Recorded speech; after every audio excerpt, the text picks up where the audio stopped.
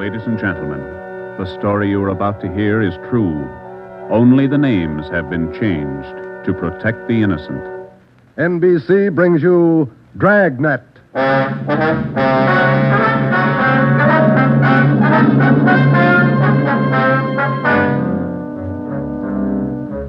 You're a detective sergeant. You're assigned to narcotics detail. For more than 2 months, doctors' offices have been burglarized, hospital pharmacies pillaged, drugstores robbed, medical supply firms ransacked, with one purpose in mind: the theft of narcotics. The criminals are expert, cunning, vicious. Your job, get them.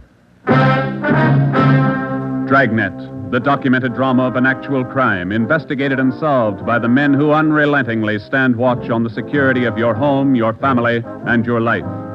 For the next 30 minutes, transcribed in cooperation with the Los Angeles Police Department, you will travel step by step on the side of the law through an actual case from official police files.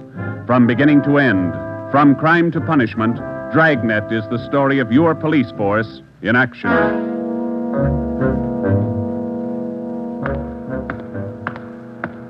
It was Thursday, March 23rd. It was windy in Los Angeles. We were working the night watch out of narcotics. My partner's Ben Romero. The boss is Ed Backstrand, chief of detectives. My name's Friday. I was on my way back from the record bureau, and it was 10:35 p.m. when I got to room 24. Narcotics detail. Yeah, okay. Well, we'll be right over. Thank you. Get anything, Joe? Nothing we don't know already. How about you? That was the county hospital on the phone. Doc Welch. Pretty fair lead. I told him we'd be right over. What's he got? One of our informants, Benny Trounsel. Ready? Let's go. What's with Benny? It's bad shape. Somebody worked him over. They found him in an alley off of South Main. Yeah? Doc says Trounsel talked before he passed out. Anything good? He claimed he knows who's running the new dope racket in town. Says they got him. No, let's take the stairs here, huh? Why should they bother with small fry like Benny? That's what I'm wondering. Blackmail, maybe. Benny's still on the needle? Maybe that accounts for his story. Doc says his skull is fractured. Morphine doesn't do that to you. Yeah. Benny mention any names? I don't know. Doc didn't say. Here's the garage. Come on. When did they pick up Benny? About an hour ago. He had a pocket full of bundles on him. Heroin. Trounsel's small fry. He never had that much dope on him in his life. That's what makes it interesting. Let's go.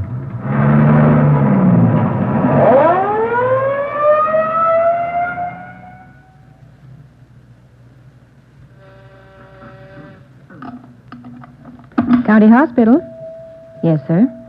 The line is busy. Will you wait? Thank you. Can I help you, gentlemen? We'd like to see Dr. Welsh. She's expecting us. Your names, please. This is Sergeant Romero. My name's Friday, police officer. Oh, yes. Around the corner to your left, room 127. The doctor's waiting for you. Thank you. Come on, Ben. I hope Benny's still talking. We could sure use a lead. Yeah. Here it is. 127. Hiya, Ben. Joe? How are you, Doc? Anything new? Just left Trounsel upstairs. You think we can talk to him now? Won't do much good. He died about 6 minutes ago. For almost 2 years, Benny Trounsel, an addict himself, had been one of the most valuable informants Ben and I had in the narcotic gangs. More than once, he had helped us solve a case, but this time, if Benny Trounsel had any direct leads to the nerve center of the newest narcotic ring, he took them with him. Besides his dying accusation that the ring had gotten to him, he left behind only 2 small scraps of information. First, when he arrived at the county hospital, Dr. Welsh reported that Trounsel repeatedly muttered the name Patterson. Secondly, among the few personal effects found in his pockets was a good amount of heroin and a small piece of white paper with 2 words scrawled on it: Tucker Building. Benny Trounsel's body was taken to the county morgue, and the next morning it was posted. At the coroner's inquest, the cause of death was listed as a brain hemorrhage induced by severe blows by a blunt instrument on the sides and base of the skull, inflicted by a person or persons unknown. Besides Ben and myself, the only identification witness at the inquest was a woman who managed a rooming house in Benedict Alley, where Trounsel used to stay periodically. After the inquest, we questioned her briefly in our office. Miss Strite, you say you can't remember any friends Trounsel had while he stayed at your rooming house? No, I can't. Besides, if I knew that man used dope, I never would have rented him a room. How long did he rent from you, Miss Strite? Oh, about 6 months. I run a respectable house. I don't mind if my people drink a little now and then, but those dope users, no, sir. Did you know anything about Trounsel, Miss Strite? Where he spent his time, where he had his meals? Well, don't serve at my place. Too much trouble. Most of the people eat at the Ace lunchroom, down the corner. Where's that, Miss Dry? Grant and South Main, right on the corner. And you think Trounsel might have spent some time He there? might have, I don't know. Miss Strite, did Trounsel ever mention anyone by the name of Patterson? No. Patterson? No. And you can't recall any friends he might have had? He had any friends and never set foot in my house. That's all I know. All right, Miss Strite, thank you. Here's a card, ma'am. If you come across any information about Trounsel, we'd appreciate it if you'd call us. All right. That all? That's all, ma'am. Thank you. Well, bye. Goodbye, ma'am. Big help. Yeah, not even a good identification witness. You got those listings we made on the Tucker building? Yeah. Yeah, let's see. Here it is. Okay, let me have it, huh? Tucker building, 7310 South Wilshire. I wonder what Benny Trounsel could have been doing out there. Shouldn't be too hard to check. It's a small building. Yeah. 6 listings for the whole place. A couple of law offices, real estate guy, dentists, architect, and a doctor. One dentist, one doctor could be a lead. Maybe. Pretty thin. Friday, Romero. You got a minute? Yeah, Skipper. Come on, Joe. Yeah. What do you got, Ed? Letters. Here's a sample. Now listen to this. Chief of Detectives, Ed Backstrand, City Hall, Los Angeles. In view of mounting wave of narcotic robberies, strongly recommend that your efforts to curb this lawlessness be redoubled. They all like that? All of them. They're mad. Can you blame them? Not a bit. Well, we haven't got much to go on, Chief. The gang's pretty smart. All right, then let's be smarter. There's no law against it. Doing our best, Skipper. Then make it better. I'm sick of that bunch, and I'm tired of these letters. And look at that record. In 2 months, 15 drugstore robs, 8 medical offices, 2 supply houses, 2 hospital pharmacies. Narcotics missing every time. Now, who's behind it? None of the old-timers. We've checked them out. Gone over every hype and mainliner we know of. All right, then get on the transients. New faces. Climb on every one of them that shoots the stuff until you get to that gang and break it. If you need help, holler. But get to that gang and break it. You understand? Okay, Skipper, we'll try. You dig up anything on that Trounsel case yet? Still checking out one lead. What? Slip of paper we found in Trounsel's pocket, Ed. Said Tucker building on it, that's all. Just going to check it out when you called. All right, hop on it. Fast. We got a lot of pressure on us. Keep in touch with the office. It was almost noon when Ben and I got out to the Tucker building. It was a 2-story affair, comparatively small, very modern. We checked with the dentist in the building first, but he'd never heard of anyone by the name of Benny Trounsel. His records and appointment books proved it out. Well, that's one down, Joe. Yeah? Let's try that doctor's office now. What's his name? Let me see. Springer. Dr. Fred Springer. He's on the 2nd floor. Okay, there's a stairway down there. Come on. Pretty close to lunchtime. Might not be in. Maybe. Somebody should be there. We haven't got much time to play with. Yeah. Chief sure was up in there this morning. Here's the office. Fred Springer, M.D. Good morning. May I help you, gentlemen? We'd like to see Dr. Springer, please. Do you have an appointment? No, we don't. Well, the doctor's not in at present. Would you like to make an appointment for later in the day? No, ma'am. We're police officers. This is Sergeant Friday. I'm Sergeant Romero. How do you do? I'm Miss Turner. I'm the doctor's nurse. Then you must take care of the appointment and record books for the doctor. Yes, I do. Well, maybe you can give us the information we're looking for, Miss Turner. Did the doctor ever have a patient by the name of Trounsel? Benny Trounsel? Trounsel? Mm-hmm. No, I don't think so. Just a moment. I'll check. Thank you. No. Trounsel, is that the way you spell it? Yes, ma'am. No. The name's not listed here. Let me check the account book. No. Wait. It's funny. What's that, Miss Turner? Here in the back of the book in the doctor's handwriting. Look, Trounsel, the Black Parrot. certainly funny. I can't remember seeing that notation before. It must be fairly recent. Miss Turner, what kind of a clientele would you say Dr. Springer has? Oh, it's quite exclusive. Beverly Hills, Bel Air. That's where most of the bills are mailed. Can you recall seeing Trounsel in the office here, Miss Turner? Small man, thin, walked with a kind of a limp, not very well dressed? No, I don't think so. Doesn't sound like any of our patients. Would you show us the doctor's prescription lists for the last 2 months? We'd like to check them. Well, I'm afraid I can't. Dr. Springer keeps them in the safe. He's the only one who has the combination. How long you been with Dr. Springer? About 10 months. Ever since he started his practice out here. Where was he before that? Philadelphia. I don't understand all these questions. Is anything the matter? Just a routine check, Miss Turner. When do you expect the doctor back? About 4 this afternoon. He's out making home calls. All right. Here's our card. Would you ask him to call us as soon as he comes in? I'll do that. Thank you, Miss Turner. Bye. Goodbye. Bye. Oh, say, Miss Turner, there's one more question. Yes? Does Dr. Springer have a patient by the name of Patterson? Oh, yes. One of the doctor's first patients, John Patterson. He lives out on East Beverly Drive. When we left Dr. Springer's office, we called R&I. There was no make on John Patterson. Ben and I drove over to see him just on a hunch. It didn't pay off right then, but it showed a little promise. When the maid came to the door of the Swank apartment, she told us Patterson was out for the day. We asked her about Patterson's occupation. She didn't know. We asked her about his friends, his business acquaintances. She could remember only 2 people visiting the apartment. One of them was Dr. Springer, apparently a constant visitor. The other, a tall, dark man who spoke bad English. We asked the maid how long she had worked for Patterson. She said ever since he moved to Los Angeles, about 6 months before. A few things started to fall into place, but it was strictly a guesswork operation. Ben and I got in the car and headed for the south end of the city to check out some of the places Benny Trounsel was supposed to have frequented. We met a stone wall. From the Ace lunchroom near Benny's former rooming house to the Black Parrot. No one was willing to talk. Threats didn't work, and neither did promises. Ben and I gave up for the moment and headed back to the office. Pacific Ambulance 1, call to Alhambra is now code 3. Seems like Skid Row doesn't want any part of this one. Yeah, there's a bad feeling. Something's got him scared. Sure would like to know what it is, or who it is. Yeah, I'd like to know the Control 1 answer to Unit that, too. 80K. Control 1 to Unit 80K. Us, Joe. Get it, will you? I got it. 80K to Control 1. 80K to Control 1. Go ahead. 80K. Call station 2511, code 3. 80K to Control 1. Roger. KMA 367. Wonder what that's all about. Well, let's find out. There's a drugstore. They ought to have a phone. Pull over, huh? You got a nickel? Oh, yeah, sure. Thanks. I'll be back in a minute.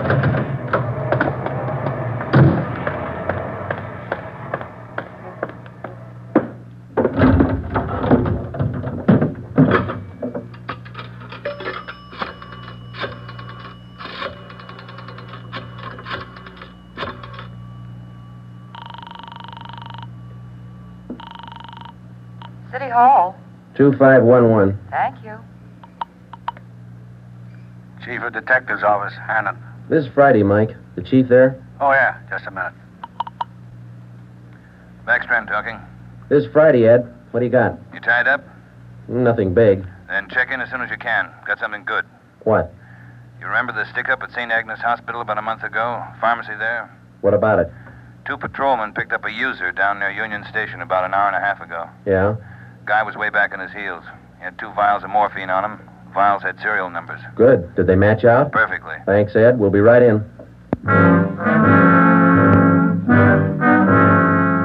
When Ben and I got back to the office at 3:52 p.m., we picked up Chief Ed Backstrand and went directly to the crime lab, where Lieutenant Lee Jones analyzed the contents of the 2 vials taken from the suspect. Jones told us it was high-grade morphine.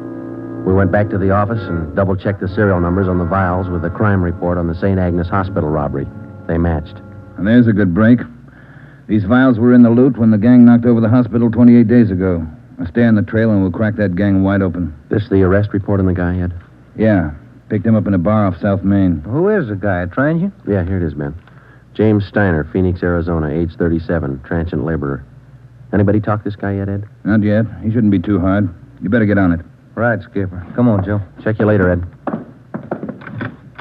What time you got, Ben? Let me see here. 25 past 4. A phone call for you, Ben? Yeah, who was it? Your wife wants you to pick up some aspirin and a bottle of nose drops for your kid on your way home. Oh, yeah, almost forgot. That the only call we had, Mike? That's right. Thanks. Well, you got that Dr. Springer's number, Ben? Yeah, here it is. Crestview 55284. Thanks. Nurse said he'd call us around 4, didn't she? Yeah.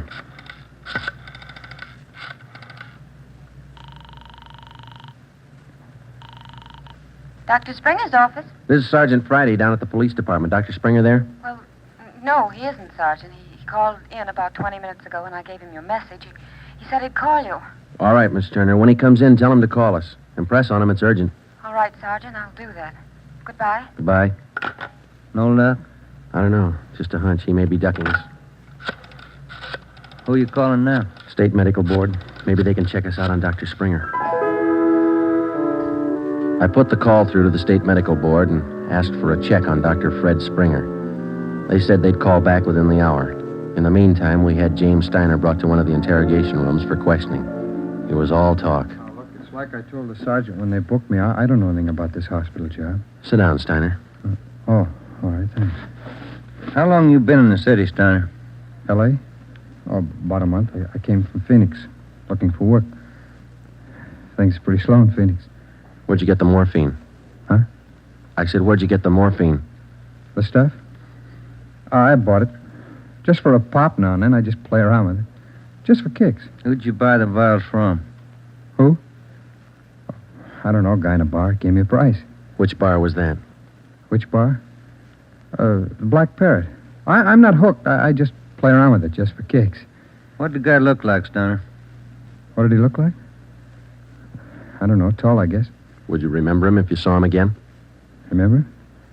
Sure. I talked to him a couple of nights at the bar. Was he on the stuff? Was he a hype? Hype? Yeah, maybe. Tall fella, dark. You shooting the stuff? Shooting the stuff? No, I'm no mainliner. I never took in the veins in my life. I told you I'd do it just for kicks, just a pop now and then. Take off your shirt. Let's see your arms. Huh? My arms? Come on, take it off. Well, Who are you kidding, Steiner? Your arm looks like a pincushion. I told you just once in a while, just for the kicks. I'm not hooked on it. They found 2 vials of stolen morphine on you, Steiner. You can go 2 ways, hard or easy. Hard or easy? I told you I ain't done nothing. I bought the stuff. I use a cap or a bindle once in a while for kicks, but I'm not hooked. I bought the stuff, I tell you. Who was he, Steiner? Who sold it to you? Who? I told you I met him in a bar, the Black Parrot. Who was he? He was tall, dark. He gave me a good price. Come on, let's have it, Steiner. His name. I'm feeling sick. You got something for me? I'm sick. All right. Mike. Yeah, Joe. Get some milk. A couple of quarts right away. Okay, Joe. You ready to tell us, Steiner? Who was he? I'm sick. I'm sick. We're getting some milk for you now. Come on, you better talk. Max. That's all he said. Name was Max. He gave me a good price. I only take a pop now and then just for kicks. You think you could point him out for us? Yeah, maybe. I'm sick. I'm sick. Narcotics from Merrill. Hello. This is Dr. Springer calling. You wanted to talk to me. Yes, we did, Doctor. And we've got a few questions we'd like to ask you. Oh, hold on just a minute, will you? It's Dr. Springer, Joe. All right, tell him we got to see him tonight. We'll call him back later. Dr. Springer? Yes? Sorry, Doctor. We'll have to see you later on tonight. You be at home? Well, I have an appointment this evening. Would you mind telling me what this is all about? Sure, Doctor. It's about a man named Benny Trounsel. Oh. I see. And if you don't mind, we'd like to check over your prescription list with you. Yes. I'll cancel my appointment. You can contact me here at home. 1538 South Road. I'll be here all night. All right, Doctor. Thank you. We'll see you later then. Yes. Goodbye. Goodbye. What'd he say? All right? Yeah, it's all right. I'll buy that hunch of yours now, Joe. Dr. Springer, he knows who killed Benny Trounsel. I bet he knows why. When Mike Hannon came back with the milk, we fed it to Steiner, and then we put him back in his cell. We put in another call to John Patterson out on East Beverly Drive, but there was no answer. We left word with Hannon where we were going, and then Ben and I headed out for Dr. Springer's home. It was 7:35 when we pulled up into the driveway at 1538 South Road, a low, rambling, ranch-type home. We got out of the car and made our way down the path to the front door. A gray Persian cat followed us. The door was half open. We knocked, but there was no answer. Through the window, we could see the living room was dimly lighted. We went in. We found Dr. Springer sitting in a large carved mahogany chair in the dining room. The room was hung with draperies. He was slumped forward, face down on the dining table. There was a bullet hole in his right temple. On the floor near his right hand was a .32 automatic pistol. In the center of the dining table was a piece of white paper. Looks like he beat us. Yeah. Any names on that confession? One says he killed Trounsel. No, wait a minute. It says, John Patterson. He forced me to this. What? I don't know. What's it look like to you? Here's another one. Norberg. That's all it says. Then he signed his name, Dr. Fred Springer. Ben, come over here. Look at these. Hypodermic needle. It works. Is this morphine? White powder. Could be. Then he was on it himself. Looks like it. We'll find out when they post him. I'll get it. Yeah. Sergeant Friday there, please. This is Joe, Mike. What do you got? Can you talk all right there? Yeah, go ahead. Just got a kickback on your call to the State Medical Board on this Dr. Fred Springer. Mm-hmm. He's not a registered physician in the state of California. Besides that, his license was revoked in Pennsylvania 2 years ago. Illegal operations. That explains it. Notify homicide. Get the crime lab in the corner out here, will you? Looks like Springer shot himself. Okay, Joe, right away. We'll wait for him, but hurry him up, Mike. We got a couple more places to check out tonight. Okay, Joe, see you later. Right. What's next? Patterson place? I don't know. Maybe we ought to try Steiner first. Sounds good to me. Feels like we're getting close. Yeah, Ben. Real close.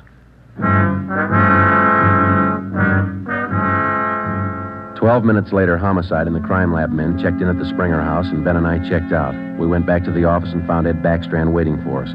We told him our story, and he sent 2 men out to keep an eye on the Patterson place. 2 other men went to work to try and track down the other name in Springer's confession note, Norberg. Ben and I went up to the county jail and picked up Steiner. The 3 of us started out to look for the man who sold Steiner the 2 vials of morphine stolen from the hospital pharmacy a month before. The man's name was Max. He was tall and dark. That was all we knew. The rest of it was up to Steiner. 2 other men from the detail, Davis and Emerson, came along with us to take care of Steiner if anything went wrong. Our first stop was the Black Parrot Tavern. Davis parked the car in an alley down the street. Steiner, Ben, and I got out and walked the rest of the way. You understand what you're supposed to do, Steiner? Me? Yeah. I go in first and sit at the bar. You 2 will follow me. I sit at the bar, and if I see Max, I give you the sign. That's okay, huh? That's right. And you don't try to break for it. Break for it? Me? I told you, I'm squaring with you guys. All right, Steiner. Go ahead. Let's hope it works, Joe. Yeah. There he goes inside. Come on. Now, look, try to grab one of the booths along the wall if you can, huh? Right. Here we are.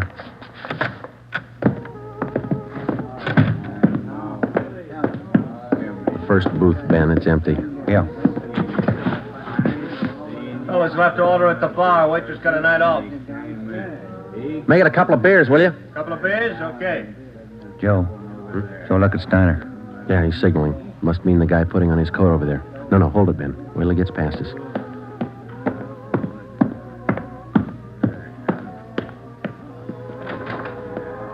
All right, get Steiner back to the car. I'll tail the guy. You come after me.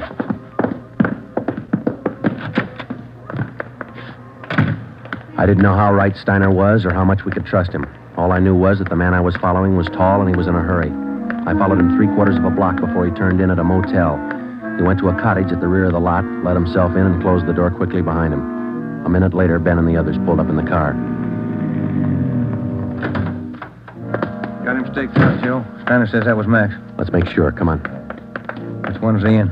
The one down at the end here. Now be careful. You too. All right, here we are. Wait a minute right there.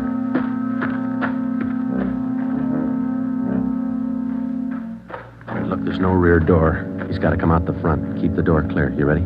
All set. Cover me.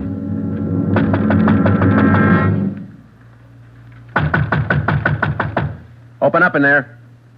Who is it? Police officers, open up. Just a minute. All right, Ben, give it back to him. Don't shoot, we'll come out. All right, throw your guns out first, then come out with your hands behind your head and make it fast. Watch it, Ben, he's making a break. All right, mister, that's far enough. Get out of my way. Get out of Get him, Ben. That's good, Ben. You all right? Yeah. He didn't mean it, Copper. He didn't mean it. He didn't know what he was doing. Well, that must be a good excuse, lady. A lot of people use it. Come on, Ben, let's take him in.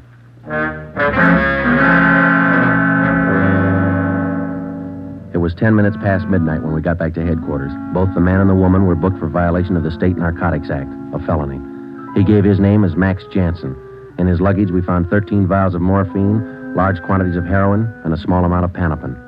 He gave us the names and addresses of 6 active members of the narcotics gang. He identified Dr. Springer as second in command. Just a few more questions, Jansen. Yeah, all right. Why did Springer kill Trounsel? He had it coming. Trounsel knew the score, and he was blackmailing him, bleeding him white. Why didn't the gang take care of him? The boss said no rough stuff. Things were going too good. He warned Springer, but he wouldn't listen. All right, Jensen, just one more question. Who's the boss? Do I get off light? State's witness? It might help. We can't promise you anything. Who's the boss, Patterson? Yeah. 138 East Beverly Drive? That's right. What about Norberg? How does he figure? It's the same guy. Patterson and Norberg, both the same. And what's his real name? Norberg. Tony Norberg. What's his front? He's legit, or he used to be. Importing business. Where? Here. Got an office downtown. Do I get protection? Where's Norberg now? Home out in Laurel Canyon. Do I get protection? I thought you said he lived out on East Beverly. His apartment. His home's out in the canyon. Where? What's the address? Do I get protection? You'll get protection. Winding Way. 860 Winding Way. All right, Friday. Romero, take some men with you.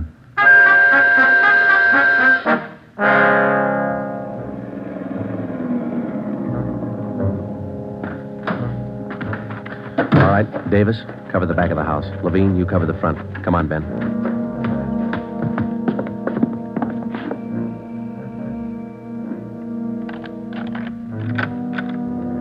Yes? Mr. Norberg in? Who's calling? Police officers. Oh, come in, won't you? Thank you. Now get your hands up. Face the wall. You'll never make it, lady. The house is surrounded. Tony, get the stuff. It's our only chance. They'll cut you down, Norberg. All right, Jeannie, give him the gun. Don't be a fool. They're going to march out the door in front of us, right to the car. I'm not going, Jeannie. Try it if you want to. I'm not going. All right, Tony, stay. Come on, coppers. You'll never make it, lady. I said move. Fast. All right, Ben, hit the dirt. She's going for the car. See if you can get those tires.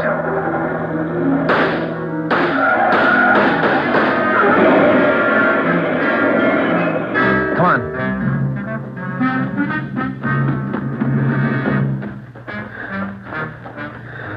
Dead? Yeah. Norberg was smart. Must be the girlfriend.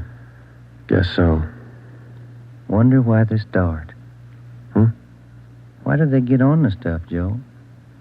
For kicks, Ben. None of them ever get hooked. Just for kicks. The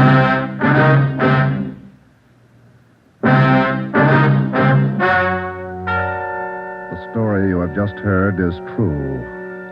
Only the names were changed to protect the innocent. Tony Norberg, alias John Patterson, was tried and convicted for possession of narcotics, robbery, and conspiracy, and was sentenced to the maximum term prescribed by law, each count to run consecutively. He died 3 years and 11 days after his arrival at the state penitentiary.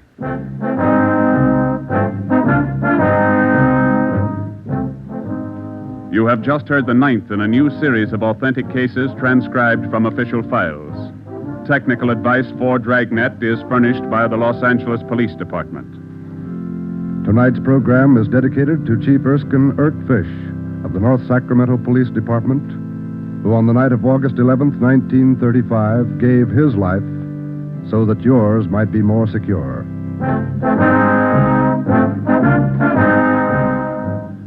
Dragnet came to you from Los Angeles. This is NBC, the national broadcasting company.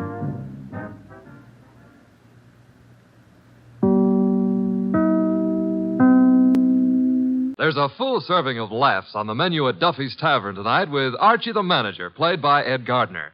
Archie's colleagues in comedy are Miss Duffy, Clifton Finnegan, and Eddie the Waiter. This Sunday, The Big Show comes your way once again on NBC. And just listen to a few of the stars who'll be with you. Fred Allen, Jack Carson, Mindy Carson, Ed Archie Gardner, Ed Wynn, and many, many more. And, of course, your MC will be Tallulah Bankhead. Listen Sunday for The Big Show. Ladies and gentlemen, that phone bell means exciting adventure. Hello? Hello? The handsome young man answering the Hello? phone is Archie Goodwin. A mountain of a man engrossed in deep thought in the oversized armchair is Nero Wolfe. Hey, boss. Oh, Mr. Wolf. Mr. Wolf. There's a guy on the phone wants us to take a case. Seems that someone was mad at a guy who was mad, and now this guy on the phone is mad, wants us to find out who did the killing. What do you say, Mr. Wolf? We need the money. Hello? Yes, Mr. Wolf says he'll be happy to take the case. Just present yourself and a check for $2,000 at 601 West 35th Street at 11 o'clock. Mr. Wolf can't wait till you get here. He's dying to go to work. Goodbye. Greatest detective in the world. The only trouble is, he is.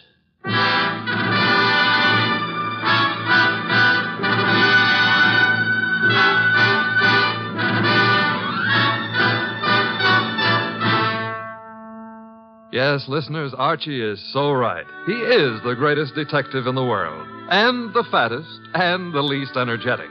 He's Nero Wolfe, created by Rex Stout and brought to you over this NBC network in a new series of adventures by Mr. Sidney Greenstreet.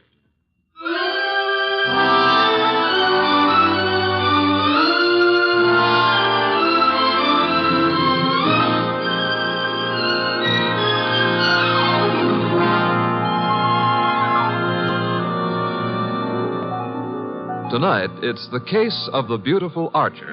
That's a good title. And it was a good case, too.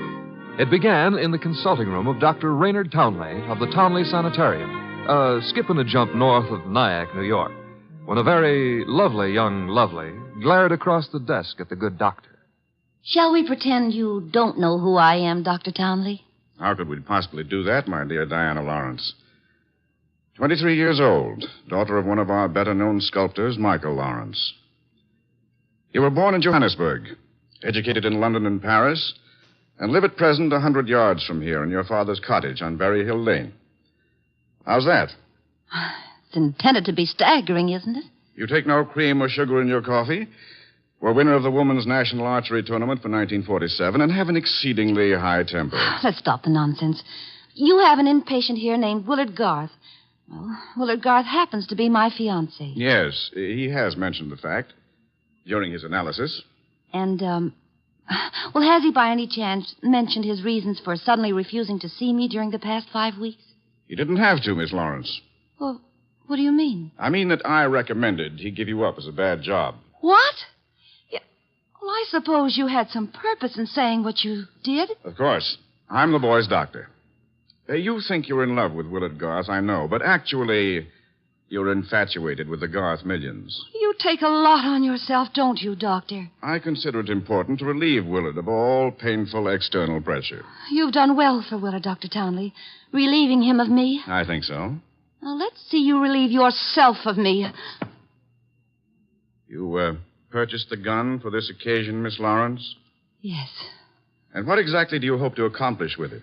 A quick and complete reversal of your decision about me. I'm not as easy to handle as Willard is, you see. And if you intend to ruin my life, then I intend to end yours, here and now. The phone is ringing. Let it ring. Just as you say. It's the house phone, Miss Lawrence. It may be Willard, you know. Oh, Willard? Yes, he usually phones me from his room at about this time every day. Oh. Well, all right. Answer it, but be careful what you say. You're in command, it seems. Hello? Oh, why, hello. I thought it would be you, Willard. Look, my boy, Diana Lawrence is here. I've had a talk with her, and I've reconsidered my opinion. Yes, I'm quite serious. If you're at all sensible, you see her regularly and plan on a marriage as soon as you're discharged. Yes. Oh, you do? Very well. I'll see if she'll talk to you. Miss Lawrence. Yes? Do you want to speak with him? Give me the phone. Of course. Here you are, and I'll take this gun. There we are. Now, stand away, Miss Lawrence. But Willard's on the phone. Willard is not on the phone. No one was on the phone. The ring came from the push-button bell under my desk here. Oh. Sometimes I find it convenient to interrupt my consultations with a phone call. Oh, you smug, deceitful, self-sufficient... Murder is a vexatious business. You'll be grateful to me one day. All right. Give me my gun and let me go. The gun, I'm afraid, stays with me. Here in this Majolica cabinet. I'd scarcely feel justified in trusting you with it. And now, with your permission, or without it, the interview is ended.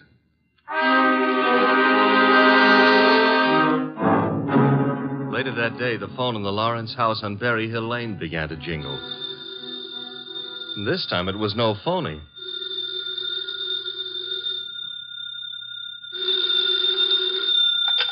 Hello? Diana? Yes? Willard, darling. Diana, darling, it's Willard. Imagine. Has the doctor let you use the telephone just as if you were a great big adult? Oh, I've got to see you, sweetheart, and I didn't call you to argue. Love, beauty, understanding, that's what matters. Isn't it? Isn't it? Do I hear the overtones of a change of heart? Oh, Diana, what's happened wasn't my fault. He poisoned me against you. Then why don't you walk out of that amateur nut house and stand up like a man? I probably shall, Diana. And now, please listen to me. He's letting me have the limousine tonight from 8 until 12. I want us to go for a ride and talk and talk and talk until everything is clear. Clear as a bell, my baby. Don't tell me he's trusting you to drive. Oh, no. No, one of the handymen here will chauffeur us. Oh, say you'll come, Diana. Will you? Say it. Say yes. Say you will. Well, yes, Willard. I'll be glad to. 8 o'clock, then? 8. Oh, bless you. Bless you, my angel.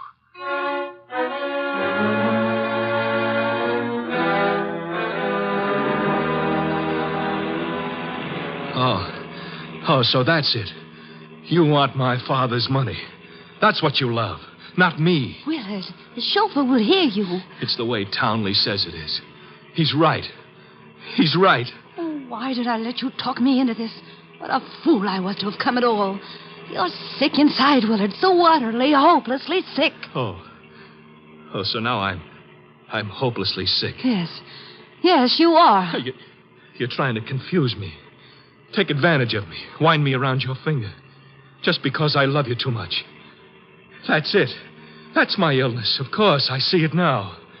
You're the thing I must get rid of. You with your beautiful, beautiful face and your twisted values. You're at the bottom of all my agony. Willard! Willard! I'm saving myself. I'm saving myself. Once you're dead, the sickness is ended. I'll be safe. I'll be safe. I'll be safe. Willard.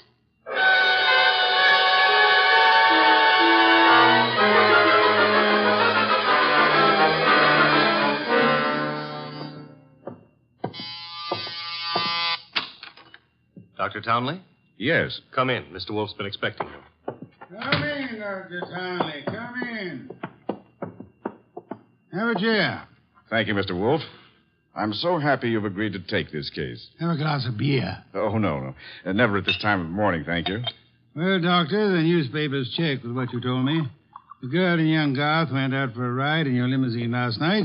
The car was driven by one of your handymen. That's right. Haynes, his name is. And they never came back. Young Garth was found dead in the car with 2 bullets in him. The girl was gone, and also Haynes, the handyman chauffeur, huh? Correct, sir. Have you any idea where he could be? No, sir. And the young lady, tell me about her. She's Diana Lawrence, daughter of Michael Lawrence. The sculptor? The sculptor. She lives with him in a small cottage near my sanatorium on Berry Hill Lane. An extremely aggressive and self-centered female with more than a slight flair for violence. Your description might easily lead me to suspect her of this murder, sir. Well, I'm aware of that. And I don't think you'll be far off the mark. As I told you on the phone, she tried to murder me yesterday morning. The police have made no headway in locating her? No, the homicide division has contacted her father, but he's remained quite noncommittal. He simply says that he's sure she's incapable of killing a fly and that he hasn't laid eyes on her since 8 o'clock last night. Highly suspicious behavior. She was unquestionably in the car with young Garth when he was murdered. And she wasn't alone in the car with him. You're referring to Haynes? Yes, but he can't be found either, remember? It appears that he failed to list his address on his job application. But somehow, Mr. Wolf, I'm quite sure he'll show up this afternoon. Somehow, Dr. Townley, if I were you, I wouldn't be quite so sure. We must begin by facing the initial problem of locating our suspects. Archie? Yes, sir? Get out the car and drive up to the house on Berry Hill Lane. And then? There you will ask Mr. Michael Lawrence to be sensible enough to cooperate with us in finding his daughter. And if the answer is no? I recommend, Archie, that you flatly refuse to take it.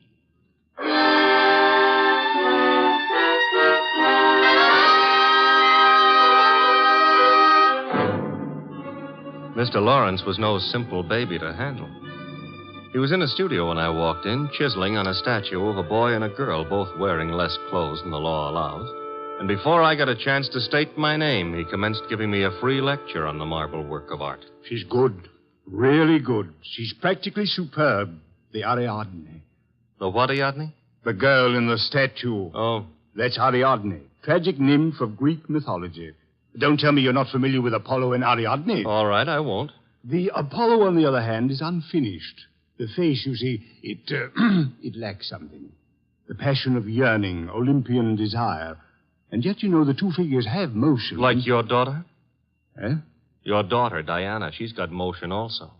As I hear it, she's been in motion ever since she murdered Willard Garth last night in the back end of a limousine. So you're another flatfoot? Not exactly. I'm paid in private by Nero Wolfe. Nero Wolfe? Yeah.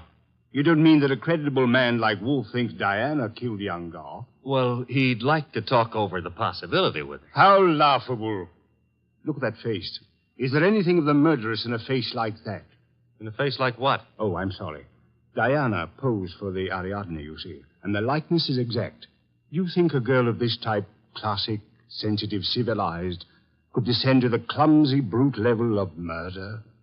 Well, it's a little hard to imagine. There. Even you agree with me. On the other hand... Shall we discuss the other hand over a cup of coffee? I'm quite exhausted. If you insist. I do. Sit down and inhale the atmosphere of culture at its source. There's a pot warming on the stove. Pot of what? Coffee or culture? Well, wait and see what he means. Should never ignore a phone call. Who knows? Might be something important. Yes? This is Diana, Father. Oh, yes, Diana. It's all over the papers. Yes, I know. Well, I don't think they'll find me where I am, and I'm staying here until things quiet down a little. Where are you, honey? What did you say? I said, where are you? You said honey. Daddy, you never call me honey. I know it's because I'm excited. Where are you, sweetheart? Well, you mustn't let anybody find out. Not a soul in the world. Where are you? Well, you know where Tyne Pike turns off to the left beyond Bardsville? Yes? Well, I'm... Call me later, Angel. But, Father, Oh, get that motorman's number. You will live, my friend, but not long if you don't control your curiosity. You hit me.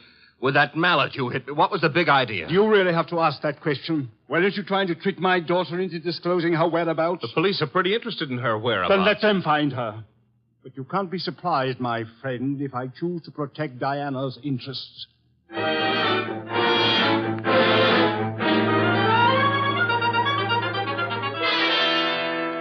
So he's working on an Apollo and Ariadne, is he, Archie? Who cares about Apollo and Ariadne? The point is how he worked on my gourd. That, of course, was unfortunate, my boy, but... Did you get that piece? Mm-hmm. Hello? Inspector Kramer. Hold it. For you. Here. Hey. Yes? Wolf? How are you, Inspector? I hear you're in on the Garth killing. Not very deeply, I am afraid. We are still trying to locate the Lawrence girl. Well, you can forget about that. Yeah? Yes, we've already located her and released her on a habeas corpus. That sounds interesting. Her father had a lawyer on our heads before she was in here 10 minutes. Too bad you couldn't have held on to her. Oh, I don't know. I'm not so sure we want her. Why not? Well, first of all, it's not likely she did it. No? No. Ballistics stated that the bullets that killed Willard Garth were not fired from point-blank range. And she was sitting beside him on the back seat. I see. Also, we found the murder weapon in the grass near where the limousine was parked, and she admitted it was hers. That sounds like a poor reason to release her. Well, the point is she wasn't in possession of the gun when the killing happened. At least so she says. No, who what? That doctor. What doctor? Townley. The guy who runs that sanitarium. According to her, he took the gun away from her for safekeeping at noon yesterday.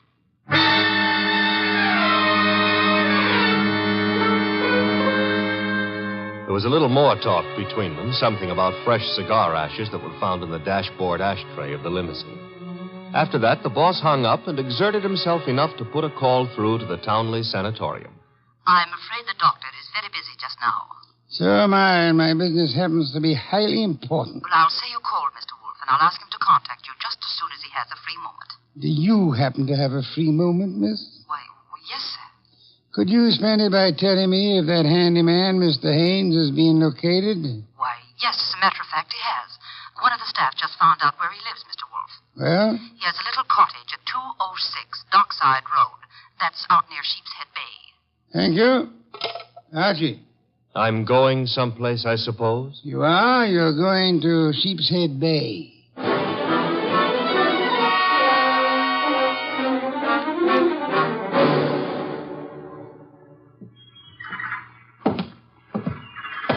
Hello there. Looking for a guy I can't find. Oh? Yeah, his name is Haynes. Stopped at the cottage up there, but there's no one there. I saw you here on the wharf fishing, so I... What did you say his name is? Haynes. Haines. Oh, Haynes. Yeah, do you know him? Well, there's a fella named Hines used to fish out here. No, not Hines. Haynes. Couldn't be Huntingburg? No, it couldn't be. The name is Haynes. Hain... Haynes, give me a hand here, eh? Well, what do you know?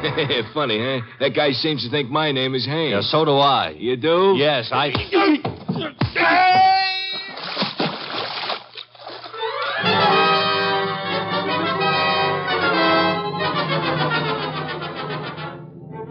I got back to our house soaked to the skin and minus Haynes, and just in time to see the boss in the exhausting process of walking across the room to answer the phone. Hello? This is Dr. Townley. You called me. So I did. About the murder? More specifically, about the statement from Diana Lawrence that you removed a firearm from her possession yesterday morning. That's quite correct. It's here in my Majonica cabinet. Is it? Of course it is. I suggest you check. Just a moment. Mr. Wolf. Yeah? I'd like to see you at once. The gun, I suppose, has vanished. What? How did you know? Because it is at ballistics, Doctor. It turned out to be the gun that killed Willard Garth. I see. Do you? Yes.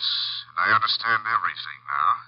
It's all so crystal clear. Just how crystal clear? I'm quite certain, Mr. Wolf, that I can put my finger on the killer. And I think it would be well if you came here immediately. No, I'm afraid it's impossible, sir. There's an important operation scheduled, and I simply cannot leave. What do you suggest? Well, is it outside the realm of possibility that you come here? Is it, Mr. Wolf? Hello, Mr. Wolf. Mr. Wolf?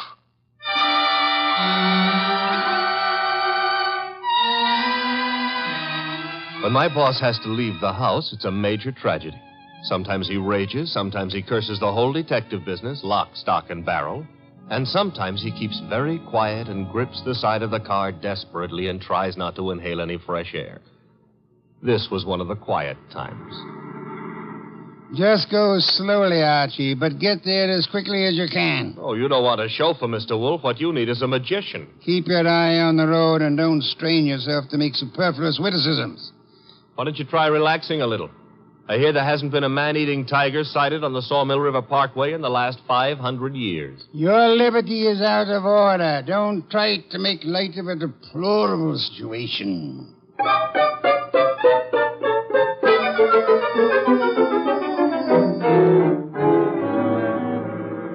Here's the sanatorium. And there's Dr. Townley coming to meet us. It's terribly nice of you to have come, Mr. Wolf. I've heard about your aversion to traveling, and I appreciate your going to the trouble. Don't mention it. Oh, Archie, help me out with my other arm. There we are. Now, calm down. You're all in one piece. I think you'll find the trip highly profitable, Mr. Wolf. You'll consider it time very well. Hey, what's the matter? What is it? What happened? He's been shot. It's hardly likely. There wasn't a sound. This kind of shot doesn't make a sound, boss. What do you mean? Better take a look for yourself. There's an arrow in his back, and he's dead.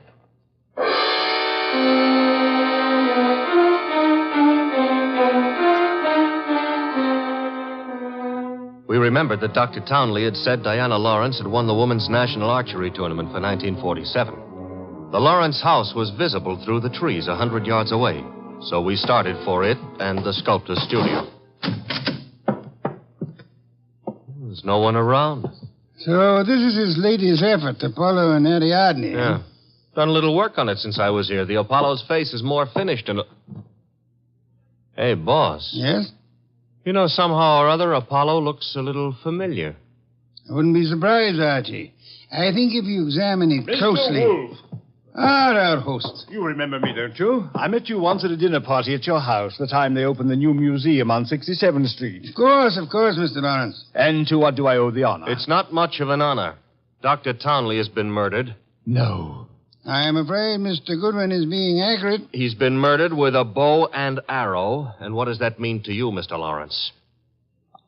I'm sorry. I've been a fool. An awful fool. You can't blame yourself too much. If you'd cooperated with the police instead of looking out for your daughter's interest, the man would still be alive. But I assure you that... Where's the girl? She should be here now. She phoned me a while ago and said she was coming by for passage money to Rio. You were looking for me? Boss, Diana.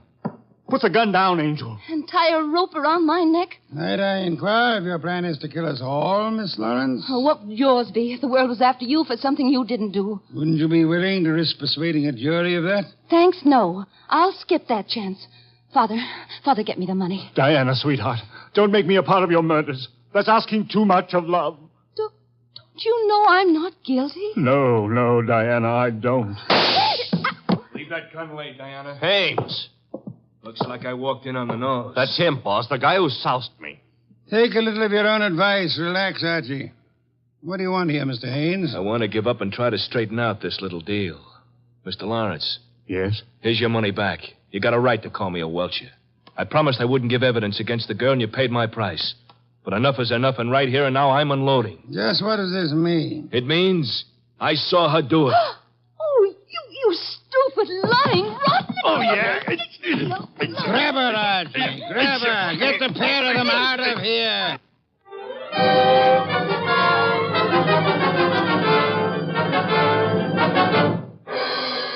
What can I say to myself now? What can I do? I'm sorry, Mr. Lawrence, but it's not necessary to eat your heart out. Many fathers before you have done their best and failed. But I had a special duty toward Diana. Special duty? Yes. Well, you see, you'll find it out sooner or later, so I'd best tell you now. I'm not a real father. I adopted her 9 years ago, and she was 14. I see. And I should never have done it. I realize now that I wasn't equal to the task. Well, all's not lost yet. They may not convict her, you know. Yeah? I said they may not convict her. But how could they fail to convict her? She killed Garth, didn't she? Did she? She shot him. But the gun was in Townley's possession. She could easily have stolen that. She could have broken into his office later. It wasn't locked. What wasn't locked? The Majolica cabinet. I mean... I believe you mean what you said, Lawrence, the Majolica cabinet. Though for the life of me, I can't see how you could know whether it was locked or not, unless you had the experience of opening it. Could it be that you went looking for the gun yourself after Townley said he had confiscated it? That you killed Townley with a bow and arrow, which you handled as well as your daughter, because he was just on the point of telling me that you knew where the gun was, and that you were the likeliest murder suspect? You must be mad. Oh, sir, not I. But you are mad and more than a little. You hated Willard Garth. It was you who were making the marriage impossible.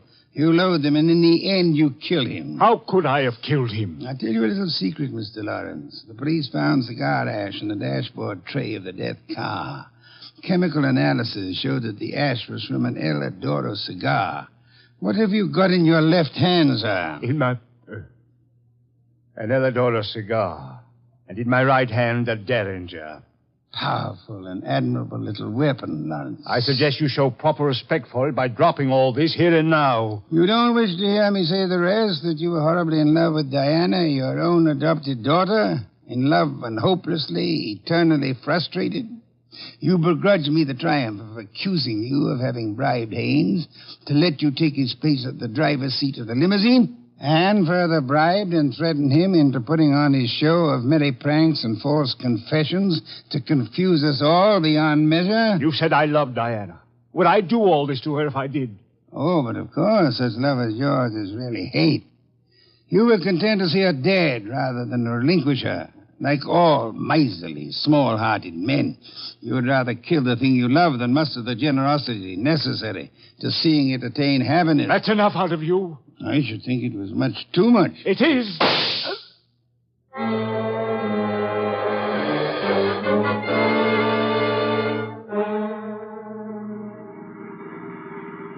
Archie, my boy, I'm grateful to you, both for coming back into the house when you did and for being such a good shot. Hope you remember that next time you feel like insulting me. Mm-hmm. Tell me, what's with that cigar ash routine? Who told you the ashes in the limousine were from an El Adoro, boss? I never heard anything about that. As a matter of fact, neither did I.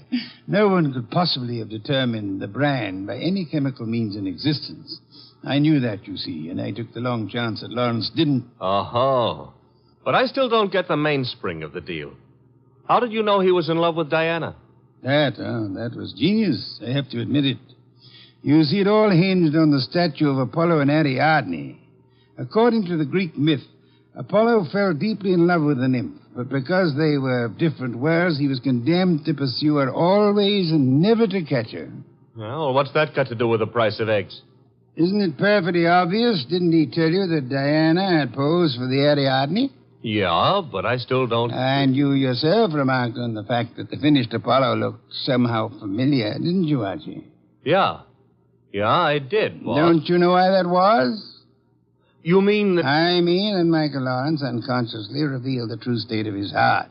He didn't intend to, I suppose. But precisely and accurately, he chiseled the features of the tortured God in his very own image.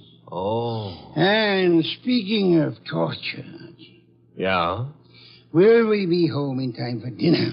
Oh, boss, you can't be that hungry. Oh, I am. Good heavens, Archie. Do you realize that I haven't eaten since lunch?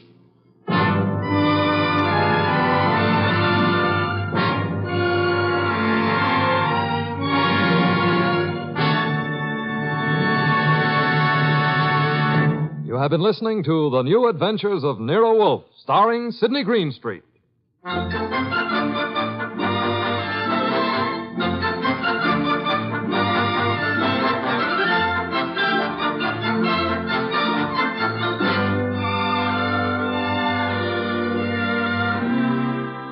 Tonight's transcribed story by Peter Berry was based on the characters created by Rex Stout.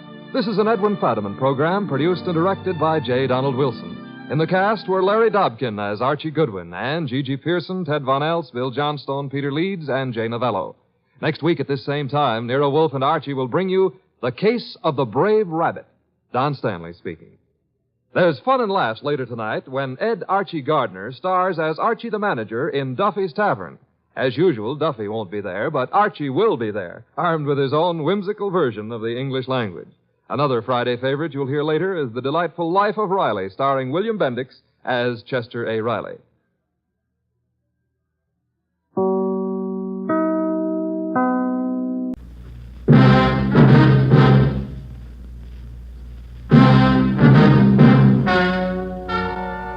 Ladies and gentlemen, the story you are about to hear is true. Only the names have been changed to protect the innocent. NBC brings you Dragnet.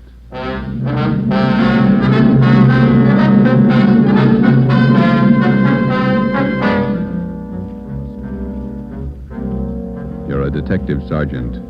You're assigned to missing persons detail. You've never heard of Fountain Green, Utah. you've never heard of Juanita Lasky.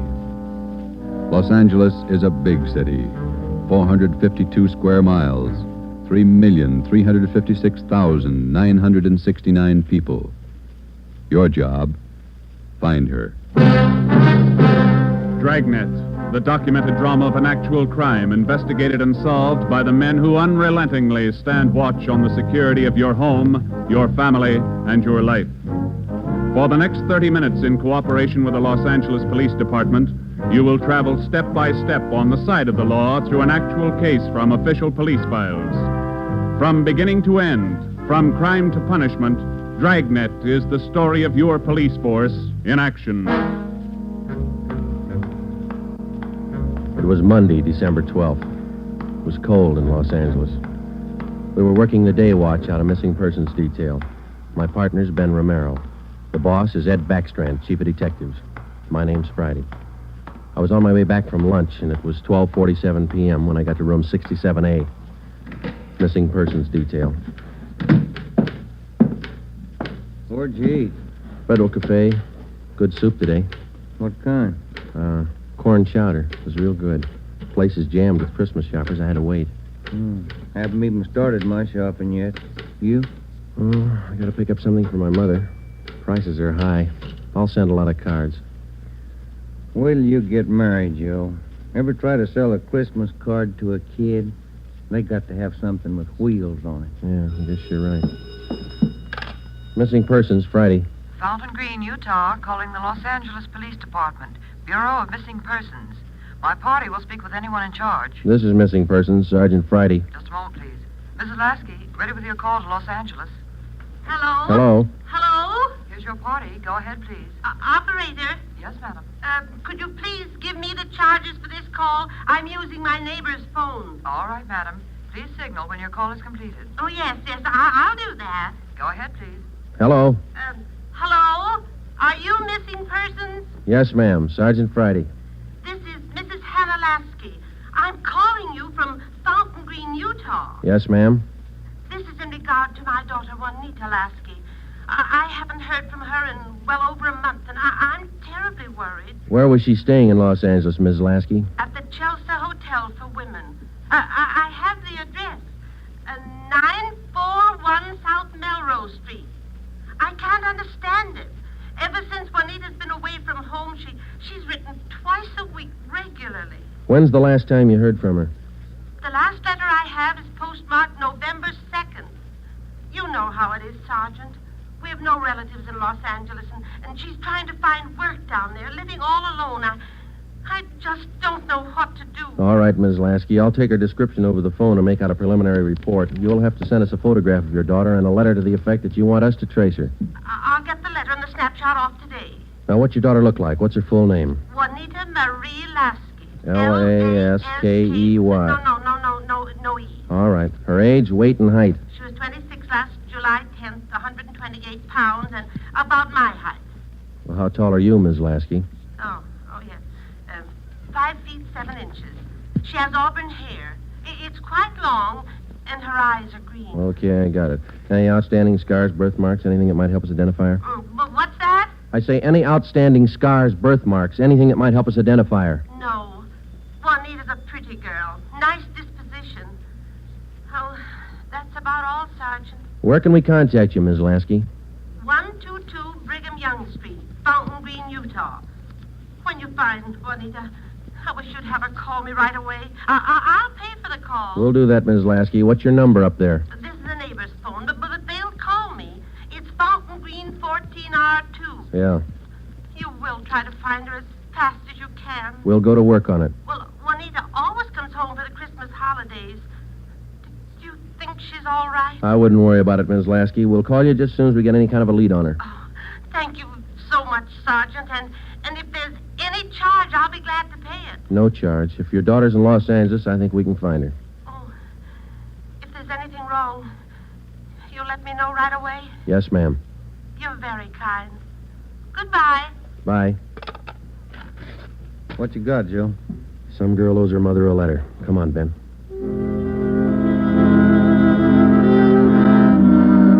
Just a routine call. We made the usual check, the morgue, all the hospitals, the county jail. And then we went through the repeater file. We found a Juanita Lasky in the files, but the age and description didn't match. We put that lead in the discard. After the usual paperwork, the next step was to check her last known residence, the Chelsea Hotel for Women. Here it is, Joe. Chelsea Hotel. Yeah. 55 rooms, all outside. You're home away from home. Now let's go in.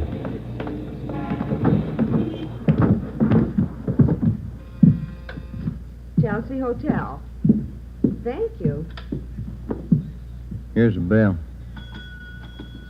Yes, sir. May I help you? We're looking for a Miss Juanita Lasky. I'll ring her room. Whom shall I say is calling? Is she in? I believe so. I just saw her about an hour ago. Okay, would you ring her room, please? Yes, sir. And whom shall I say is calling? My name's Friday. All right, Mr. Friday. Just a moment. Do you wish to speak with her on the phone, or shall I have her come down? Ask her to come down if she doesn't mind. She doesn't seem to answer. That's funny. I'll ring again. No, sir, she doesn't seem to be in. Would you like to leave a message? Didn't you say you saw her about an hour ago? Yes, I did. She must have gone out again. I wonder if we could check her room. Oh, no. Gentlemen are not allowed above the main lobby. I'm sorry, ma'am. We're from the police department. Missing persons. I'm Sergeant Friday. This is Sergeant Romero. Oh. You men are from missing persons, did you say? Yes, ma'am. Well, I'm sure Juanita's just stepped out for a moment if you'd care to wait here in the lobby. We haven't got much time, ma'am. We'd appreciate it if you'd show us her room. Certainly. I'll get the pass key. That's 215. The elevator's right this way. Thank you. What seems to be the trouble? Some friend of Juanita's missing? No, ma'am. Juanita. Juanita? I don't understand. Her mother's a little worried about her. Down this way. Here we are.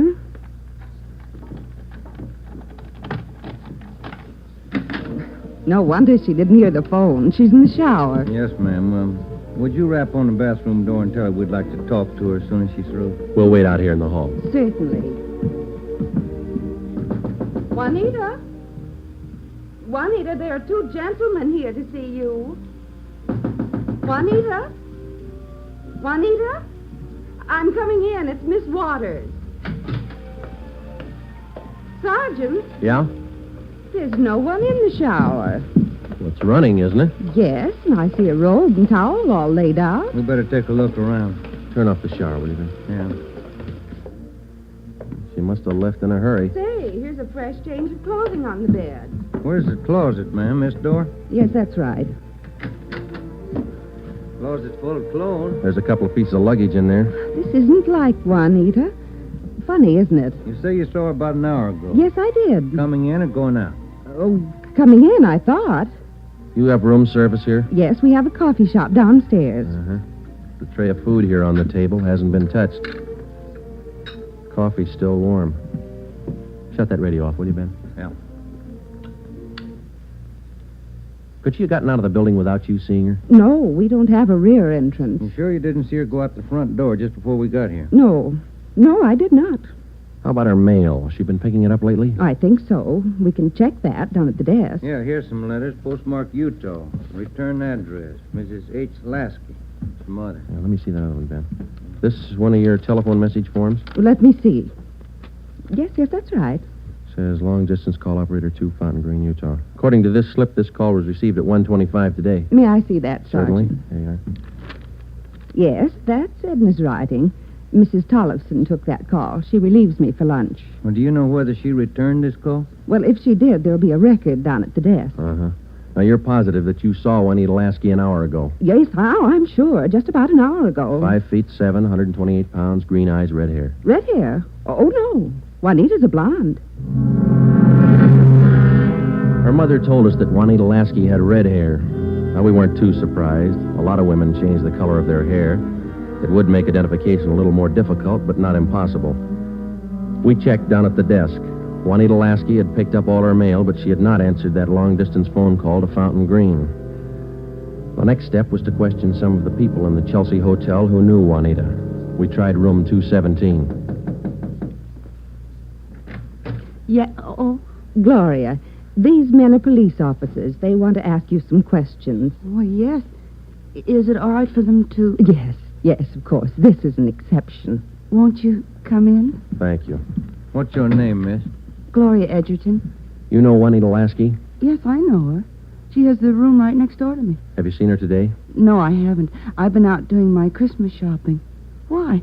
We were trying to locate her, Miss Edgington. Wasn't she in her room? I thought I heard her shower going. Yes, she did, but she wasn't in there. When was the last time you saw her? Last night at dinner. We always eat dinner together. Did she say anything that might lead you to believe that she was going anywhere today? No, she said she might do some Christmas shopping today, so I suggested she go with me, and she agreed. She said she'd let me know this morning. Did she? No, she didn't. I just assumed that maybe she was sleeping in, so I went on alone. Are you sure she hasn't just stepped out? We don't know. If you're just going down to the corner, it's a little unusual to leave the shower running, the radio on, and let your lunch get cold. Did she do that? How long has Juanita had blonde hair?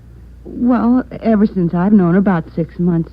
We moved in here together. We work at the same place. Where's that, Miss Edgerton? At the Claggett Building. We're elevator operators. I see. Who's your immediate superior down there? Darlene Camp. She's chief starter. Mm-hmm. You got that, Ben? Mm-hmm. She have many dates? No, not too many. Juanita likes to go steady. Who was her steady boyfriend? Paul Matthews. He works in the Claggett Building, too. He's in the dental lab for Dr. Welty, 6th floor. Well, is there anything else that you'd like to add that might help us find her? Well, are you sure she's lost?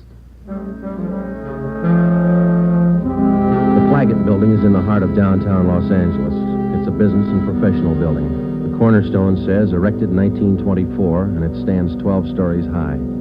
The main entrance is on Hill Street. Going up. That's all in the car, please. All right, Marion. Going up. Get back in the car, please. Are you Darlene Camp? Yes. Just a moment, please. Going up. All right, Dora. Can I help you? I'm Sergeant Friday, Police Department. This is Sergeant Romero. Yes, sir. Juanita Lasky work for you? Yes, she does. She's one of my operators. When's the last time you saw her? Anything wrong? No, we're just trying to locate her. Well, you just missed her by 45 minutes. All right, Sylvia. She was in to pick up a check. Do you know where she cashes her check? Most of the girls cash them down at the bank on the corner. There's only one around here over on 8th. You say about 45 minutes ago? Yes, that's right. Thanks very much, Miss Camp. Come on, Ben. Going up. All right, Marion. The bank's not far from here. It is kind of funny, isn't it? What's that? Her room, the shower, the radio, that lunch. Sure pulled out in a hurry. What do you think? I don't know what to figure. It's a new one on me. She's alive, we know that. Well, she was, 45 minutes ago, anyway. Christmas is here. Santa Claus in his chimney. Yeah. No. I beg your pardon, sir. That's all right. Merry Christmas. Same to you. Here we are, Joe. Guess we better check with the manager, huh? You the manager? I'm the assistant manager. Can I help you? Police department. Yes, sir. I'd like to find out if a check has been cashed here within the hour. Yes, sir. And what's the party's name? Lasky, Juanita, payroll check, Claggett Building. Yes, sir. I know Miss Lasky. If you'll step behind the counter, I'll get the check. Thank you. If you'll just wait right here. Okay, thanks. Wonder why she stopped writing to her mother. It's a good question. When we find her, we'll ask her. Wonder if anything was wrong where she worked. No, it didn't seem to be. We'll check back there when we finish here. Yeah.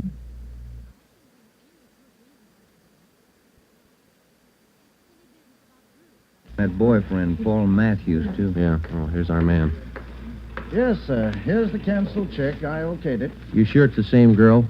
The blonde girl, elevator operator in the Claggett Building. Was she alone? Oh, I think so. Did she appear normal? No, she didn't seem to be as friendly as she usually is. Does she have an account here? She did have a small savings account here, but she closed it out about a month ago. I see. Well, here's our card. If you should happen to see her again, give us a call. I'll do that. Thank you very much. Entirely welcome. Merry Christmas. Merry Christmas. We went back to the Claggett Building. Ben called the Chelsea Hotel from the phone booth in the lobby of the building. Miss Waters, the manager, was keeping a sharp lookout, but Juanita Lasky had not been heard from. Paul Matthews worked in the dental lab for a Dr. Welty. His office was number 637.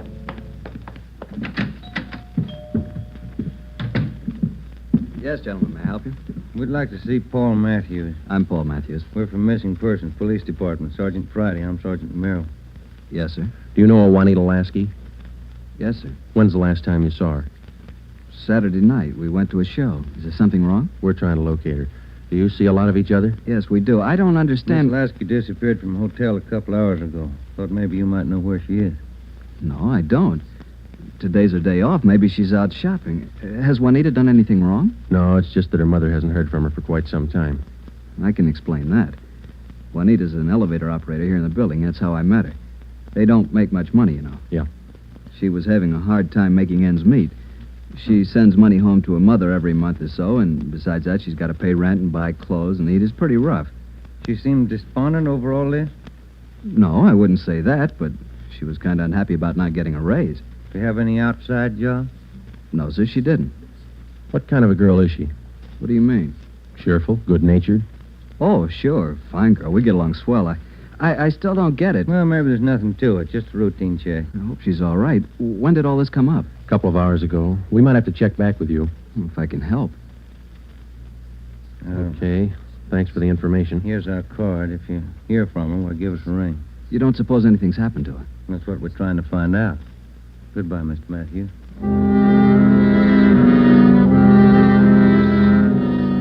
When we got back to Central Division, we had a full description of Juanita Lasky teletyped to all outlying stations in the metropolitan area of Los Angeles.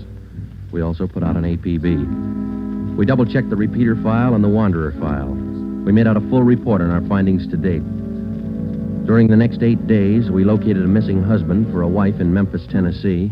We picked up a runaway boy missing from his home in Reno, Nevada, and a 79-year-old veteran of the Spanish-American War who left his home in Bakersfield, California because he didn't like his daughter-in-law's cooking. But Juanita Lasky was still a mystery. For 8 days, we checked and rechecked all her known friends and habits. We went back over the course a dozen times, but no trace. It was almost as if she had ceased to exist that day in the Chelsea Hotel. The letter and photograph from her mother had arrived, and we circulated it to cities all over the country. Her mother wrote that during the war, Juanita was a whack corporal. We put a tracer through to the War Department. That way, we'd have another photo and a full set of fingerprints. Well, where do you want to start today? I'll get it. Missing persons, Friday. Joe, this is Spencer over in the morgue. Yeah, Archie. You still looking for that girl? What's her name? Ramona Lasky? Juanita, yeah. Just had one brought in. Looks like your girl to me. The city morgue is located in the basement of the Hall of Justice on West Temple Street, across the street from the city hall. A lot of missing persons cases end right here. Archie Spencer met us at the door. Hi, Joe. How's the wife been? Oh, fine, Archie. Over here, Joe. Cooler 23. Give me a hand, huh? You bet. That's her, isn't it? When's she going to be posted? As soon as your fingerprint man gets here. Yeah. That's Ramona Lasky, isn't it? Juanita. Juanita, I mean. No. No, that's not her, Archie. You sure? Yeah. Oh, I was almost positive. Sure looks like this picture in your bulletin. Yeah, she looks a lot like the picture, but it's not Juanita Lasky. 5'7", green eyes, blonde hair, about 130. How close can you get? And look at the face. You sure that's not her? Yeah, I'm sure. Look at her hair, the roots. Yeah. They're blonde all the way down. They ought to be dark. Our girl's a bleached blonde. Yeah, I see what you mean. Look at her right hand, index and middle fingers. Heavy nicotine stains. Our girl didn't smoke, Archie. Yeah, I see what you mean. Well, guess I was wrong. That's not Ramona. Juanita. Come on, Ben.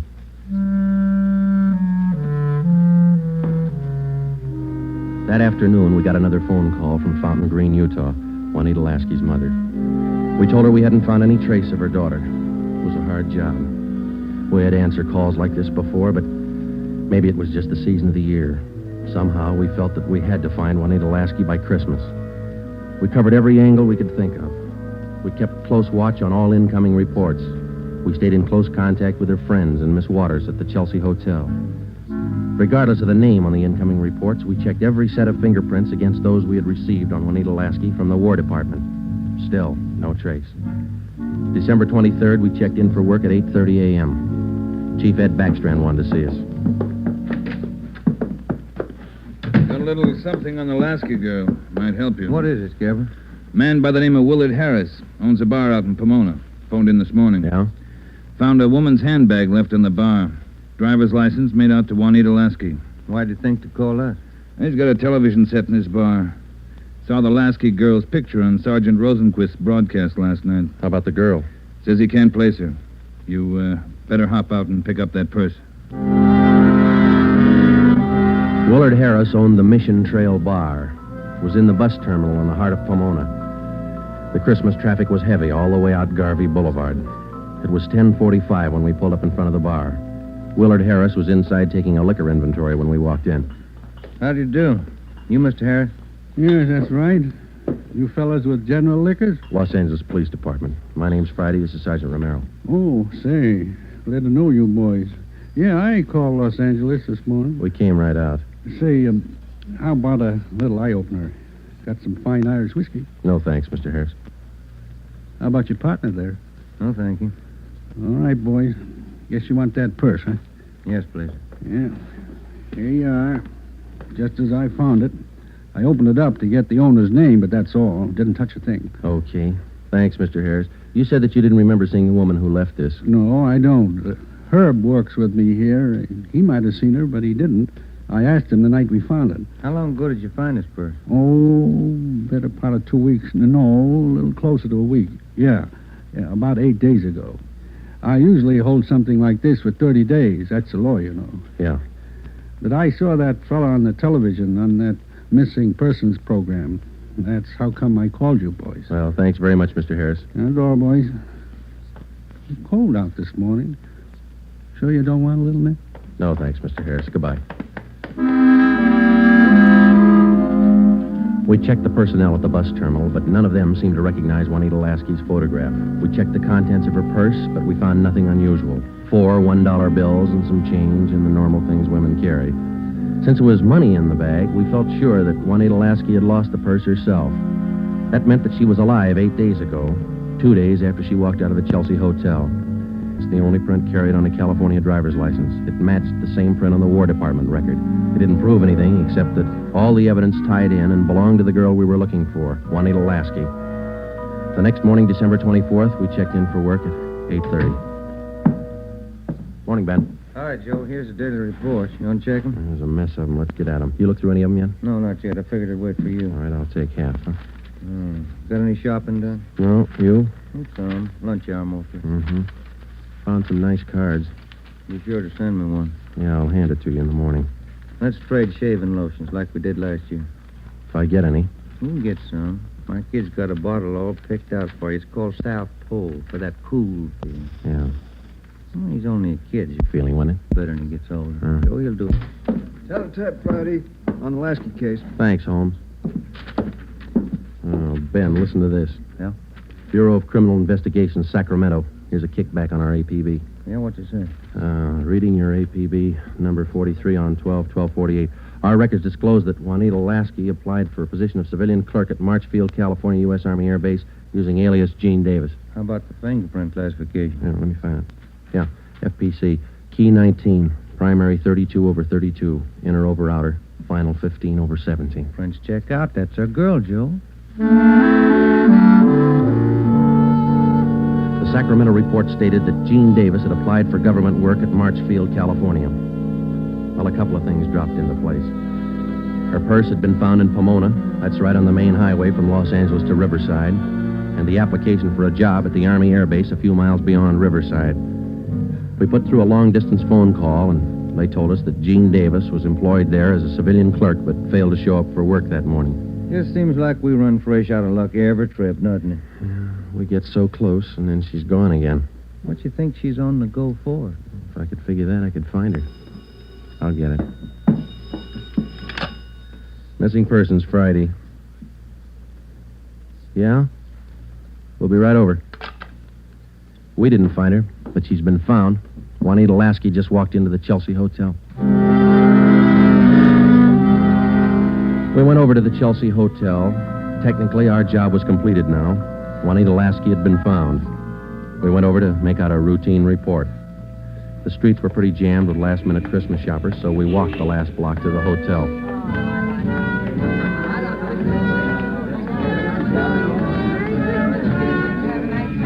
What's your guess, Joe? Let's ask her. Come on, let's go in.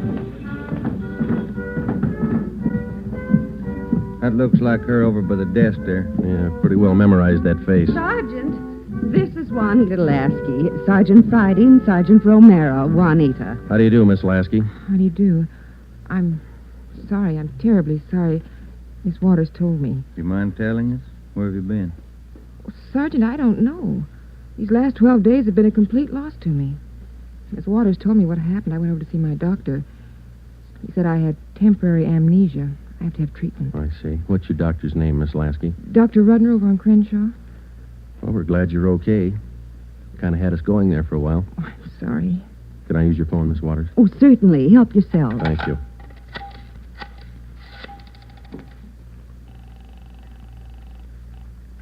Long distance? I'd like to place a person-to-person call to Mrs. Hannah Lasky, Fountain Green, Utah. That number is 14R2. Fountain Green, Utah, 14R2. That's right. Your name and number, please. Joe Friday, and this is Hempstead 8594. Thank you. Rate operator. Fountain Green, Utah, route and night person rate from Los Angeles. TC Mount Pleasant, Salt Lake, night person 140. Through Salt Lake. Salt Lake. Mount Pleasant. Mount Pleasant. Fountain Green. Fountain Green. Fountain Green, 14R2. Mrs. Hannah Lasky, Los Angeles, California, calling. Thank you. Ringing operator. Hello? Mrs. Hannah Lasky, please. Los Angeles, California, calling. Oh, yes. Hang on. I'll get her. Waiting on your party, sir. Thanks. Getting through all right, Joe? Yeah. Lucky. Christmas Eve. Yeah. Hello? Hello? Hello? Hello, Ms. Lasky. Yes? Just a minute, Ms. Lasky. Juanita, Yes?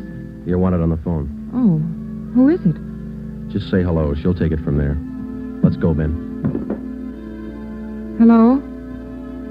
Yes? Hello, Mother. Come on, Ben. Yes, I'm all right. Mother, it's so good to hear your voice.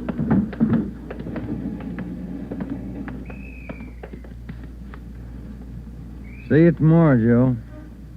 Merry Christmas. Yeah, it is, isn't it?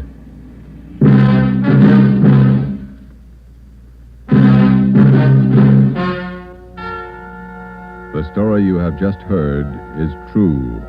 Only the names were changed to protect the innocent. Upon further examination by competent medical authorities, Juanita Lasky was found to be suffering from periodic spells of amnesia. She was given treatment, and a complete cure was effected.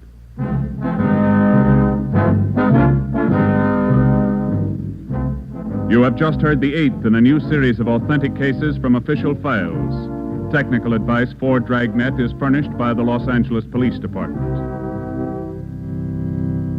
Tonight's program is dedicated to Corporal Grady A. Beecham of the 9th Precinct Metropolitan Police Force, Washington, D.C., who, on the night of December 2nd, 1948, gave his life so that yours might be more secure.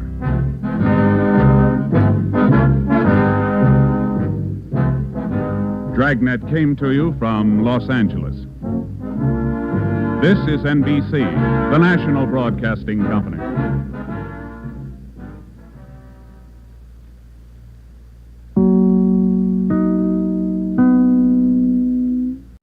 Hey, Abbott, what time is it? It's time for the Abbott and Costello Show. We're on the air for ABC here in Hollywood. Well, what are we waiting for? Let's go with the Abbott and Costello Show.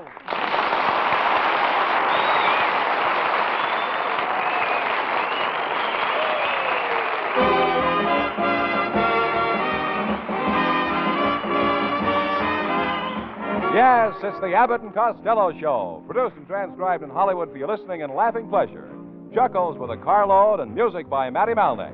So hold on to your chairs, folks, for here they are, Bud Abbott and Lou Costello.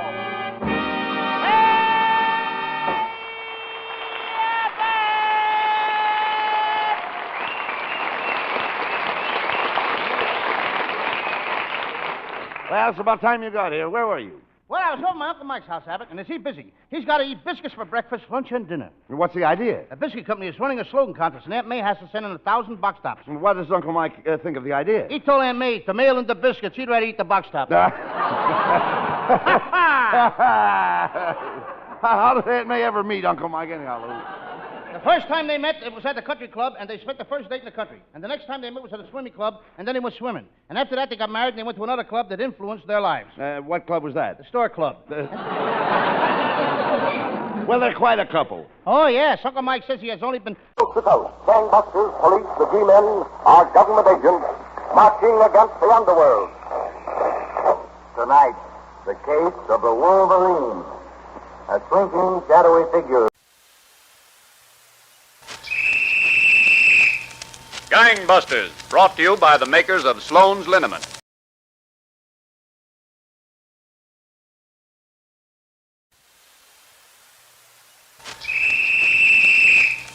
Gangbusters, brought to you by the makers of Sloan's Liniment.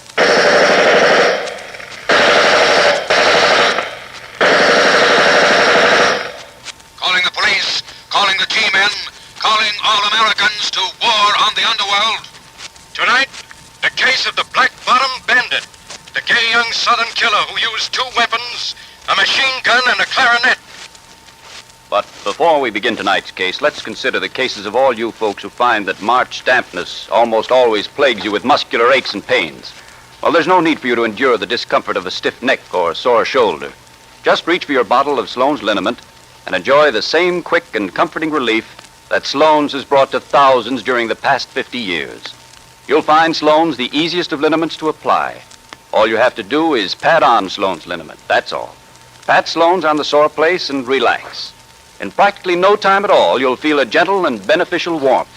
The sign that Sloan's Liniment is going to work just like a heat treatment to loosen your tight and aching muscles. Because Sloan's Liniment brings you this relief, the relief you want. You should have a bottle of this reliable friend in need on your medicine shelf at all times. For muscular distress often strikes without warning. And the faster you apply Sloan's Liniment, the sooner you'll be your old self once again. So tonight, after our thrilling gangbuster dramatization, take a look at your medicine shelf. If you see that your bottle of Sloan's is almost empty, be sure to stop in at your druggist's for Sloan's Liniment first thing tomorrow. Now, picture our setting as a special office turned over to gangbusters by Commissioner Louis J. Valentine of the New York City Police.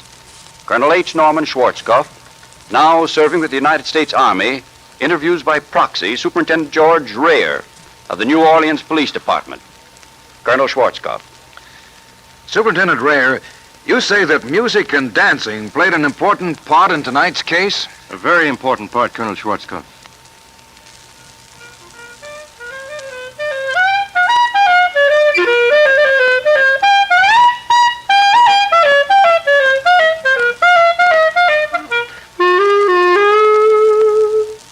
That's what I want out of life. Music, dancing. To have 100 girls falling on my neck. Hear 'em call me the big shot. All I need is the money, and I'll get that with this. Yes, Colonel, in an effort to be considered a big shot, Earl Joyner turned gunman, but was captured. Then on May 13th, 1932, he shot one of the prison guards and escaped with 2 other convicts. They fled to Texas, where Earl Joyner set up headquarters in a house on the outskirts of Houston.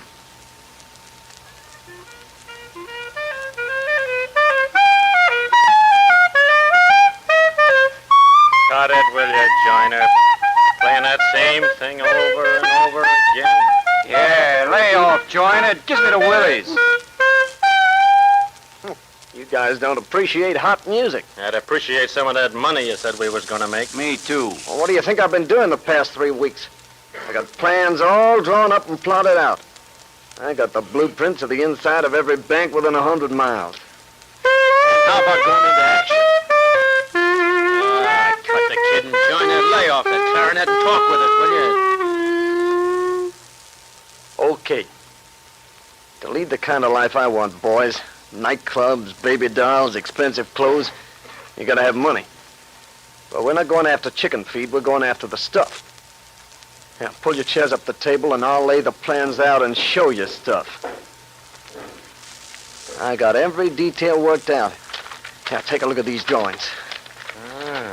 Say, this is something. Yeah. Yeah, I knew you had brains, Joyner, but I didn't know you had this many. I'm going to explain those plans to you in just a minute. But first, here's the basis of my planning. We're going to have machine guns, and we're going to use them. We're going to mow people down. We aren't going to stop and tell people to get out of the way. We're going to shoot them out of the way. All right, now look at these plans. Bank after bank we're going to take. And we're going to take them over with machine gun bullets. We'll shoot up the banks so they won't even know what we look like. Emergency.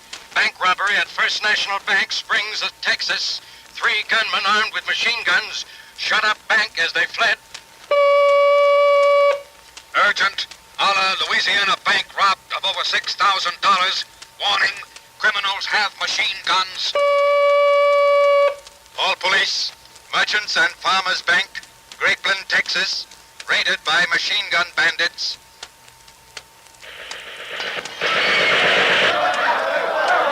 Okay, boys, give the people in this bank another plan. One they'll never forget.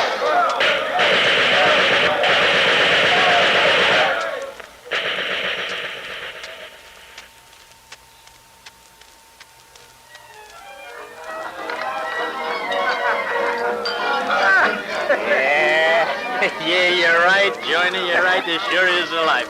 Plenty of dough and one nightclub after another. Yeah, boy. Look at Blondie over there, Joyner. Look at Blondie. Yeah, boy, she's swinging out. The crest of the waves, boys. We're riding the crest of the waves.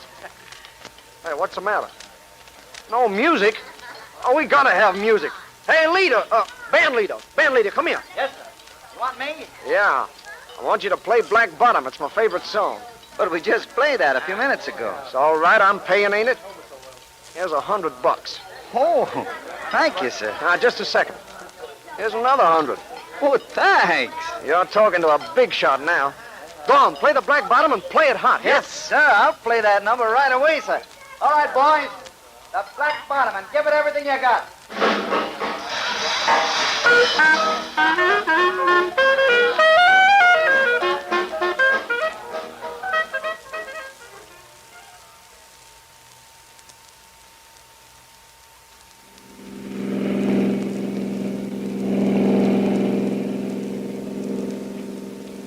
You know, Joyner, I think we've shot up more banks in a shorter time than any gang that ever operated. We ought to get a good haul from this bank in Ponchatoula.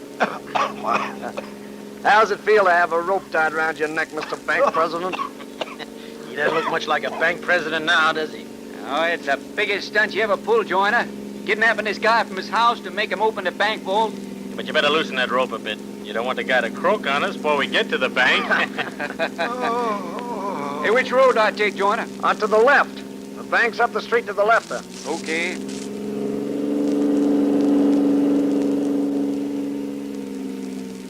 Well, for Pete's sake. Say, what is this? All these wagons and stuff. Pull up, pull up. Oh, girl, there. Howdy, dear. How's the crop coming? Back up, girl. Back up. There's the girl. Must be market day. Yeah, and the sap farmer's got the whole road blocked for the horses and wagons.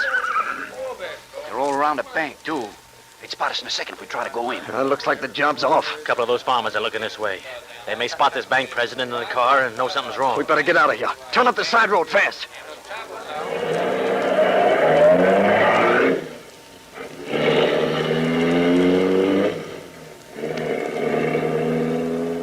That's what I call a rotten break. Yeah, now we can't use this bank president. What are we going to do with him? Chuck him out. He may go to the cops. He's got a wife and kids. If he puts the cops on our trail, we'll come back and kill him. You hear that, mister? Yes. Okay, get out. I can't. If you slow down... Slow down nothing. Jump. I'll be killed. You don't want to jump. Oh, well, I'll kick you out. Just slow down first, please. We're going 60. Oh, you get hurt, the better I like it. Come on, fellas, kick him out.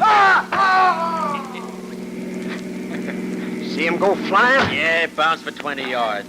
Well, where to now, Joyner? I don't know. Hey, wait. There's one town I haven't seen yet. New Orleans. That's right. They say they got some swell dance halls down there. Yeah, and Creole babes. That's where we'll head, Davis. New Orleans, the land of dreams. We'll bust it wide open.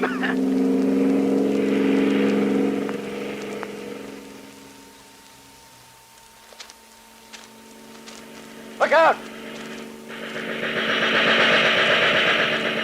Open fire, men. Fast!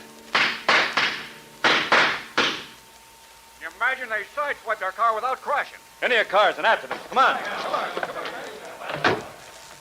Step on it. They're getting away.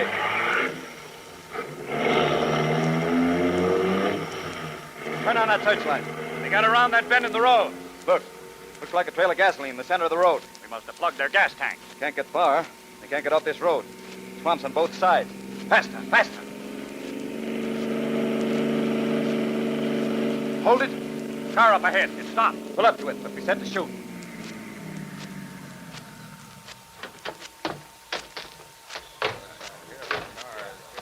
It's the bandit car. There are the bullet holes. Car's empty. Flash that searchlight around. Right, Sheriff. Don't see anything. Wait. Turn the light back to the left a bit. Yeah? Those cypress trees, the other side of the canal. By George, there they are, climbing up the other side of the canal. There they are. Get them. Too late. They got away through the trees. Pete. Yes, Sheriff. Race to the nearest phone. Have men approach that area from the other side of the swamp. Yes, sir. The rest of you come with me. We're going to swim this canal after. Right, Sheriff. Yes.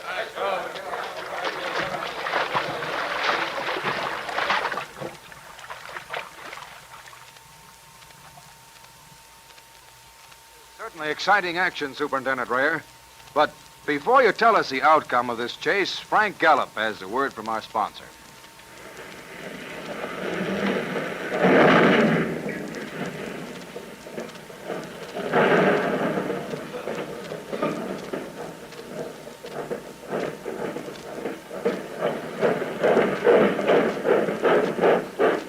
Day and night, freight trains and motor trucks are crisscrossing this country, freighting the materials of war to the men of the services.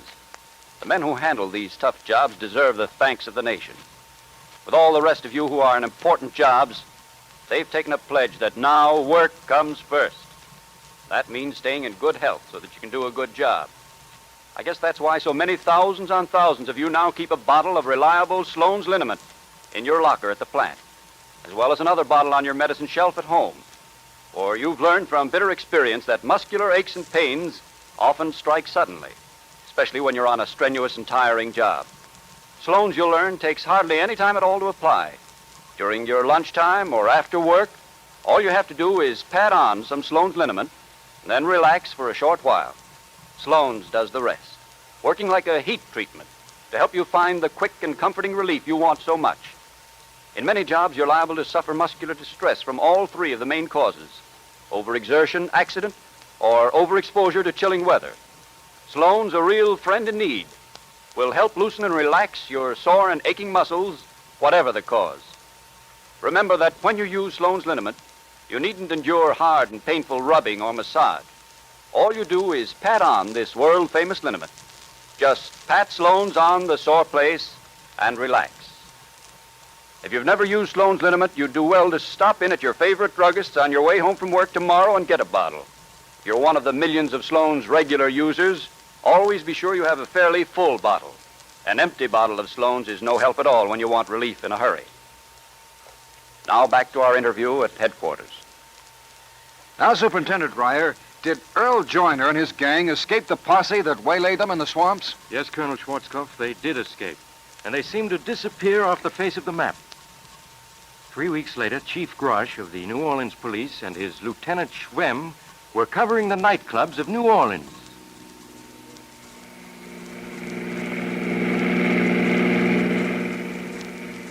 It's after 2 in the morning, Chief Grosh. Don't you think we ought to call it a night? Oh, I guess so, Lieutenant Schwem. Perhaps we are on a wild goose chase. Yeah.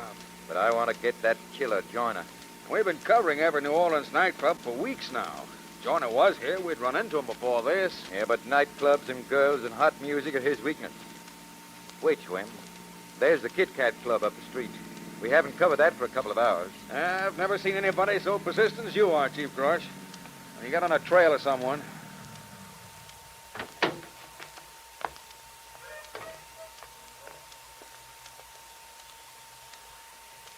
Joyner is a maniac with a gun. His whole gang is. Oh, well. We can give the place the once-over from this door. Quite a crowd inside. Yeah. But no sign. Lieutenant. Yes, Chief? That table in the far corner. Those men sitting at it. Travis. And Morgan. But I don't see Joyner. No, I don't either. Problem is, how are we going to approach that table without them spotting us? They'll have guns. If they ever start shooting with all these people inside... Yeah, it'll be a wholesale murder. But look, I got an idea. What, Chief? Here's a couple of waiters' aprons. We'll put these on. Say, that's a swell idea. Yeah. Come on, tie this string in back of me. Yeah, but think we ought to carry a tray or something? No, these aprons should do the trick. No. I'm all set. Now remember, Schwem, we've got to grab them before they can pull a gun. Yeah. If they spot us before we grab them, jump for the table. Right. Knock it over on top of them. And pull the tablecloth over the head. Right. All right. Through this door.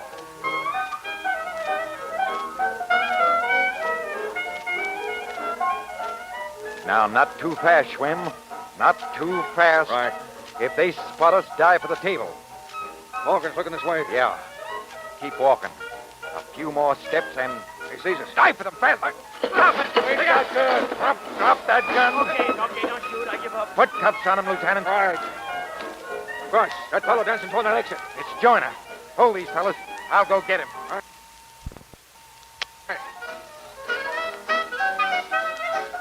Joyner, look out! Cops! No, you don't, Joyner. Come here. Let go of me. Let go Want of to me. put up a fight, eh? No, I give up. You bet your life you do. Come on, Joyner. Start walking. Your dancing days are over.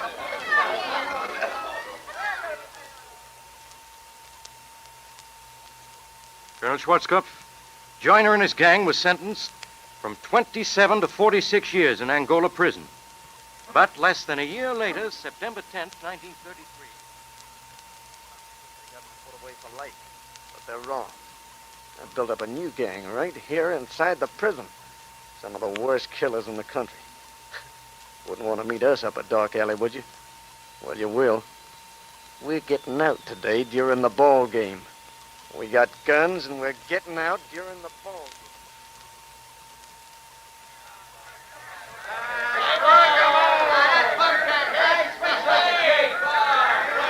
Okay, boys, now's the time. Shoot in the crowd. Kill him, kill him!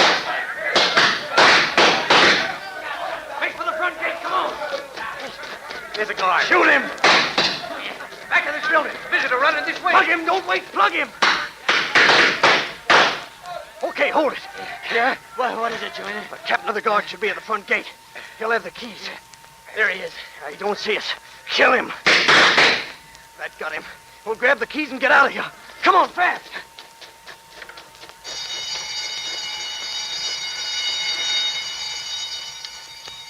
Statewide alarm. Emergency. 13 convicts, led by Earl Joyner, have shot way out of prison. 3 men killed, including captain of guards. Killers are heading north. Block all roads and form posses.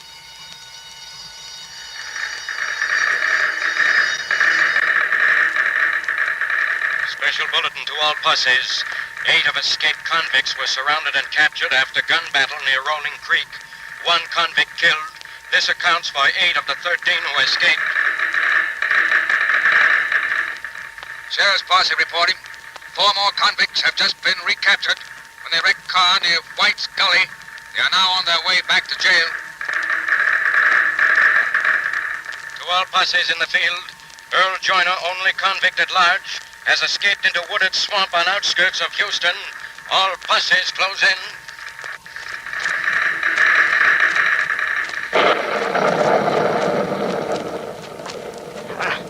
Cops, after me. It only stopped raining so I can see something.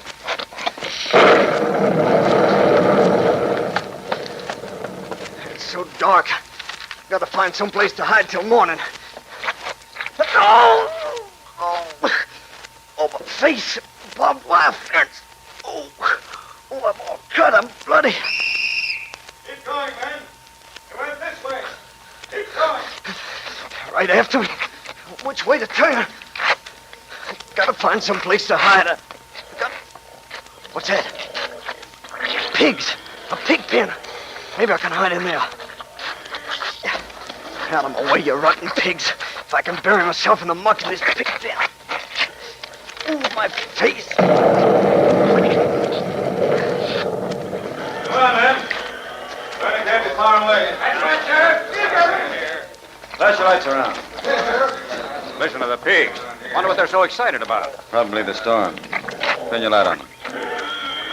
Yeah, I guess so. It looks like a barn over there. Might be in that barn. Come on. Right.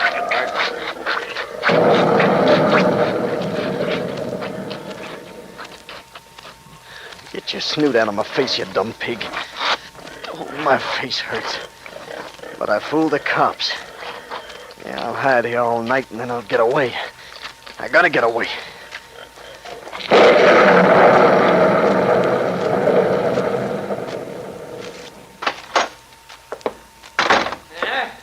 Who are you? What do you mean bursting into my house this way? Shut up, Farmer. Open your mouth and I'll kill you. Yeah, all right. You're gonna hide me, see? I need clothes and food, and I need medicine for my face. It's all cut and swollen. Those cops got me crazy, running and hiding and running. I can't stand no more. I'll kill you. I'll kill everyone. What's that? Coppers outside my car. Yeah. You want to die? You want to die right now? No. And don't tell them about me. I gotta hide. I can... Oh, those rafters up by the ceiling. I can climb up there. All right. Keep facing me while I climb up. Yes. One bullet will kill you, and I got plenty. No, don't shoot. There. I'm all set now, Farmer. My gun's pointing right down at you through these cracks in the lumber. Hello, Jim. Hello, Sheriff. Jim, we're looking for an escaped convict. You seen anything of a stranger around these parts? No, Sheriff. Well, he's here somewhere. We've been trailing him 2 days now. We won't stop till we get him. Yes. Hey, what's that? What? That noise. Came from the rafters up there. Rafters? I didn't hear anything.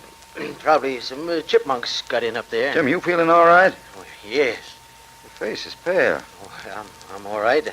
You say you haven't seen anything of a stranger at all? Oh, no, Sheriff, no. Well, then I won't take up any more of your time. All right, boys. Outside. Yes, Sheriff. All right, let's go. I'll be going, Jim. But I'm taking you with me.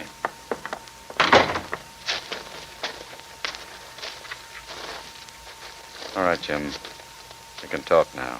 He's in there, isn't he? Yes, Sheriff. Up on the rafters. He's got a gun. I knew something was wrong the way you acted. You'll get him. Keep your guns on that door, men. Right. Join us in there. If he tries to come out, shoot. Right. Phil, you come with me. Right. We'll go around back and climb in through the window. Come on. Here we are. I'll go in first. Careful, Sheriff. He's got a gun. Give me a hand. I'll pull you in. Ready now. Okay, Joyner. We have you surrounded. Come down from those rafters or I'll shoot up through the floor. I'll give you just 5 seconds, Joyner. Look. His hand falling over the side of the plank. He's dropping his gun. Wait a minute. Maybe a trick. Oh. See his body. Slipping off the rafters. He's falling down. Look out. He's unconscious. What's wrong with him? Roll him over. Look at his face. It's swollen twice its right size. You can't even see his eyes. He's burning up with fever. It's all infected. Blood poisoning? Most likely. What a sight he is. Yes. Looks like Joyner outsmarted himself for good this time. All right. Help me lift him. Yep. We'll get him to the prison hospital. And Earl Joyner had outsmarted himself, Colonel Schwarzkopf. Though he always claimed he'd never die in a prison, he died in the prison hospital 2 days later, and from infection on his face caused by his hiding in the pig pen. and the pigs sloshing the filth all over him. This has been a powerful case, Superintendent Ryer. Here was a young man who deliberately turned to crime at the age of 22. How old was he when he died? Just 23. He thought he was too smart for the law, and he really met his death from the pigs. Thank you, Superintendent Ryer. And now, before we broadcast our nationwide clues, here is Frank Gallup with a suggestion. These days, the youngsters practically live in their roller skates, even clumping up and down the stairs despite all your warnings. And, of course, they fall occasionally. So that means reaching for your bottle of reliable Sloan's liniment. Yes, for the past 2 generations, mothers all over the world have helped their children find relief from muscular aches and pains with Sloan's, the family friend in need. All you need do is pat on Sloan's, that's all. Just pat Sloan's on that black and blue mark. Or Charlie horse, and tell Sister Sue or young Bobby to stay quiet for a while. In a very few minutes, they'll feel that gentle and beneficial warmth begin to chase the ache right out of their sore and hurting muscles. For Sloan's, like a heat treatment, brings you quick and comforting relief without any painful rubbing or massage. That's why millions count on Sloan's liniment whenever any member of the family is suffering from muscular distress. Many of you I know always make sure there's a bottle of Sloan's on your medicine shelf at all times. Just the same, before you go to bed tonight, just check your supply. The past few weeks have been pretty wet and blustery. The kind of weather that so frequently brings stiff necks and sore backs with it. Perhaps your bottle of Sloan's liniment is practically empty. If it is, make a note to get Sloan's liniment from your druggist tomorrow. It's wise to be prepared. And now, the clues. If you have any information concerning these clues, notify your local police, the Federal Bureau of Investigation, or gangbusters at once. For Sloan's liniment next week, the amazing narrative of Fantasy Farms, a mysterious mansion guarded by an electric eye, dungeons sunk deep into the earth, ammunition hidden in the walls, trick furniture that held enough guns to blow up a battalion of invaders. And still the law enforcement authorities were able to cope with this secret gang, smoke them out of their lair, and break up this vicious mob for all time. Don't miss this gripping Phillips H. Lord public service dramatization of Gangbusters. Give to the Red Cross War Relief Fund and give generously today through your local chapter. There's a full serving of laughs on the menu at Duffy's Tavern tonight with Archie the Manager, played by Ed Gardner. Archie's colleagues in comedy are Miss Duffy, Clifton Finnegan, and Eddie the Waiter. This Sunday, The Big Show comes your way once again on NBC. And just listen to a few of the stars who'll be with you. Fred Allen, Jack Carson, Mindy Carson, Ed Archie Gardner, Ed Wynn, and many, many more. And, of course, your MC will be Tallulah Bankhead. Listen Sunday for The Big Show. Ladies and gentlemen, that phone bell means exciting adventure. Hello? Hello? The handsome young man answering the phone is Archie Goodwin. A mountain of a man engrossed in deep thought in the oversized armchair is Nero Wolfe. Hey, boss. Oh, Mr. Wolf. Mr. Wolf. There's a guy on the phone wants us to take a case. Seems that someone was mad at a guy who was mad, and now this guy on the phone is mad, wants us to find out who did the killing. What do you say, Mr. Wolf? We need the money. Hello? Yes, Mr. Wolf says he'll be happy to take the case. Just present yourself and a check for $2,000 at 601 West 35th Street at 11 o'clock. Mr. Wolf can't wait till you get here. He's dying to go to work. Goodbye. Greatest detective in the world. The only trouble is, he is.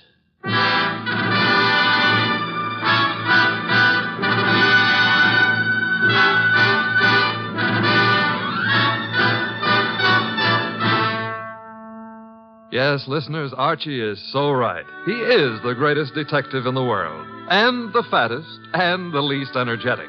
He's Nero Wolfe, created by Rex Stout and brought to you over this NBC network in a new series of adventures by Mr. Sidney Greenstreet.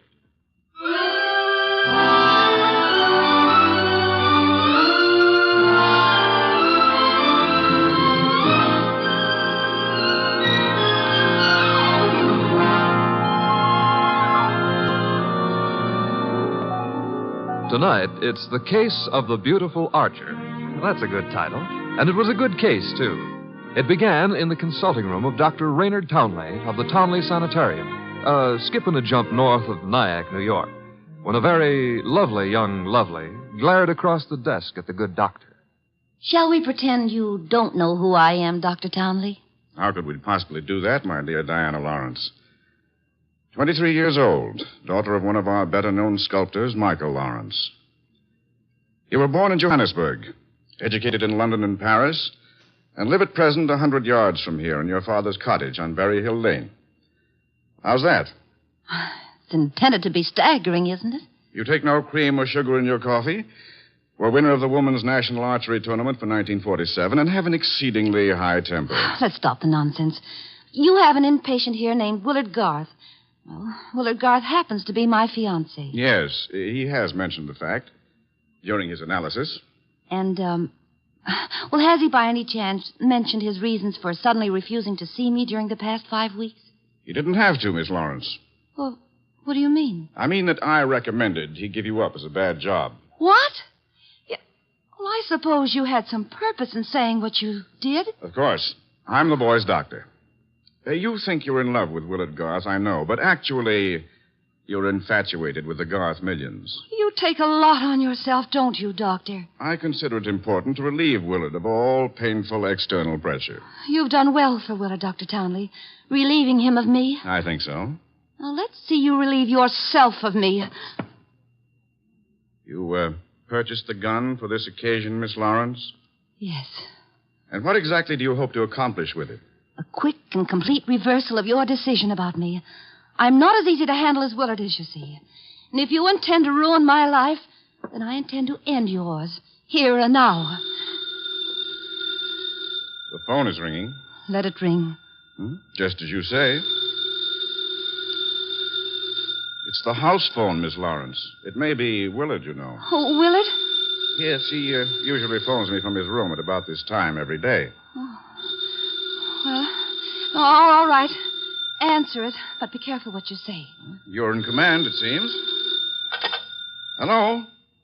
Oh, why, hello. I thought it would be you, Willard. Look, my boy, Diana Lawrence is here. I've had a talk with her, and I've reconsidered my opinion. Yes, I'm quite serious. If you're at all sensible, you'll see her regularly and plan on a marriage as soon as you're discharged. Yes. Oh, you do? Very well. I'll see if she'll talk to you. Miss Lawrence. Yes?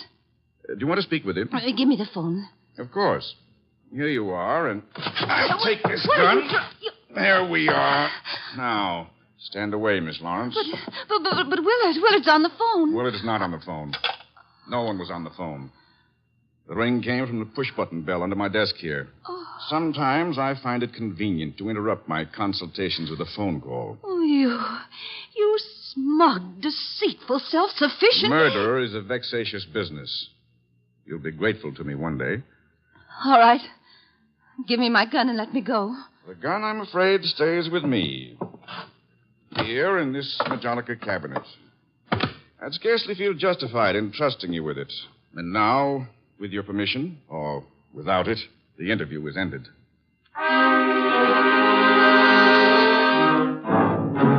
Later that day, the phone in the Lawrence house on Berry Hill Lane began to jingle. And this time it was no phony.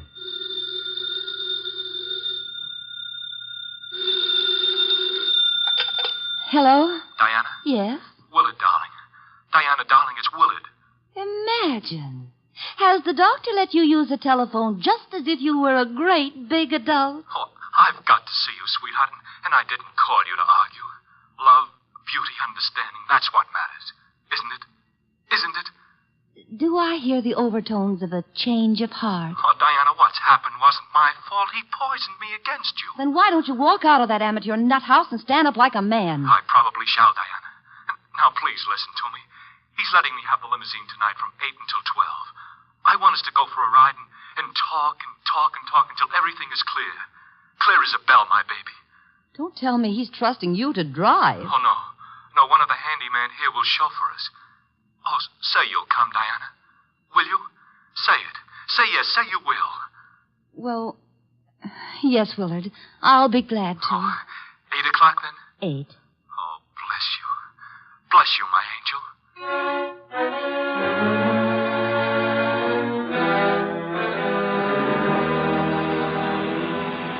Oh, so that's it. You want my father's money. That's what you love, not me. Willard, the chauffeur will hear you. It's the way Townley says it is. He's right. He's right. Oh, why did I let you talk me into this? What a fool I was to have come at all. You're sick inside, Willard, so utterly, hopelessly sick. Oh, so now I'm hopelessly sick. Yes, you are. You're trying to confuse me. Take advantage of me. Wind me around your finger. Just because I love you too much. That's it. That's my illness. Of course, I see it now.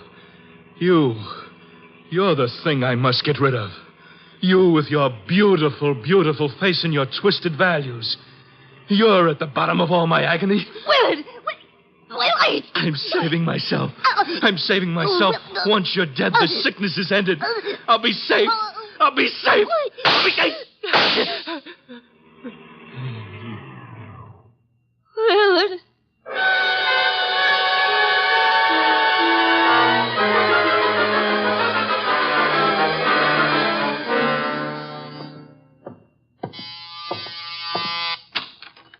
Dr. Townley? Yes. Come in. Mr. Wolf's been expecting you. Come in, Dr. Townley. Come in.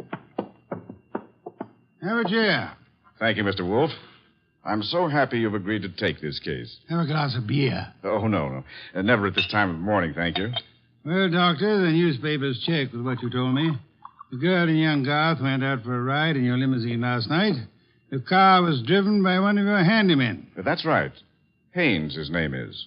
And they never came back. Young Garth was found dead in the car with 2 bullets in him. The girl was gone, and also Haynes, the handyman chauffeur, huh? Correct, sir.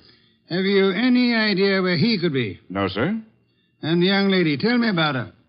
She's Diana Lawrence, daughter of Michael Lawrence. The sculptor? The sculptor. She lives with him in a small cottage near my sanatorium on Berry Hill Lane. An extremely aggressive and self-centered female with more than a slight flair for violence. Your description might easily lead me to suspect her of this murder, sir. Well, I'm aware of that. And I don't think you'll be far off the mark. As I told you on the phone, she tried to murder me yesterday morning. The police have made no headway in locating her? No, the homicide division has contacted her father, but he's remained quite noncommittal. He simply says that he's sure she's incapable of killing a fly and that he hasn't laid eyes on her since 8 o'clock last night. Highly suspicious behavior. She was unquestionably in the car with young Garth when he was murdered. She wasn't alone in the car with him. You're referring to Haynes? Yes, but he can't be found either, remember? It appears that he failed to list his address on his job application. But somehow, Mr. Wolf, I'm quite sure he'll show up this afternoon. Somehow, Dr. Townley, if I were you, I wouldn't be quite so sure. We must begin by facing the initial problem of locating our suspects. Archie? Yes, sir? Get out the car and drive up to the house on Berry Hill Lane. And then? There you will ask Mr. Michael Lawrence to be sensible enough to cooperate with us in finding his daughter. And if the answer is no? I recommend, Archie, that you flatly refuse to take it.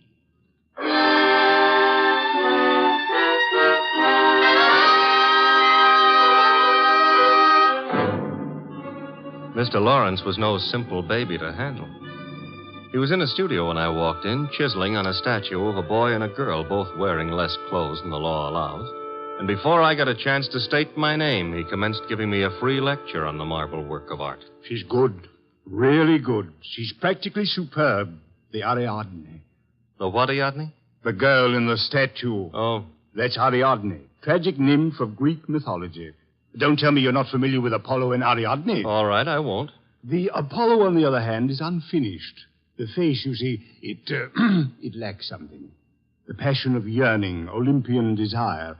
And yet, you know, the two figures have motion. Like your daughter? Eh? Your daughter, Diana. She's got motion also. As I hear it, she's been in motion ever since she murdered Willard Garth last night in the back end of a limousine. So you're another flatfoot? Not exactly. I'm paid in private by Nero Wolfe. Nero Wolfe? Yeah. You don't mean that a creditable man like Wolfe thinks Diana killed young Garth? Well, he'd like to talk over the possibility with her. How laughable. Look at that face. Is there anything of the murderess in a face like that? In the face like what? Oh, I'm sorry. Diana posed for the Ariadne, you see, and the likeness is exact. Do you think a girl of this type, classic, sensitive, civilized, could descend to the clumsy, brute level of murder? Well, it's a little hard to imagine. There. Even you agree with me. On the other hand... Shall we discuss the other hand over a cup of coffee? I'm quite exhausted. If you insist. I do. Sit down and inhale the atmosphere of culture at its source. There's a pot warming on the stove. Pot of what? Coffee or culture? Well, wait and see what he means. Should never ignore a phone call. Who knows? Might be something important. Yes? This is Diana, Father. Oh, yes, Diana. It's all over the papers. Yes, I know. Well, I don't think they'll find me where I am, and I'm staying here until things quiet down a little. Where are you, honey? What did you say? I said, where are you? You said honey. Daddy, you never call me honey. I know it's because I'm excited. Where are you, sweetheart? Well, you mustn't let anybody find out. Not a soul in the world. Where are you? Well, you know where Tyne Pike turns off to the left beyond Bardsville? Yes? Well, I'm... Call me later, Angel. But, Father... Oh, get that motorman's number. You will live, my friend, but not long if you don't control your curiosity. You hit me. With that mallet you hit me. What was the big idea? Do you really have to ask that question? Weren't you trying to trick my daughter into disclosing her whereabouts? The police are pretty interested in her whereabouts. Then let them find her. But you can't be surprised, my friend, if I choose to protect Diana's interests.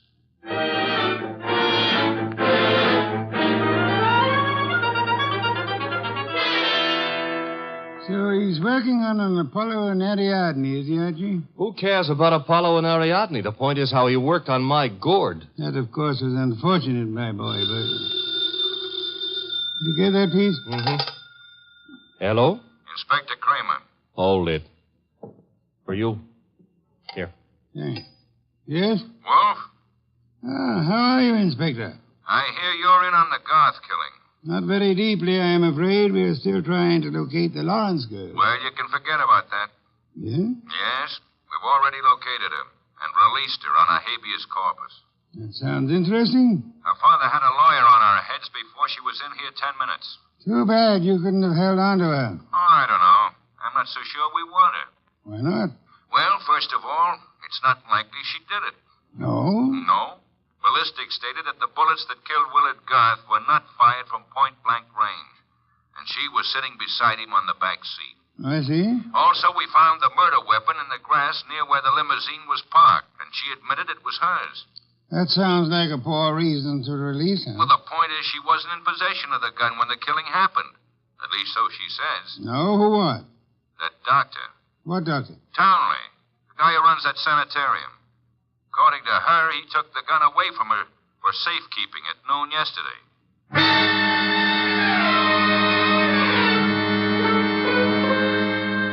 There was a little more talk between them, something about fresh cigar ashes that were found in the dashboard ashtray of the limousine. After that, the boss hung up and exerted himself enough to put a call through to the Townley Sanatorium. I'm afraid the doctor is very busy just now. So am I, and my business happens to be highly important. Well, I'll say you called, Mr. Wolf, and I'll ask him to contact you just as soon as he has a free moment. Do you happen to have a free moment, miss? Why, well, yes, sir. Could you spend it by telling me if that handyman, Mr. Haynes, has been located? Why, yes, as a matter of fact, he has. One of the staff just found out where he lives, Mr. Wolf. Well? He has a little cottage at 206 Dockside Road. That's out near Sheepshead Bay.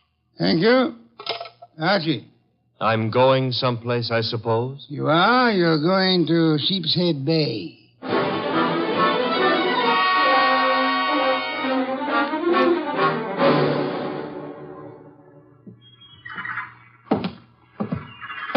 Hello there. Looking for a guy I can't find. Oh? Yeah, his name is Haynes. Stopped at the cottage up there, but there's no one there. I saw you here on the wharf fishing, so What did you say his name is?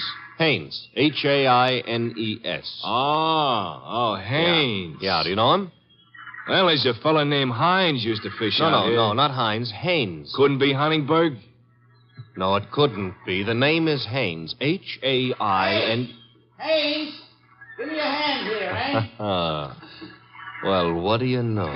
Funny, huh? That guy seems to think my name is Haynes. Yeah, so do I. You do? Yes, I...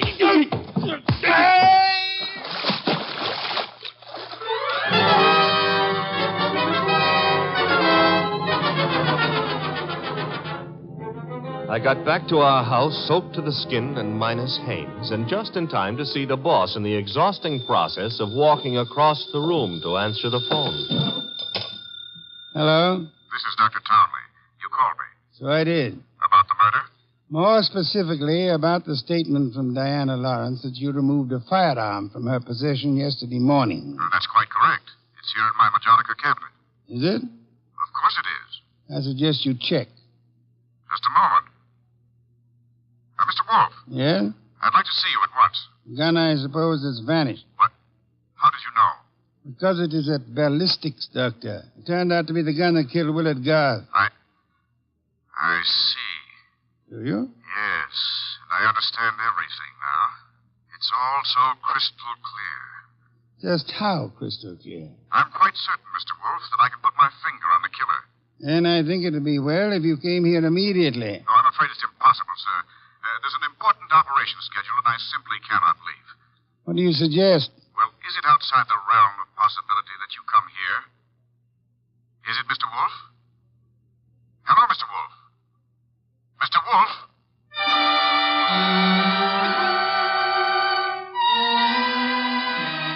When my boss has to leave the house, it's a major tragedy.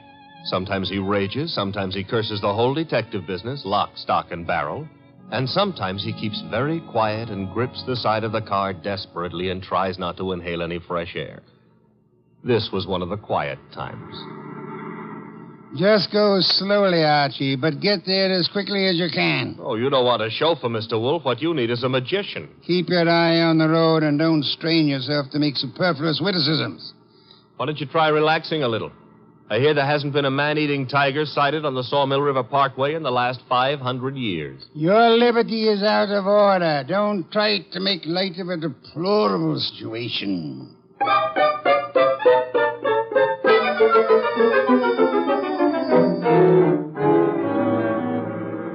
Here's the sanatorium. And there's Dr. Townley coming to meet us. It's terribly nice of you to have come, Mr. Wolf. I've heard about your aversion to traveling, and I appreciate your going to the trouble. Don't mention it. Oh, Archie, help me out with my other arm. There we are. Now, calm down. You're all in one piece. I think you'll find the trip highly profitable, Mr. Wolf. You'll consider it time very well. Hey, what's the matter?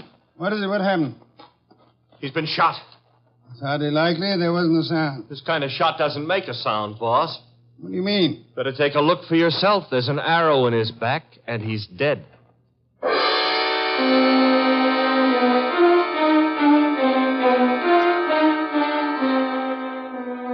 We remembered that Dr. Townley had said Diana Lawrence had won the Women's National Archery Tournament for 1947. The Lawrence house was visible through the trees 100 yards away, so we started for it and the sculptor's studio.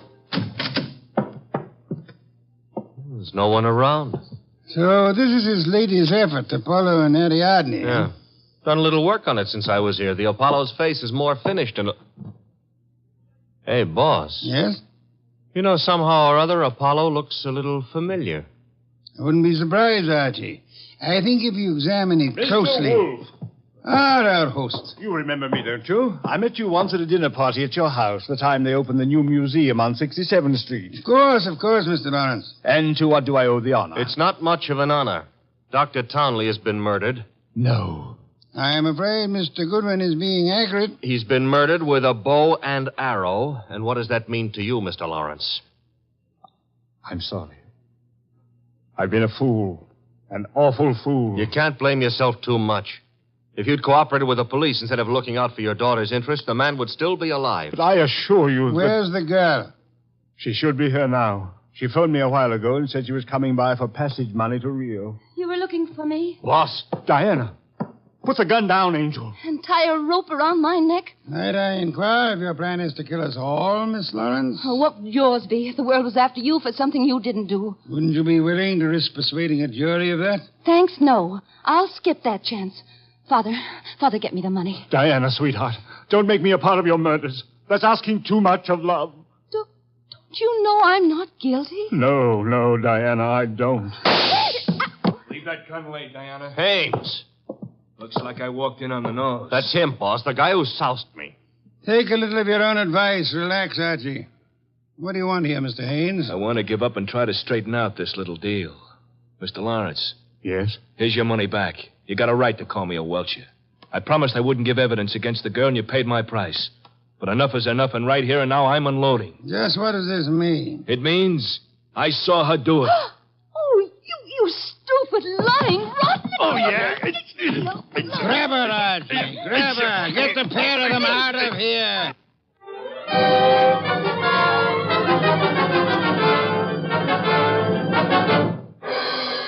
What can I say to myself now? What can I do? I'm sorry, Mr. Lawrence, but it's not necessary to eat your heart out. Many fathers before you have done their best and failed. But I had a special duty toward Diana. Special duty? Yes. Well, you see, you'll find it out sooner or later, so I'd best tell you now. I'm not a real father. I adopted her 9 years ago, and she was 14. I see. And I should never have done it. I realize now that I wasn't equal to the task. Well, all's not lost yet. They may not convict her, you know. Yeah? I said they may not convict her. But how could they fail to convict her? She killed Garth, didn't she? Did she? She shot him. But the gun was in Townley's possession. She could easily have stolen that. She could have broken into his office later. It wasn't locked. What wasn't locked? The Majolica cabinet. I believe you mean what you said, Lawrence, the Majolica cabinet.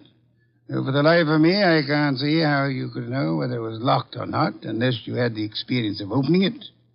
Could it be that you went looking for the gun yourself after Townley said he had confiscated it? That you killed Townley with a bow and arrow, which you handle as well as your daughter, because he was just on the point of telling me that you knew where the gun was, and that you were the likeliest murder suspect? You must be mad. Oh, sir, not I. But you are mad and more than a little. You hated Willard Garth. It was you who were making the marriage impossible. You loathed him, and in the end, you killed him. How could I have killed him? I'll tell you a little secret, Mr. Lawrence. The police found cigar ash in the dashboard tray of the death car. Chemical analysis showed that the ash was from an El Adoro cigar. What have you got in your left hand, sir? In my... an El Adoro cigar. And in my right hand, a Derringer.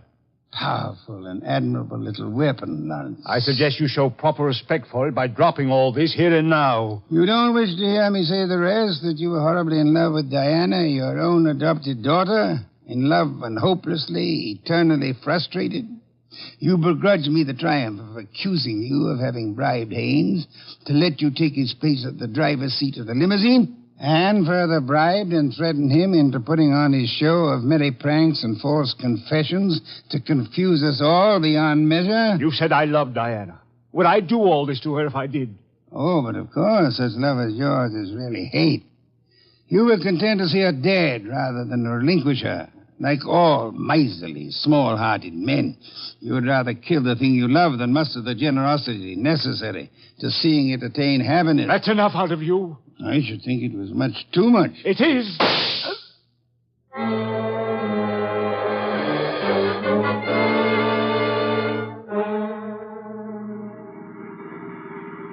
Archie, my boy, I'm grateful to you, both for coming back into the house when you did and for being such a good shot. Hope you remember that next time you feel like insulting me. Mm-hmm. Tell me, what's with that cigar ash routine? Who told you the ashes in the limousine were from an El Adoro, boss? I never heard anything about that. As a matter of fact, neither did I. No one could possibly have determined the brand by any chemical means in existence.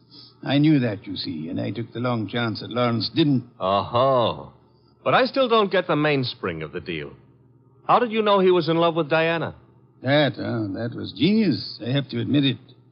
You see, it all hinged on the statue of Apollo and Ariadne. According to the Greek myth, Apollo fell deeply in love with the nymph, but because they were of different worlds, he was condemned to pursue her always and never to catch her. Well, what's that got to do with the price of eggs?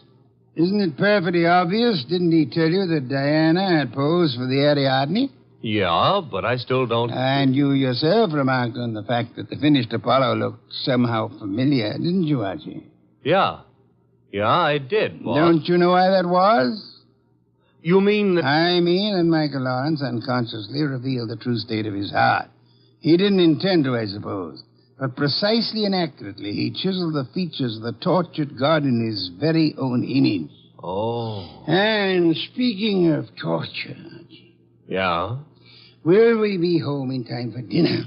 Oh, boss, you can't be that hungry. Oh, I am. Good heavens, Archie. Do you realize that I haven't eaten since lunch?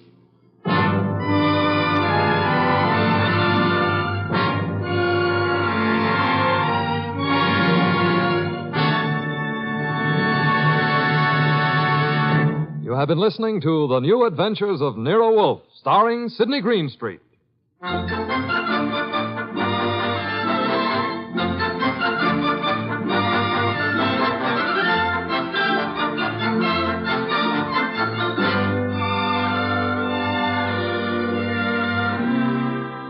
Tonight's transcribed story by Peter Berry was based on the characters created by Rex Stout.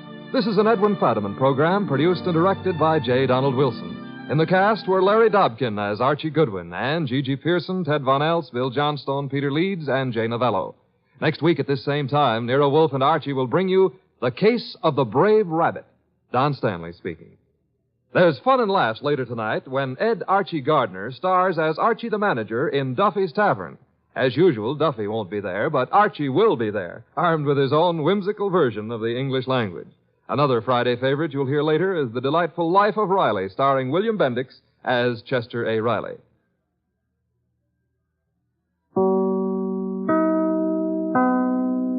Stay tuned for Nero Wolfe. This Sunday marks the premiere of The Big Show on NBC. Not just any big show, it's the big show. NBC's hour and a half of comedy, music, and drama. The best of each. The Big Show will be heard every Sunday afternoon over most of these stations, with Tallulah Bankhead as Mistress of Ceremonies. Your stars for this Sunday's broadcast include Jimmy Durante, Fred Allen, Ethel Merman, Frankie Lane, Mindy Carson, Meredith Wilson, Danny Thomas, and hosts of others. All this and Tallulah, too. No wonder it's The Big Show. My boss is the smartest and the stubbornest, the fattest and the laziest, the cleverest and the craziest, the most extravagant detective in the world, Nero Wolfe.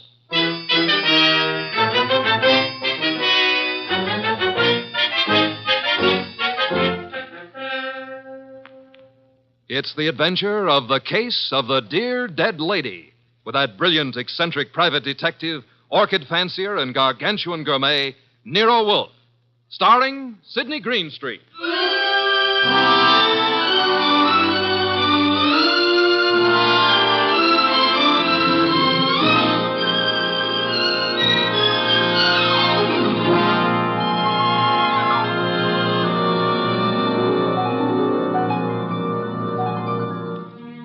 Nero Wolfe had just come downstairs, having tended to his precious orchids. He was, as usual, seated in the library, which served as the office. He had just dialed a phone number, and, with his eyes closed, was leaning back in his specially built chair, which was big enough for two, but not two of him.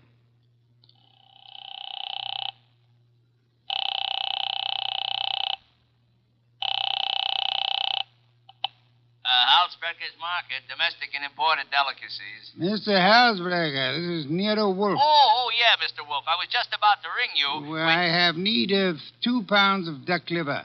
I do not, of course, refer to the commercialized Strasbourg pate. Well, I appreciate the order, Mr. Wolfe, but... Next, my cook Fritz informs me that we will require 3 fine fat geese. Look, Mr. Wolfe, there's a little matter of an unpaid You bill. might add 12 cases of beer, a bushel of Vermont apples, green for stuffing, and a gallon of Marquesa Patricia Roman oil. Mr. Wolfe. In addition, Fritz has listed 6 dozen eggs, 4 braces of Sussex woodcock, and a few pounds of Westphalian ham. You have all that? Well, I can get it, Mr. Wolf, but my bookkeeper... Thanks very much, Mr. Halsbracker. That will be all. Now, now then, Archie. Yes, boss? You seem to be worried. Oh, I am.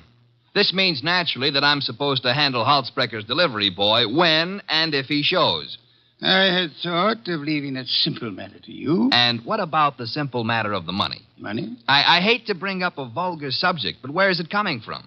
Oh, of course. You're right, Archie. I should have said... Said what? Charge it. Boss, look, you don't realize I know, but we're into that truffle broker for $500 and change. All right. Then give him a check. Okay. Okay, I will give him a check. And I hope they'll let you keep the orchids in your cell. You're a wit, Archie. Mm-hmm. You know, I'm on the bank's mailing list. We got a notice this morning. You don't mean... Oh, but I do. Again? Yeah, you just can't take money out of an account, boss. Sometimes you gotta put some in.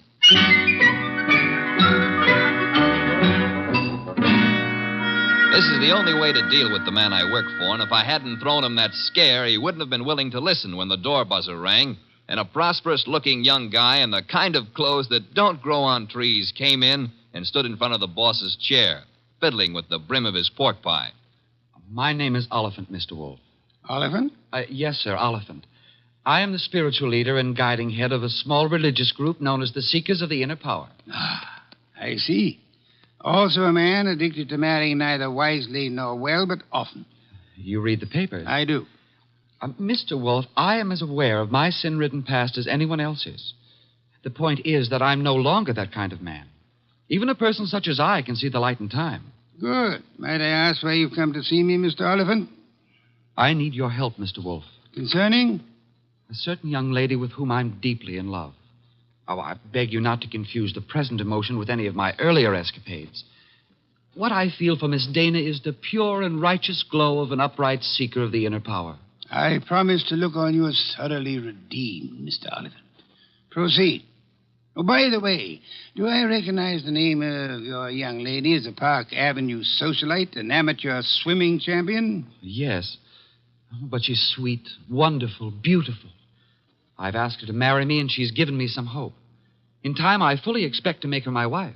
Well, then where's the problem? The problem is the presence of another man in her life. I'm sorry, sir. I'm a detective, not a matchmaker. This isn't a question of making a match, Mr. Wolf. I have much too much respect for your talents to think of offering you such an assignment. Exactly. What do you want me to do? I want you to save Ilse Dana's life. Her life? Mr. Wolf, this other man I spoke of is insanely jealous. Not only of Ilse's present, but of her past as well. He has threatened to kill her. I don't doubt your earnestness in this matter, Mr. Oliphant, but how would you know? I was listening on an extension in Miss Dana's apartment a few days ago when Hunter called. Hunter? Yes, sir, Jack Hunter. Known as Jack the Babe Hunter. Wait a minute. I know that canvasback. Huh? Sure, he's a coffee and cake prelim waltzer. Oh, he's not. He's a boxer. Archie is being fancy. Overlook it, Mr. Oliphant. Is Hunter in love with this lady of yours? I doubt it. He's a man of complete moral and spiritual corruption, I believe. Naturally you would. But what are the facts? In my opinion, he's after her for her money. She has money? To burn. And you, Mr. Oliphant? Me? Can you also afford to burn? How much do you want? The answer to that would be astronomical. However, if you leave a check for, say, $7,000, I shall look into your matter the very moment I have completed a little research into the nutrition of the Polynesian orchid.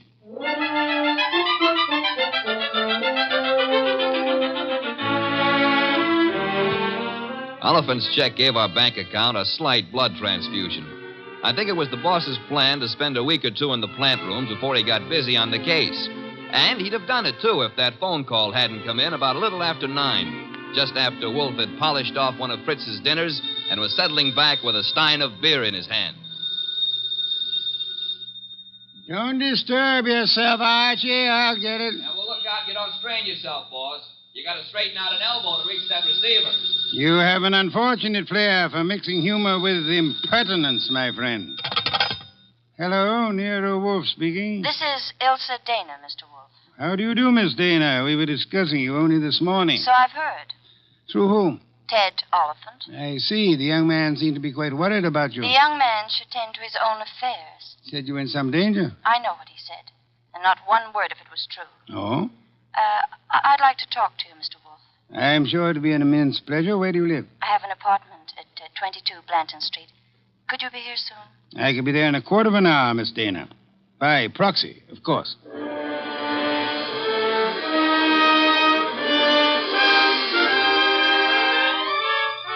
The proxy, naturally, was yours truly. 10 minutes later, at 20 past 9, I walked up to Ilsa Dana's door with a nosy elevator boy giving me the 00. The reason for his interest was that her door was open and the room inside was empty except for a little twisted pile of pale pink satin, which at close range turned out to be a woman. Which woman turned out to be Ilsa Dana. And Ilsa Dana was dead. She used to be pretty. She isn't now. Yeah, strangulation doesn't help any girl's looks, son. Make anything of it? Well, the position of her body and the bloodstains on her pointed fingernails tells me that she put up a tough struggle before somebody succeeded in smothering with a pillow from the sofa over there. Yeah, that figures. When did it happen, I wonder? Yeah, the last 15 minutes, I'd guess. Say, who's been up in the elevator this evening? Nobody for her. Well, somebody came up. Well, who says not? They could have used the stairs, you know. Yeah. How well do you know Miss Dana? I know exactly zero about Miss Dana. How could you ride her up and down every day and know nothing about her? It's a rule of the house to keep your mouth shut. The rule also goes when being questioned by a cop. A cop? Who's a cop? Oh, I guess you're a cello player from the Philharmonic. Look, I happen to work for a guy named Nero Wolfe. Oh. Heard of him? Maybe. Well, if your memory comes alive, son, I might see my way clear to spend a few dollars with you. Understand? I'll keep you in mind. Going down, mister?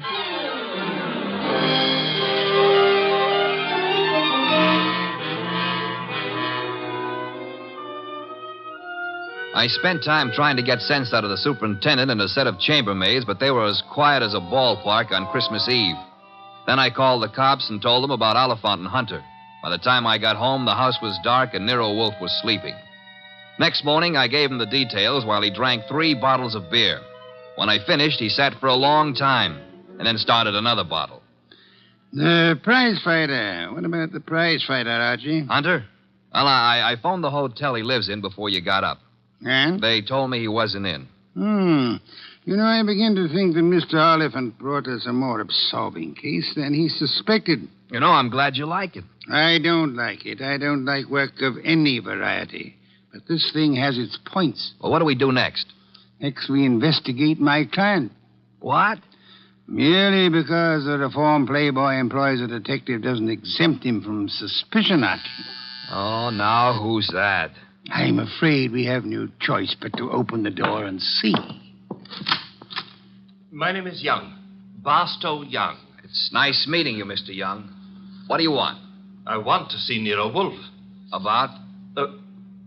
About a certain young lady with whom I am deeply in love. What? Will you repeat that? I want to see Mr. Wolfe about a certain young lady with whom I am deeply in love. Her name, please? Ilsa Dana. Is it possible that you entertain plans of making her your wife? Why, yes, but there's a problem involved. Another man? Yes. Well, do come in. Do come in. I think we've been waiting for you. Oh, Mr. Wolfe. Here's another one. Ah, Mr. Wolfe. You've come to me about Miss Ilsa Dana, sir? I have come to you, more specifically, about a man who has threatened her life. How unusual. He's the treacherous kind. Mild-mannered, you know. As we say in my profession, he underplays it. Your profession, then, is the stage. It is, sir. Go on, you interest me deeply. I was present recently when he told her that he would certainly kill her unless she mended her sinful ways. Sinful? No one denies that Ilsa has had, shall we say, a checkered career. But the man's attitude is totally fanatical. What's his particular brand of fanaticism, Mr. Young? Theodore Oliphant is a religious maniac. Well, what do you know? He's come to give Theodore a bad report card. I don't understand. I've come to ask Mr. Wolfe to prevent his murdering Miss Dana. Am I allowed a direct question, sir? Why, of course. Where were you between 9 and 9:20 p.m. last night? 9 and 9/12. Why do you ask? You said I was permitted a direct question. Oh, well, I was walking in the park, as I remember. Do you make a habit of walking in the park? I have lately. I'm preparing for an important role in a forthcoming production. What's so important about last night? From your point of view, a great deal, sir. Well, what do you mean? Last night, Miss Ilsa Dana was murdered. What? Mr. Goodwin here discovered the body. No. I'm afraid I must insist, Mr. Young. Oh, why are you looking at me like that? Are you accusing me of... I have accused you of nothing, my dear sir. Well, now, look, you're making a mistake. Oliphant killed her. You may be sure of that. I have your word. I know him. He was trying to reform her, wanted to make her a devout follower of his cult, the Seekers of Power. I heard him tell her to her face that if she refused redemption, he would see to it that she didn't live on in her wickedness. You could produce other witnesses? Do you know, in your own smug way, you're as detestable a character as I have ever had. All right. Let's everybody take 5. Yeah? Nero Wolf? He's busy. This is Archie Goodwin. You'll do, Goodwin. This is Jack the Babe Hunter. Oh? How are you? Great. Except the cops seem to want to talk to me about some murder fandango because, as I get it, you named my name. You got it wrong. I doubt it, and I'm coming over there to set you straight.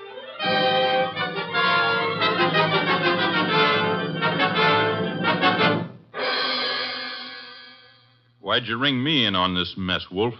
You knew the girl pretty well. Me and how many more? Besides, what time was she murdered? Last night between 9 and 9:20. I see. So if you would inform the police where you were at the time, that should be that. Yeah. By the way, Mr. Hunter, where were you at the time? I don't see your badge, Wolf. I was only wondering. I haven't been near the Dana woman for over a month. But if you're really interested, I'll give you the name of the killer. Please do not keep us in suspense, Mr. Hunter. A couple of years back, Ilsa financed a guy in a big and lousy Shakespearean play that closed like a clam and nothing flat. Go on.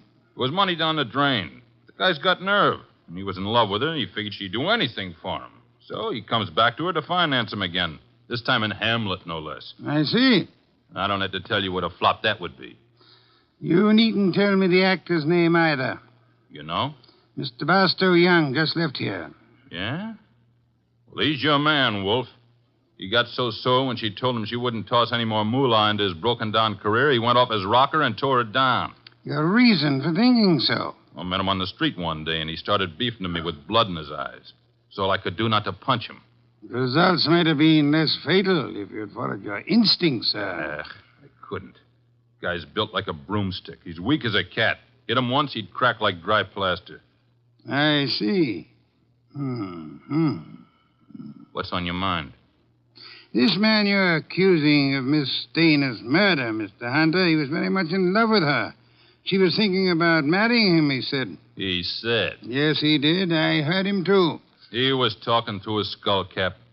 Ilsa wasn't going to marry anybody. No? No, she couldn't. Why couldn't she? Well, but she just couldn't, that's all. So long.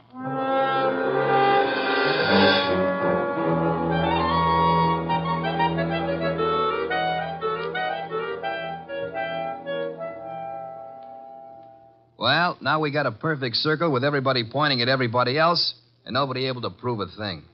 What Hunter says isn't impossible, Archie. You think Young did it? I don't think at all yet. But if there's anything more dangerous than a woman scorned, it's an actor scorned. We have another visitor. Yeah, who are you expecting? At this point, anybody. Hi. Oh, you. Yeah, I told you might hear from me. Come on in. Who's this? Fellow runs the elevator at 22 Blanton Street. What do you got for me, kid? Postcard? Postcard? Yeah, the cops missed it, but I spotted the edge stuck under a rug. Nice of you to have delivered it. Or maybe he was just being curious. Curious? It's not every elevator boy who has a chance to see Nero Wolf in the flesh. Oh, him? Come off it, High Pockets. I'm here because you mentioned something about spending a few bucks. Oh. I wouldn't cross the street to see the best gumshoe that ever breathed. Look, gumshoes don't breathe, and how would you like a sock Archie, Pay him and let him go. Yeah, pay me and let me go. Sure, Mr. Wolf. Here you are. Thanks. Don't mention it. Anytime, pal. Anytime. How do you like that fresh little punk? Archie, the lad has done us nobly. Yeah? Typewritten card addressed to Miss Ilse Dana. Well, what's it say? Rather peculiar message. Have you prayed tonight? It's signed with a single letter O. Have you prayed tonight? Yes. Signed O? Exactly. Weird, isn't it? Well, what's weird about it? What could be plainer? Have you prayed tonight? Now, I ask you, who is the man in this deal who's interested in praying?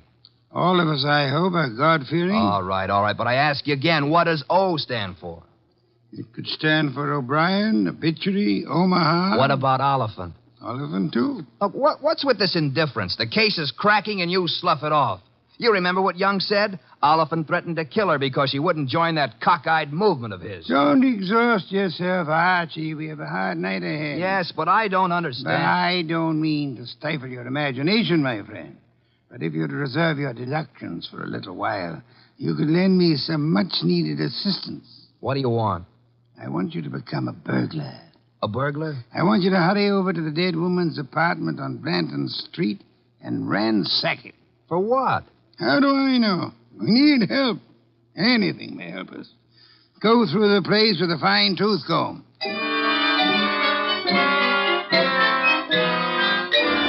I tore the late Miss Dana's apartment to shreds, but I saw nothing.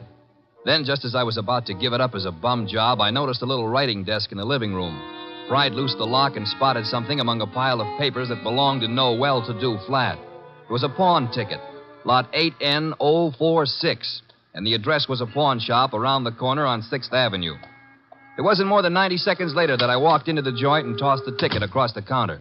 Oh, yeah, this, want to redeem it. And fast, huh, Pops? Yeah, it's nothing that's worth much, mister. No? No. Oh, what is it?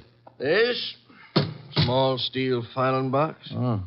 Anything in it? I don't know. Come to me locked, never been able to get it open.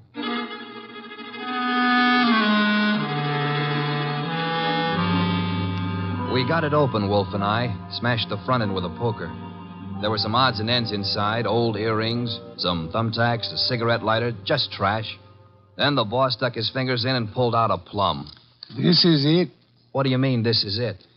You fail to recognize this classic document? Huh? A marriage license, Archie. A marriage license. Yeah, well, whose marriage license? The wording is self-explanatory. Listen. This is to certify, etc., thus licensing on this 3rd day of May, 1946, the marriage of Miss Ilse Dana to Mr. Johann Jaeger. Johann Jaeger? Exactly. Well, who in the world is Johann Jaeger? We'll soon see. I don't get it. I can understand. It's a befuddling little puzzle. It'll be very easy for one to make a fatal mistake here. But, of course, you won't. I won't. 3 hours later, I'd herded all the suspects into the office, and he sat in his chair and glared at them. Oliphant, Young, and Hunter. It was tense and tight, and the boss let it stay that way, saying not a word to anybody while he calmly sipped his beer. It was Oliphant who cracked first. I didn't kill Ilse. I couldn't have. Jealousy is a very compelling motive, Mr. Oliphant. And you came to me, remember, complaining that there was another man in Ilse Dana's life? Whatever I complained about, and jealous as I was, I didn't kill her as the sacred power is my holy judge. Being unacquainted with your sacred power, I'll have to ask you for a better authority. Sacred power. Oh, it simply wouldn't have been possible for me to have done it. Why not? Yeah, why not? Because I was at Mickey's Night Owl Club last night from 7 until 4 a.m. Contemplating the sacred power, no doubt. That can be proved, Mr. Oliphant? Let me call now. Let the head waiter tell you. Well, you take your embarrassment as an indication that you're telling the truth. Hey, wait a minute. You can't let him off like that. Don't be bothersome, Archie. Yeah, but we got that card he wrote, the one about have you prayed tonight, signed with his initial. He didn't write that card, Archie. Now, look. And the O is not his initial, is it, Mr. Barstow Young? I'm afraid I don't understand. On the contrary, I am afraid you do. But for the record, I'll explain. Oh, Archie. Yes, boss? Hand Mr. Young that large red volume off the shelf behind Mr. Hunter's head. This one? That one, thank you.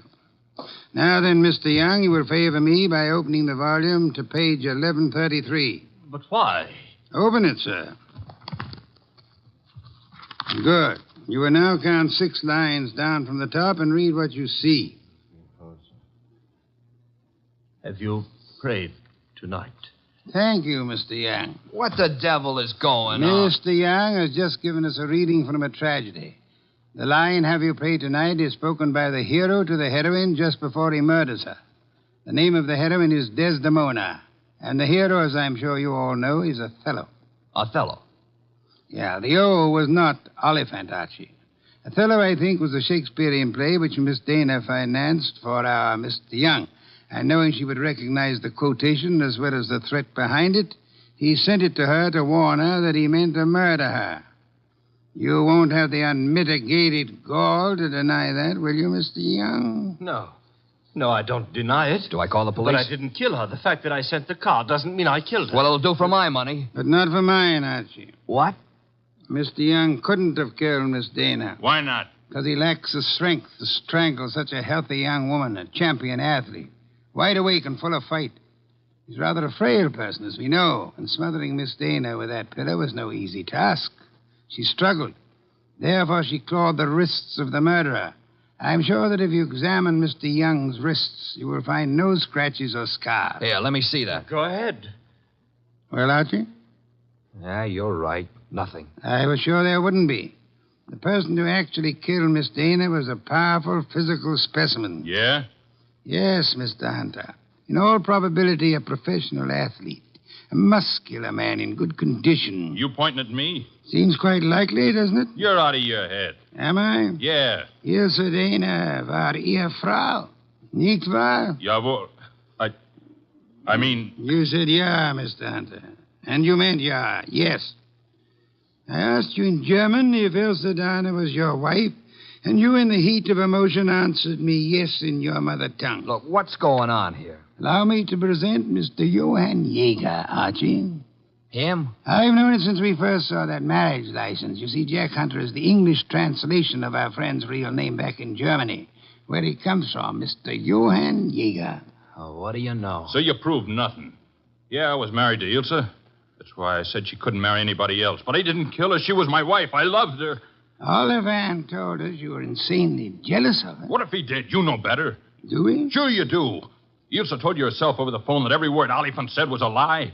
Interesting. What is? How you could possibly know what Ilse Dana told me over the phone. I haven't mentioned it to you or anybody else. Oh, well, you see... I see most clearly, Mr. Jaeger, that you must have been in the apartment with her listening on the extension phone, or you couldn't possibly have that information. And it was only a few minutes after that telephone call that Ilse Dana was smothered to death. And I see it's about time I said good night. Wait a minute, Jaeger. Wait a minute. Good work, Archie.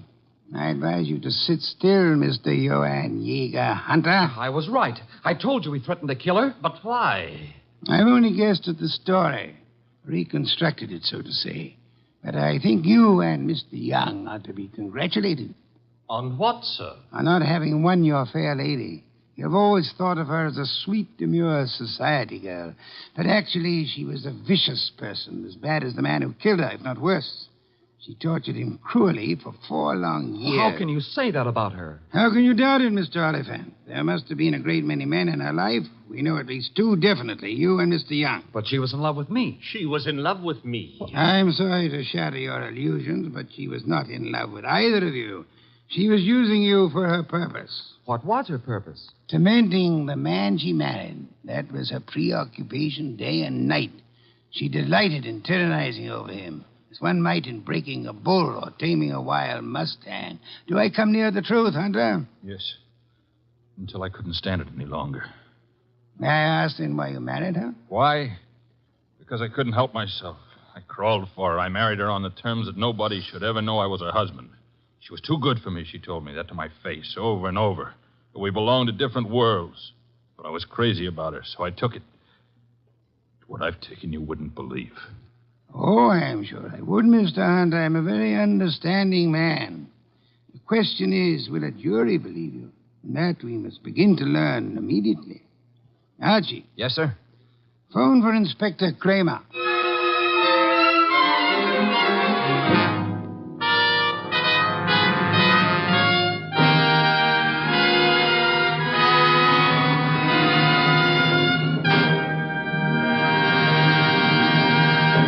You have been listening to The New Adventures of Nero Wolfe, starring Sidney Greenstreet.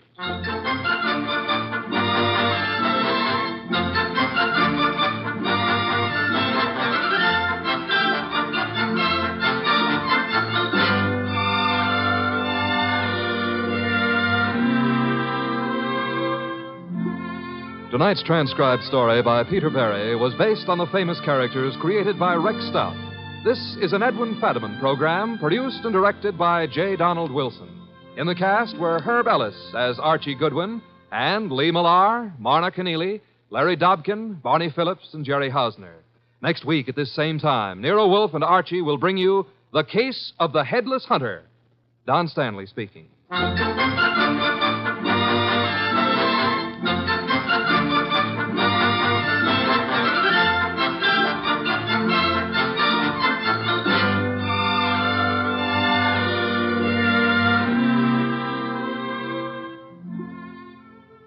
And don't forget, this Sunday marks the premiere of The Big Show on NBC. Not just any big show, it's The Big Show. NBC's hour and a half of comedy, music, drama, and the best of each. The Big Show will be heard every Sunday afternoon over most of these stations, with Tallulah Bankhead as mistress of ceremonies. Your stars for this Sunday's broadcast include Jimmy Durante, Fred Allen, Ethel Merman, Frankie Lane, Mindy Carson, Meredith Wilson, Danny Thomas, and hosts of others. No wonder it's The Big Show. And Theater Guild on the Air this Sunday presents Judy Garland in Miss Alice Adams. So don't forget, Tallulah Bankhead brings you The Big Show Sunday on NBC. Stay tuned for Nero Wolfe, who follows transcribed in 30 seconds. Later tonight, over most of these NBC stations, Duffy's Tavern comes your way. And on the menu at Duffy's tonight, there's a blue plate special of grilled English language, served up by the delightfully ungrammatical Archie. Plus laughs garnished with chuckles, brought to you by Archie's remarkable crew. There's no cover charge at Duffy's Tavern. Just keep your dial tuned to NBC. And this Sunday means another broadcast of The Big Show. And your guests include Fred Allen, Douglas Fairbanks, Danny Thomas, and many, many more. Tallulah, of course, is your hostess on The Big Show. Ladies and gentlemen, that phone bell means adventure. Hello? Hello. The young man answering the phone is Archie Goodwin. The mountain of a man engaged in deep thought in the oversized armchair is Nero Wolfe. Mr. Wolfe, we've got a case. I'm not sure whether somebody's going to kill a rabbit or a rabbit is going to kill somebody, but either way, it's going to be murder. Please, Mr. Wolfe, even orchids have to eat. Phooey. Yes, sir, Mr. Wolfe will take the case. As a matter of fact, he's working on it right now. Money, work, bah. Greatest detective in the world. Only trouble is, he is.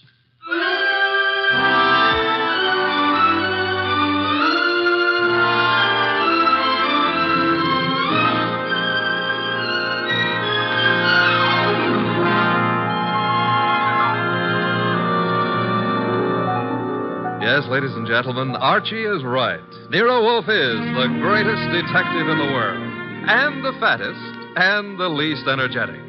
Nero Wolfe, created by Rex Stout, and brought to you over this NBC network in a new series of adventures by Mr. Sidney Greenstreet.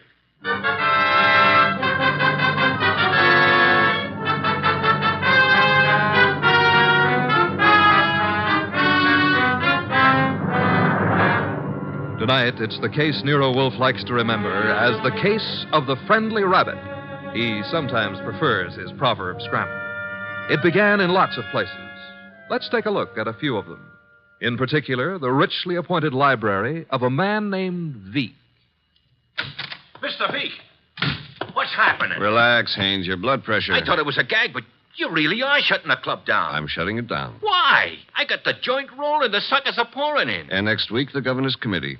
Huh? It's moving out to Baylor County. Our joint enterprise is in Baylor County. I think the club needs a rest. Crime committees so rarely admire gambling. Oh, Oh, that's different. So it is. The club needs a rest. You need a vacation. Florida, perhaps? I don't like Florida. Pick any place you like, just so long as you get out of reach of a subpoena. The heat's on, huh, boss? You've just coined a phrase that may very well catch on. Get out and stay out of the state until I send for you. Okay, Mr. V. Sure, Mr. V. Marshal? Yeah? That about covers us in Baylor, am I right? You're right. The dear governor's dear committee will be sorely disappointed. However, I doubt it'll give up quite so soon. I wouldn't think so. Therefore, have the truck driver deliver another shipment of carrots to the rabbit farm. Eh, Marshal? Okay, boss.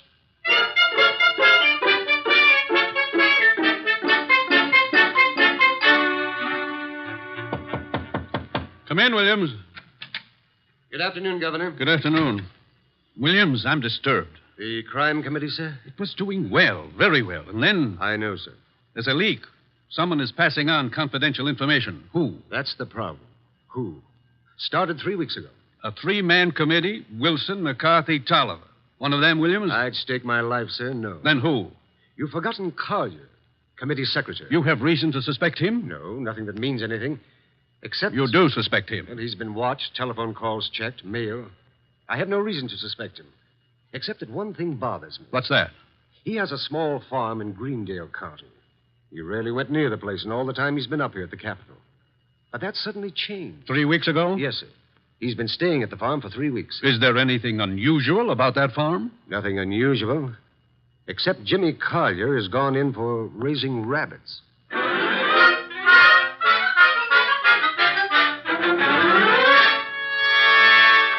Jimmy, Who is it? Oh, hello, Clara. you've been hiding from me. I've been out here with the rabbits. Jimmy, what's wrong? With what? You. There's nothing. You're lying. We grew up together, remember? We live next to each other, Jimmy. We were going to be married. Hey, wait a minute. We still are, last I heard. You haven't heard recently enough. What does that mean?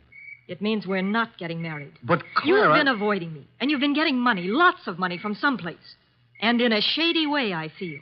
All right, you know. So what? I've been concerned about your sudden devotion to these rabbits and the kind of men you've been seeing. What do you mean? Like the one up at the house now, waiting for you. Oh, there's somebody waiting?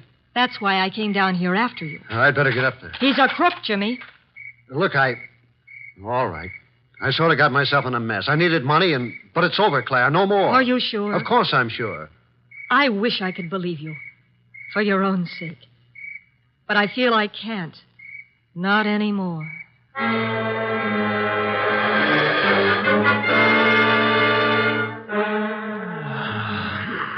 Archie.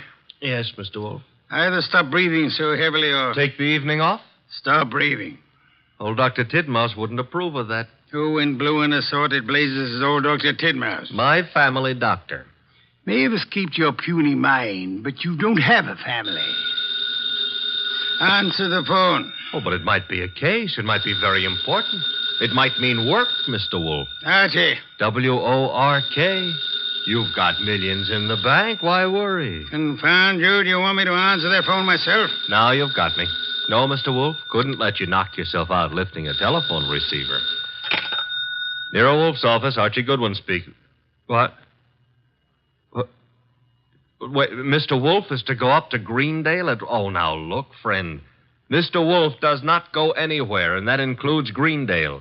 He wouldn't stir out of the house for anybody short of the... What? I see. Yes, sir, in an hour. Goodbye. Mr. Wolf, brace yourself. You've got an appointment with a Mr. Williams at the Starlight Hotel in Greendale for 1 hour from now. You're insane. No, I'll admit I've been tempted. Sure. Were it not for the fact that often the native hue of resolution is sicklied o'er with a pale cast of thought. Quoting Hamlet will get you no place. I would fire you. And then who would drive you to the Starlight Hotel in Greendale? I'm not going to Greendale. Nevertheless, in an hour you will be there. And who, may I inquire, says so? The governor of the state.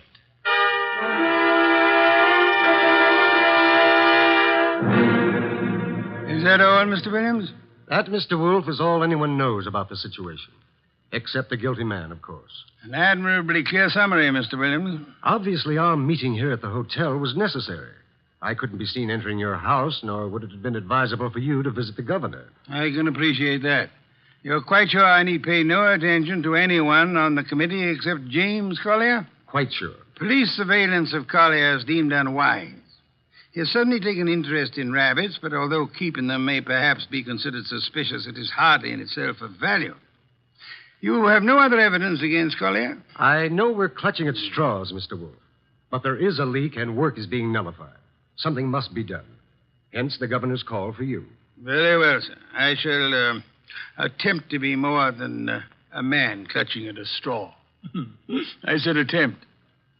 Archie, unpack. We shall stay at Greendale near Collier and his rabbits.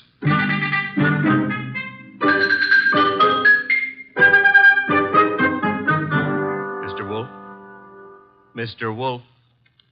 Oh, naturally, I know that shutting your eyes and pushing your lips in and out indicates you're thinking feverishly, but there's nothing for you to think about. Three. Oh, I accept your correction. What are you thinking about? Hotel beds. They're notoriously flimsy. Oh, you gave up on the case so soon. Fiddlesticks. I already know exactly what role the rabbits play in our problem. Therefore... We're going to drive out to Collier's farm? You are.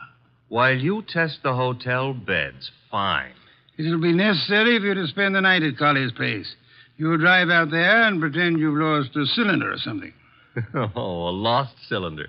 Oh, fine. Confound you, Archie. You can invent something plausible as a pretext, and if you are properly charming, Mr. Collier will, I hope, invite you to stay the night. And during the night I sleep, happily breathing the fresh country air.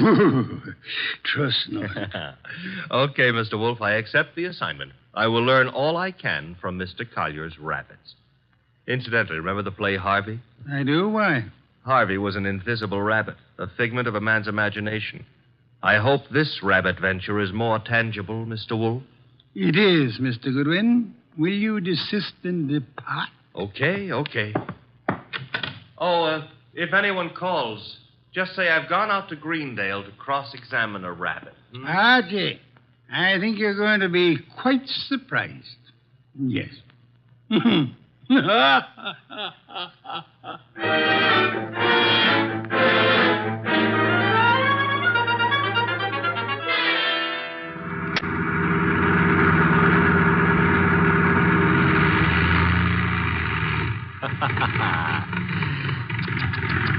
Running out of gas, and me such a big boy.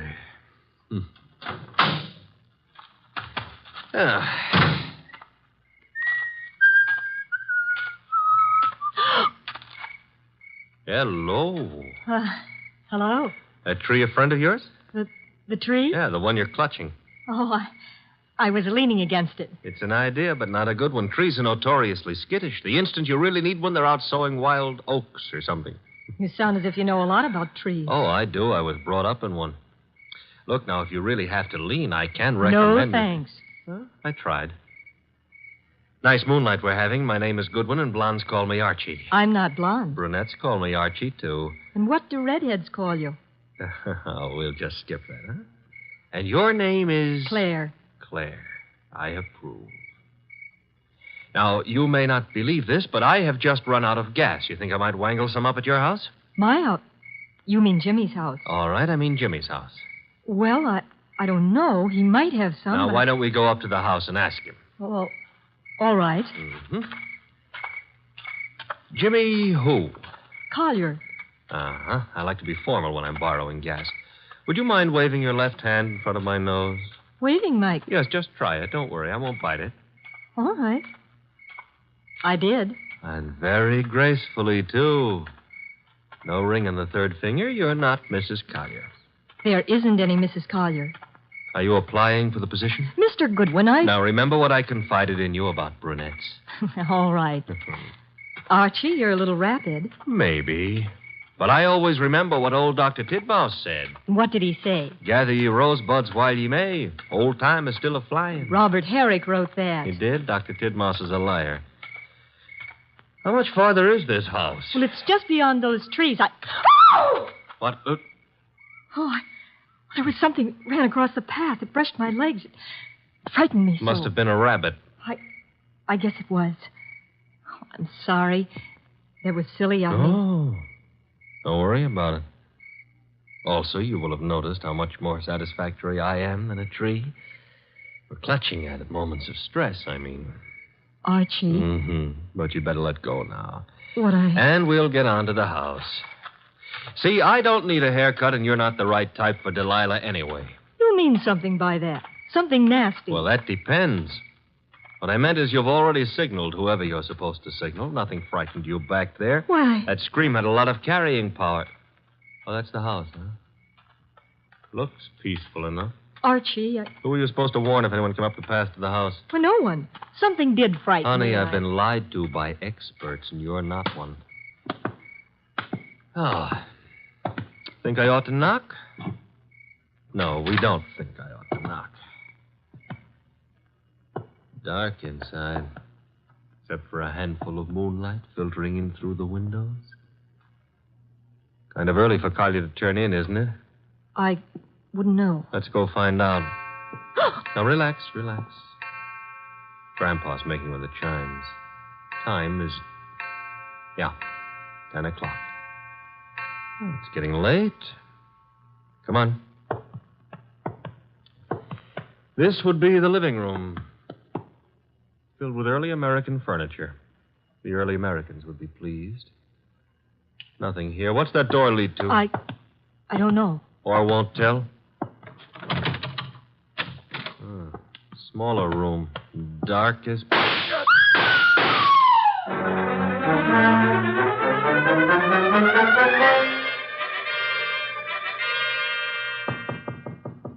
Come in. Put the beer on it. Oh, you're not the bellboy. I'm sorry. I should have remembered to bring some beer. Indeed, and you are? I'm a fellow guest at this hotel, Mr. Wolf. My name is Veek.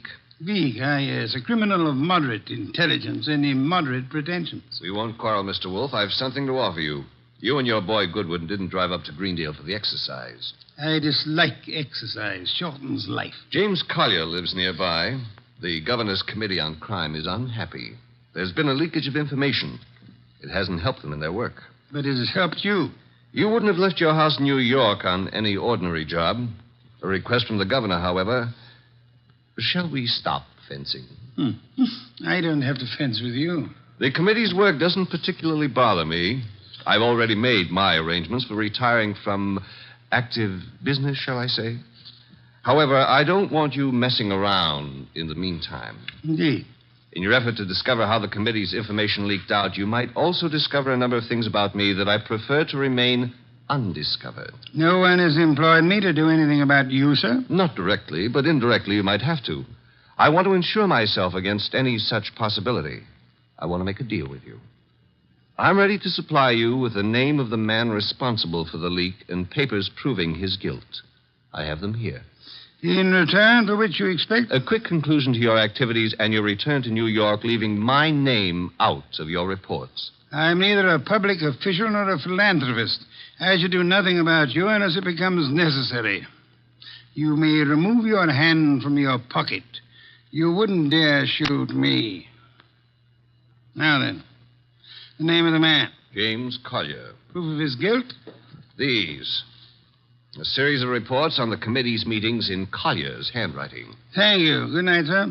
Good night. And I hope for your sake that we do not meet again. Phew. Archie, answer the... Oh. Hello? Mr. Wolf? Yes, Archie. I'm at the Collier place.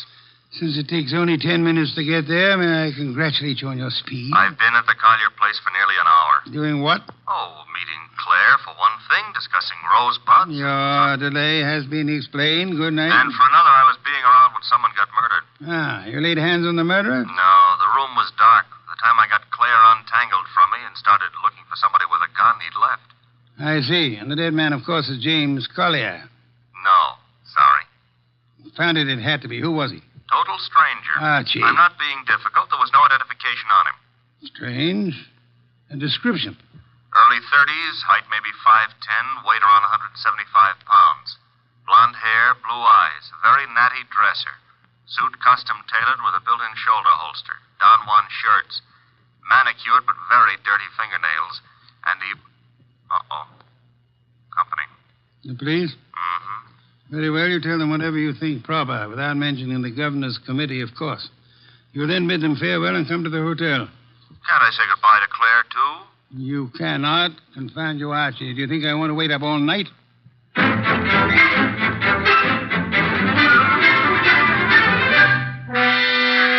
Police were not happy about letting me go, but I threatened to tell you on them, so they gave up. You have told me the entire story of what occurred at the Collier farm, Archie? Mm-hmm. All details. If you like, I wouldn't mind repeating the parts about Claire. Phooey. You may call it phooey, I call it love. By the way, did you know that it was Robert Herrick who wrote that poem? Confound you, be quiet. Okay, push your lips around, but you've missed something. I have? Mm-hmm. The burning question of the day. The night, rather. Which is? Where is James Collier? Ah. Stop buying. The cops want him on suspicion of murder. The way it shapes up, he shot our unknown pal and then headed for the nearest border. Nonsense. Mean he didn't shoot our unknown pal? I mean Collier's whereabouts are not a mystery. You know where he is?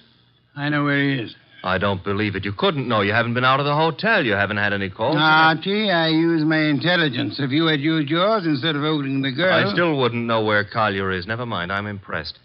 What do I do now? You get Mr. Veek on the phone. Huh? He's staying here at the hotel. Oh, old home week. Operator. Mr. Veek, please. Hello? Hello, Mr. Veek. Who is this? Mr. Wolf wants to speak with you. Just a second. Here you are, sir. Thank you. Mr. V, where were you at 10 o'clock? Why, on my way to the hotel. You checked in at... 10:15, then came directly to your room. One other question. You have an employee, a man in his early 30s, blonde-haired, blue-eyed, and well-dressed. Am I correct? Yes, that is Marshall. No, that was Marshall. Good night, sir. Having done that, whatever it meant, we now go to sleep? Phooey, we go to the Collier farm. Okay, but why? Because, Archie, the time has come to cross-examine the rabbits.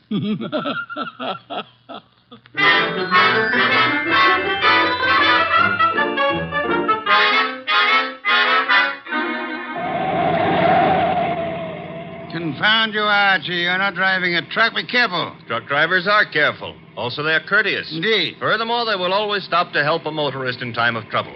Archie, are you training to become a truck driver, or have you fallen in love with a truck driver's daughter? Her name is Susie, her hair the color of wheat fields at high noon. Never mind turning purple. I'm about to change the subject. Boss, I have a theory. Stick to truck drivers. As follows. Our boy Collier, who'd been selling information to Veek, had a change of heart and decided to turn ethical. But Veek's man, Marshall, at Veek's orders, tried to apply pressure, so Collier shot him and headed for Canada. And the girl's role? Was to brighten my life. Oh, you mean about her playing sentry? Well, she's in Veek's employ, too. Phooey. Don't like my theory. It's charming. It merely happens to be wrong. Merely happens to be... Why is it wrong? Because, Archie, if a dead man's dirty fingernails, Marshall's fingernails. Oh. Well, you made me bring you to the rabbit hutches. We have arrived. There are the rabbits. Go ahead, cross-examine them. Good many hutches. A large pen for the rabbits to run about in. Notice that they're all cowering at the far end of the pen, ran as we entered. That's because they don't like us, maybe, huh? One of them, however, seems to be friendly. The one up here, and at the corner opposite us. Oh, yeah, there is one here. He's not friendly, Mr. Wolf. Indeed? He's dead. Somebody stove in his skull. Interesting. What's interesting about a dead rabbit? He may be dead now, Archie, but he was friendly. Too friendly.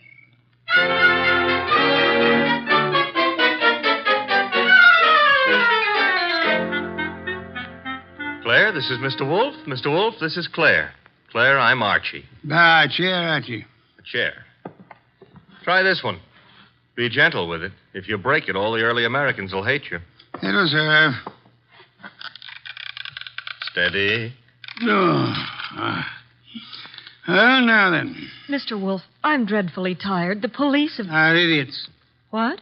For example, do they know that you were posted as sentry outside this house in order to warn James Collier of any intrusion? Well, they don't... I wasn't. Do they know that James Collier and the dead man Marshall were quarreling? No. Do they know that James Collier had armed himself in preparation for this meeting with the gunman? That isn't true. It is true. I don't have to say anything. You've already said more than enough with your actions, my dear. What do you mean? According to Archie's report, and Archie is always meticulously accurate, when you and he opened the door of the room in which the murder took place, you screamed at the shots. Well, of course. Any girl would scream with... Then you clung to Archie with sufficient force and for sufficient length of time to prevent him from chasing the murderer. Why? Because you had seen and recognized the murderer as the man you loved. It was too dark to see anything. True. Therefore, you didn't have to see the man. You thought you already knew who the killer had to be. That's a lie. You're shielding James Collier, aren't you? I'll never admit any of it. Never. May not be necessary. Archie. Yes, Mr. Wolf? Get hold of that policeman outside and remember what happened to one particular rabbit. Well, look around for freshly dug earth.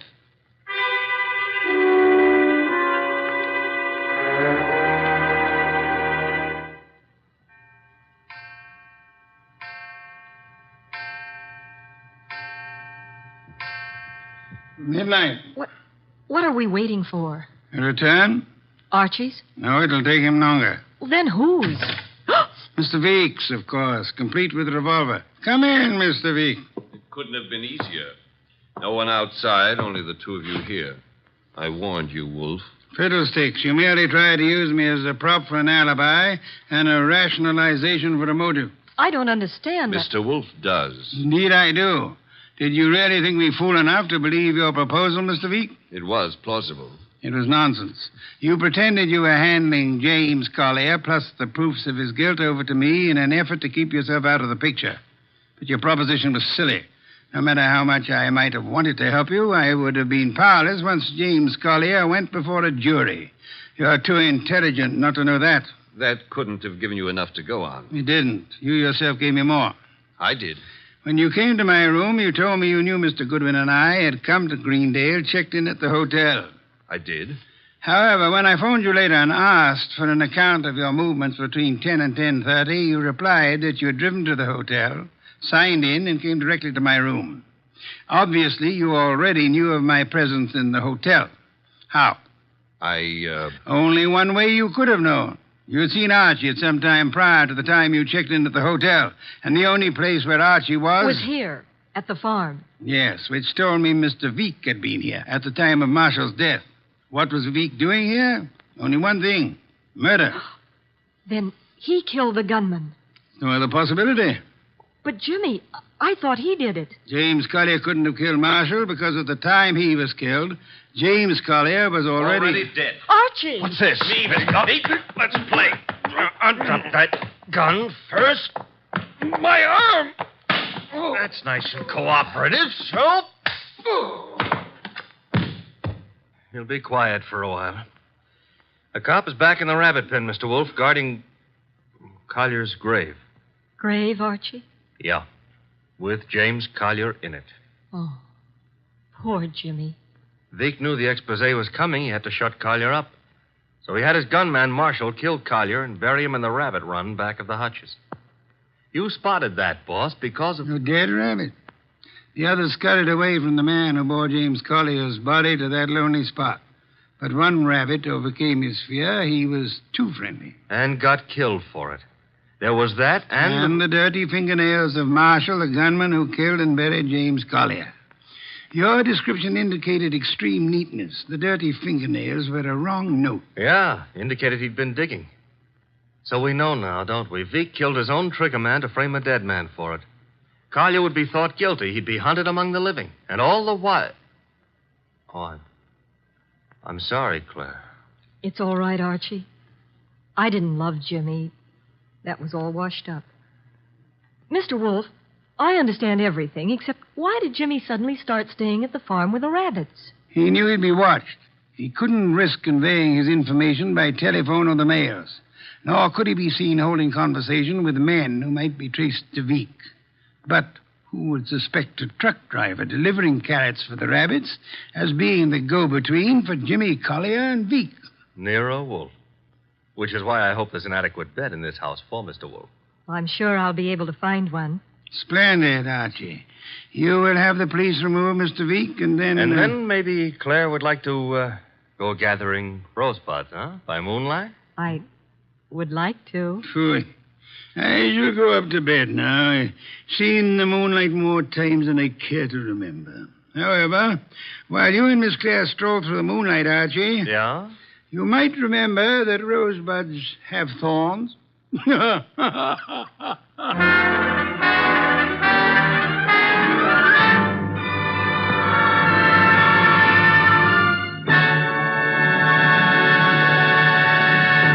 You have been listening to The New Adventures of Nero Wolfe, starring Sidney Greenstreet.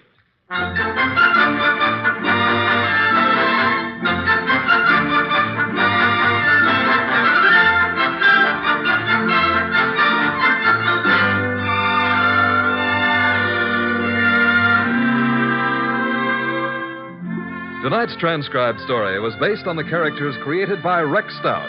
This is an Edwin Fadiman program, produced and directed by J. Donald Wilson.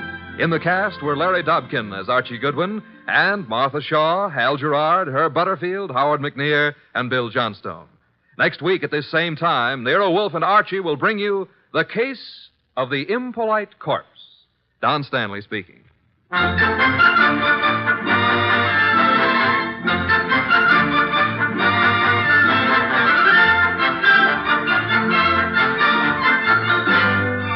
Three chimes mean good times on NBC. There's no cover charge at Duffy's Tavern. Just keep your dial on this NBC station this evening as Archie the Manager, played by Ed Gardner, and his remarkable friends serve up another blue plate special of grilled English language, fresh laughs and whimsy a la mode. Another Friday fun favorite is the delightful Life of Riley, starring William Bendix as the beleaguered Chester A. Riley. Now it's Sam Spade. Then, The Magnificent Montague on NBC.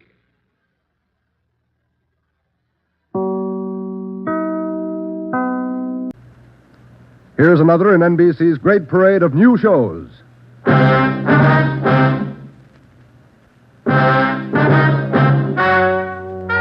Ladies and gentlemen, the story you are about to hear is true. Only the names have been changed to protect the innocent. NBC brings you Dragnet.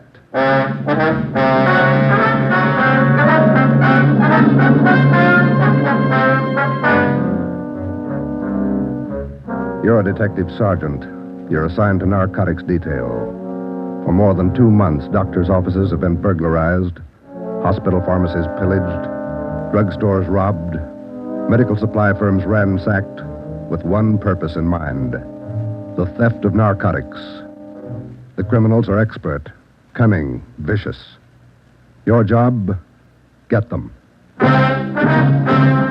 Dragnet, the documented drama of an actual crime, investigated and solved by the men who unrelentingly stand watch on the security of your home, your family, and your life. For the next 30 minutes, transcribed in cooperation with the Los Angeles Police Department, you will travel step by step on the side of the law through an actual case from official police files. From beginning to end, from crime to punishment, Dragnet is the story of your police force in action.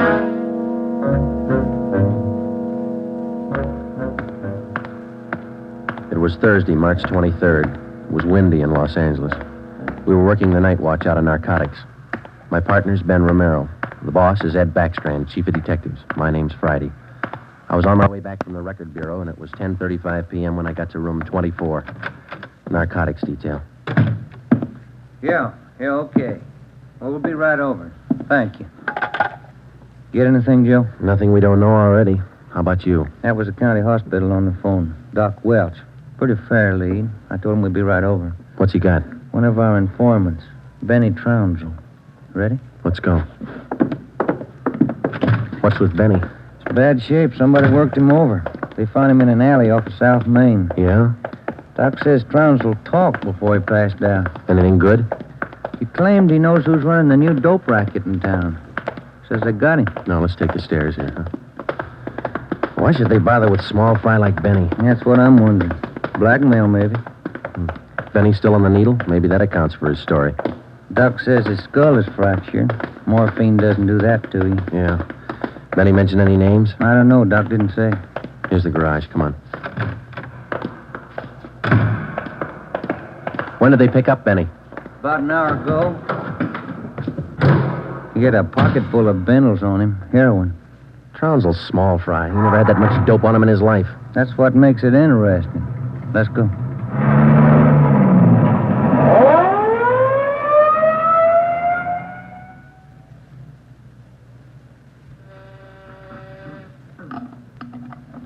County Hospital? Yes, sir. The line is busy. Will you wait? Thank you. Can I help you, gentlemen? We'd like to see Dr. Welsh. She's expecting us. Your names, please. This is Sergeant Romero. My name's Friday, police officer. Oh, yes. Around the corner to your left, room 127. The doctor's waiting for you. Thank you. Come on, Ben. I hope Benny's still talking. We could sure use a lead. Yeah. Here it is. 127. Hiya, Ben. Joe? How are you, Doc? Anything new? Just left Trounsel upstairs. You think we can talk to him now? Won't do much good. He died about 6 minutes ago. For almost 2 years, Benny Trounsel, an addict himself, had been one of the most valuable informants Ben and I had in the narcotic gangs. More than once, he had helped us solve a case, but this time, if Benny Trounsel had any direct leads to the nerve center of the newest narcotic ring, he took them with him. Besides his dying accusation that the ring had gotten to him, he left behind only 2 small scraps of information. First, when he arrived at the county hospital, Dr. Welsh reported that Trounsel repeatedly muttered the name Patterson. Secondly, among the few personal effects found in his pockets was a good amount of heroin and a small piece of white paper with 2 words scrawled on it, Tucker Building. Benny Trounsel's body was taken to the county morgue, and the next morning it was posted. At the coroner's inquest, the cause of death was listed as a brain hemorrhage induced by severe blows by a blunt instrument on the sides and base of the skull, inflicted by a person or persons unknown. Besides Ben and myself, the only identification witness at the inquest was a woman who managed a rooming house in Benedict Alley, where Trounsel used to stay periodically. After the inquest, we questioned her briefly in our office. Miss Strite, you say you can't remember any friends Trounsel had while he stayed at your rooming house? No, I can't. Besides, if I knew that man used dope, I never would have rented him a room. How long did he rent from you, Miss Strite? Oh, about 6 months. I run a respectable house. I don't mind if my people drink a little now and then, but those dope users, no, sir. Did you know anything about Trounsel, Miss Strite? Where he spent his time, where he had his meals? Well, don't serve at my place. Too much trouble. Most of the people eat at the Ace lunchroom, down the corner. Where's that, Miss Strite? Grant and South Main, right on the corner. And you think Trounsel might have spent some time there? He might have, I don't know. Miss Strite, did Trounsel ever mention anyone by the name of Patterson? No. Patterson? No. And you can't recall any friends he might have had? He had any friends and never set foot in my house. That's all I know. All right, Miss Strite, thank you. Here's a card, ma'am. If you come across any information about Trounsel, we'd appreciate it if you'd call us. All right. That all? That's all, ma'am. Thank you. Well, bye. Goodbye, ma'am. Big help. Yeah, not even a good identification witness. You got those listings we made on the Tucker Building? Yeah. Yeah, let's see. Here it is. Okay, let me have it, huh? Tucker Building, 7310 South Wilshire. I wonder what Benny Trounsel could have been doing out there. Shouldn't be too hard to check. It's a small building. Yeah. 6 listings for the whole place. A couple of law offices, real estate guy, dentists, architect, and a doctor. 1 dentist, 1 doctor. Could be a lead. Maybe. Pretty thin. Friday, Romero. You got a minute? Yes, Skipper. Come on, Joe. Yeah. What do you got, Ed? Letters. Here's a sample. Now listen to this. Chief of Detectives, Ed Backstrand, City Hall, Los Angeles. In view of mounting wave of narcotic robberies, strongly recommend that your efforts to curb this lawlessness be redoubled. They all like that? All of them. They're mad. Can you blame them? Not a bit. We haven't got much to go on, Chief. The gang's pretty smart. All right, then let's be smarter. There's no law against it. Doing our best, Skipper. Then make it better. I'm sick of that bunch, and I'm tired of these letters. And look at that record. In 2 months, 15 drugstore robs, 8 medical offices, 2 supply houses, 2 hospital pharmacies. Narcotics missing every time. Now, who's behind it? None of the old-timers. We've checked them out. Gone over every hype and mainliner we know of. All right, then get on the transients. New faces. Climb on every one of them that shoots the stuff until you get to that gang and break it. If you need help, holler. But get to that gang and break it. Do you understand? Okay, Skipper, we'll try. You dig up anything on that Trounsel case yet? Still checking out 1 lead. What? Slip of paper we found in Trounsel's pocket, Ed.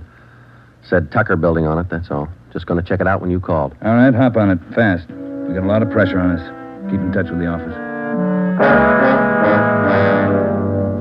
It was almost noon when Ben and I got out to the Tucker Building. It was a two-story affair, comparatively small, very modern. We checked with the dentist in the building first, but he'd never heard of anyone by the name of Benny Trounsel. His records and appointment books proved it out.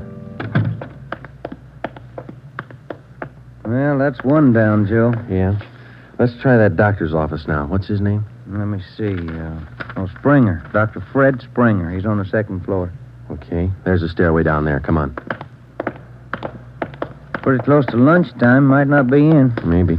Somebody should be there. We haven't got much time to play with. Yeah.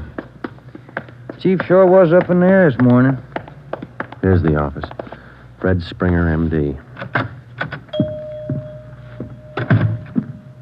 Good morning. May I help you, gentlemen? We'd like to see Dr. Springer, please. Do you have an appointment? No, we don't. Well, the doctor's not in at present. Would you like to make an appointment for later in the day? No, ma'am. We're police officers. This is Sergeant Friday. I'm Sergeant Romero. How do you do? I'm Miss Turner. I'm the doctor's nurse. Then you must take care of the appointment and record books for the doctor. Yes, I do. Well, maybe you can give us the information we're looking for, Miss Turner. Did the doctor ever have a patient by the name of Trounsel? Benny Trounsel? Trounsel? Mm-hmm. No, I don't think so. Just a moment. I'll check. Thank you. No. Trounsel, is that the way you spell it? Yes, ma'am. No. The name's not listed here. Let me check the account book. No. Wait. That's funny. What's that, Miss Turner? Here in the back of the book in the doctor's handwriting. Look. Trounsel, the Black Parrot. Certainly funny. I can't remember seeing that notation before. It must be fairly recent. Miss Turner, what kind of a clientele would you say Dr. Springer has? Oh, it's quite exclusive. Beverly Hills, Bel Air. That's where most of the bills are mailed. Can you recall seeing Trounsel in the office here, Miss Turner? Small man, thin, walked with a kind of a limp, not very well dressed? No, I don't think so. Doesn't sound like any of our patients. Would you show us the doctor's prescription lists for the last 2 months? We'd like to check them. Well, I'm afraid I can't. Dr. Springer keeps them in the safe. He's the only one who has the combination. How long you been with Dr. Springer? About 10 months. Ever since he started his practice out here. Where was he before that? Philadelphia. I don't understand all these questions. Is anything the matter? Just a routine check, Miss Turner. When do you expect the doctor back? About 4 this afternoon. He's out making home calls. All right. Here's our card. Would you ask him to call us as soon as he comes in? I'll do that. Thank you, Miss Turner. Bye. Goodbye. Bye. Oh, say, Miss Turner, there's one more question. Yes? Does Dr. Springer have a patient by the name of Patterson? Oh, yes. One of the doctor's first patients, John Patterson. He lives out on East Beverly Drive. When we left Dr. Springer's office, we called R&I. There was no make on John Patterson. Ben and I drove over to see him just on a hunch. It didn't pay off right then, but it showed a little promise. When the maid came to the door of the Swank apartment, she told us Patterson was out for the day. We asked her about Patterson's occupation. She didn't know. We asked her about his friends, his business acquaintances. She could remember only 2 people visiting the apartment. One of them was Dr. Springer, apparently a constant visitor. The other, a tall, dark man who spoke bad English. We asked the maid how long she had worked for Patterson. She said ever since he moved to Los Angeles, about 6 months before. A few things started to fall into place, but it was strictly a guesswork operation. Ben and I got in the car and headed for the south end of the city to check out some of the places Benny Trounsel was supposed to have frequented. We met a stone wall. From the Ace lunchroom near Benny's former rooming house to the Black Parrot. No one was willing to talk. Threats didn't work, and neither did promises. Ben and I gave up for the moment and headed back to the office. Pacific Ambulance 1, call to Alhambra is now code 3. Seems like Skid Row doesn't want any part of this one. Yeah, there's a bad feeling. Something's got him scared. Sure would like to know what it is, or who it is. Yeah, I'd like to know the Control 1 answer to to Unit that, too. 80K. Control 1 to Unit 80K. Us, Joe. Get it, will you? I got it. 80K to Control 1. 80K to Control 1. Go ahead. 80K. Call station 2511, code 3. 80K to Control 1. Roger. KMA 367. Wonder what that's all about. Well, let's find out. There's a drugstore. They ought to have a phone. Pull over, huh? You got a nickel? Oh, yeah, sure. Thanks. I'll be back in a minute.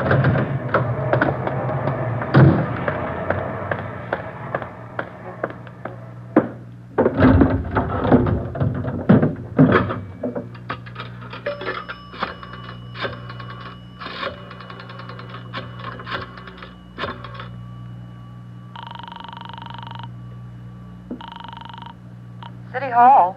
2511. Thank you. Chief of Detective's Office, Hannon. This is Friday, Mike. The chief there? Oh, yeah. Just a minute. Backstrand talking. This is Friday, Ed. What do you got? You tied up? Nothing big. Then check in as soon as you can. Got something good. What?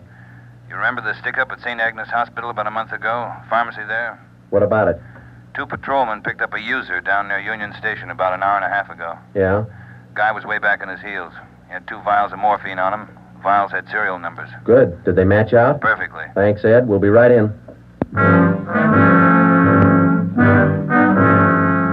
When Ben and I got back to the office at 3:52 p.m., we picked up Chief Ed Backstrand and went directly to the crime lab where Lieutenant Lee Jones analyzed the contents of the 2 vials taken from the suspect. Jones told us it was high-grade morphine. We went back to the office and double-checked the serial numbers on the vials with the crime report on the St. Agnes Hospital robbery. They matched. And there's a good break. These vials were in the loot when the gang knocked over the hospital 28 days ago. Now stay on the trail and we'll crack that gang wide open. This the arrest report on the guy, Ed? Yeah. Picked him up in a bar off South Main. Who is the guy? A transient? Yeah, here it is, Ben. James Steiner, Phoenix, Arizona, age 37, transient laborer. Anybody talk this guy yet, Ed? Not yet. He shouldn't be too hard. You better get on it. Right, Skipper. Come on, Joe. Check you later, Ed. What time you got, Ben? Let me see here.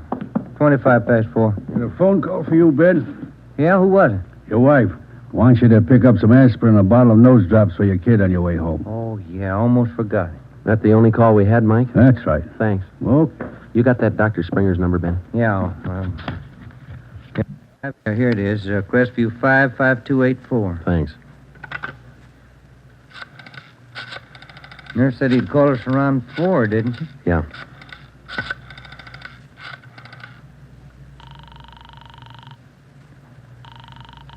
Dr. Springer's office? This is Sergeant Friday down at the police department. Dr. Springer there? Well, no, he isn't, Sergeant. He called in about 20 minutes ago and I gave him your message. He said he'd call you. All right, Miss Turner. When he comes in, tell him to call us. Impress on him. It's urgent. All right, Sergeant, I'll do that. Goodbye. Goodbye. No luck? I don't know. Just a hunch. He may be ducking us. Who are you calling now? State Medical Board. Maybe they can check us out on Dr. Springer. I put the call through to the State Medical Board and asked for a check on Dr. Fred Springer. They said they'd call back within the hour. In the meantime, we had James Steiner brought to one of the interrogation rooms for questioning. It was all talk. Oh, look, it's like I told the sergeant when they booked me. I don't know anything about this hospital job. Sit down, Steiner. Oh, all right, thanks. How long you been in the city, Steiner? L.A.? Oh, about a month. I came from Phoenix, looking for work. Things are pretty slow in Phoenix. Where'd you get the morphine? Huh? I said, where'd you get the morphine? The stuff? Oh, I bought it. Just for a pop now and then. I just play around with it. Just for kicks. Who'd you buy the vials from? Who? I don't know. A guy in a bar gave me a price. Which bar was that? Which bar? The Black Parrot. I'm not hooked. I just play around with it just for kicks. What did the guy look like, Steiner? What did he look like? I don't know. Tall, I guess. Would you remember him if you saw him again? Remember? Sure. I talked to him a couple of nights at the bar. Was he on the stuff? Was he a hype? Hype? Yeah, maybe. Tall fella, dark. You shooting the stuff? Shooting the stuff? No, I'm no mainliner. I never took in the veins in my life. I told you I'd do it just for kicks, just to pop now and then. Take off your shirt. Let's see your arms. Huh? My arms? Come on, take it off. Well, who are you kidding, Steiner? Your arm looks like a pincushion. I told you just once in a while, just for the kicks. I'm not hooked on it. They found 2 vials of stolen morphine on you, Steiner. You can go 2 ways, hard or easy. Hard or easy? I told you I ain't done nothing. I bought the stuff. I use a cap or a bindle once in a while for kicks, but I'm not hooked. I bought the stuff, I tell you. Who was he, Steiner? Who sold it to you? Who? I told you I met him in a bar, the Black Parrot. Who was he? He was tall, dark. He gave me a good price. Come on, let's have it, Steiner. His name. I'm feeling sick. You got something for me? I'm sick. All right. Mike. Yeah, Joe. Get some milk. A couple of quarts right away. Okay, Joe. You ready to tell us, Steiner? Who was he? I'm sick. sick. We're getting some milk for you now. Come on, you better talk. Max. That's all he said. Name was Max. He gave me a good price. I only take a pop now and then just for kicks. You think you could point him out for us? Yeah, maybe. I'm sick. I'm sick. Narcotics, Romero. Hello. This is Dr. Springer calling.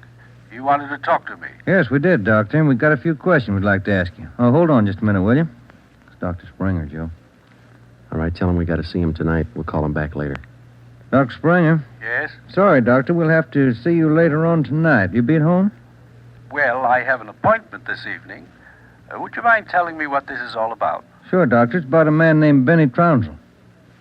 Oh. I see. And if you don't mind, we'd like to check over your prescription list with you. Yes. I'll cancel my appointment. You can contact me here at home. 1538 South Road. I'll be here all night. All right, Doctor, thank you. We'll see you later then. Yes. Goodbye. Goodbye. What'd he say? All right? Yeah, it's all right. I'll buy that hunch of yours now, Joe. Dr. Springer, he knows who killed Benny Trounsel. I bet he knows why. When Mike Hannon came back with the milk, we fed it to Steiner, and then we put him back in his cell. We put in another call to John Patterson out on East Beverly Drive, but there was no answer. We left word with Hannon where we were going, and then Ben and I headed out for Dr. Springer's home. It was 7:35 when we pulled up into the driveway at 1538 South Road, a low, rambling, ranch-type home. We got out of the car and made our way down the path to the front door. A gray Persian cat followed us. The door was half open. We knocked, but there was no answer. Through the window, we could see the living room was dimly lighted. We went in. We found Dr. Springer sitting in a large carved mahogany chair in the dining room. The room was hung with draperies. He was slumped forward, face down on the dining table. There was a bullet hole in his right temple. On the floor near his right hand was a .32 automatic pistol. In the center of the dining table was a piece of white paper. Looks like he beat us. Yeah. Any names on that confession? One says he killed Trounsel. No, wait a minute. It says, John Patterson. He forced me to this. What? I don't know. What's it look like to you? Here's another one. Norberg. That's all it says. Then he signed his name, Dr. Fred Springer. Ben, come over here. Look at these. Hypodermic needle. It works. Is this morphine? White powder. Could be. Then he was on it himself. Looks like it. We'll find out when they post him. I'll get it. Yeah. Sergeant Friday there, please. This is Joe, Mike. What do you got? Can you talk all right there? Yeah, go ahead. Just got a kickback on your call to the state medical board on this Dr. Fred Springer. Mm-hmm. He's not a registered physician in the state of California. Besides that, his license was revoked in Pennsylvania 2 years ago. Illegal operations. That explains it. Notify homicide. Get the crime lab in the corner out here, will you? Looks like Springer shot himself. Okay, Joe, right away. We'll wait for him, but hurry him up, Mike. We got a couple more places to check out tonight. Okay, Joe, see you later. Right. What's next? Patterson place? I don't know. Maybe we ought to try Steiner first. Sounds good to me. Feels like we're getting close. Yeah, Ben. Real close. 12 minutes later, homicide and the crime lab men checked in at the Springer house, and Ben and I checked out. We went back to the office and found Ed Backstrand waiting for us. We told him our story, and he sent 2 men out to keep an eye on the Patterson place. 2 other men went to work to try and track down the other name in Springer's confession note, Norberg. Ben and I went up to the county jail and picked up Steiner. The 3 of us started out to look for the man who sold Steiner the 2 vials of morphine stolen from the hospital pharmacy a month before. The man's name was Max. He was tall and dark. That was all we knew. The rest of it was up to Steiner. 2 other men from the detail, Davis and Emerson, came along with us to take care of Steiner if anything went wrong. Our first stop was the Black Parrot Tavern. Davis parked the car in an alley down the street. Steiner, Ben, and I got out and walked the rest of the way. You understand what you're supposed to do, Steiner? Me? Yeah. I go in first and sit at the bar. You 2 will follow me. I sit at the bar, and if I see Max, I give you the sign. That's okay, huh? That's right. And you don't try to break for it. Break for it? Me? I told you, I'm squaring with you guys. All right, Steiner. Go ahead. Let's hope it works, Joe. Yeah. There he goes inside. Come on.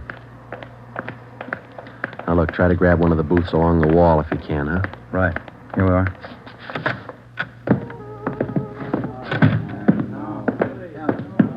The first booth, Ben. It's empty. Yeah. Fellas left to order at the bar. Waitress got a night off. Make it a couple of beers, will you? Couple of beers? Okay. Joe. Joe, look at Steiner. Yeah, he's signaling. Must mean the guy putting on his coat over there. No, hold it, Ben. Wait till he gets past us.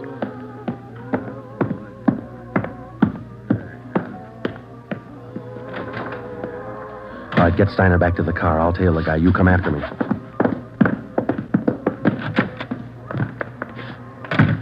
I didn't know how right Steiner was or how much we could trust him. All I knew was that the man I was following was tall and he was in a hurry. I followed him 3/4 of a block before he turned in at a motel. He went to a cottage at the rear of the lot, let himself in, and closed the door quickly behind him. A minute later, Ben and the others pulled up in the car. Got him staked out, Joe. Steiner says that was Max. Let's make sure. Come on. Which one's he in? The one down at the end here. Now be careful. You too. All right, here we are. Wait a minute, right there.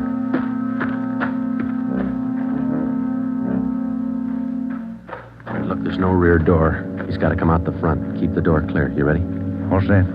Cover me.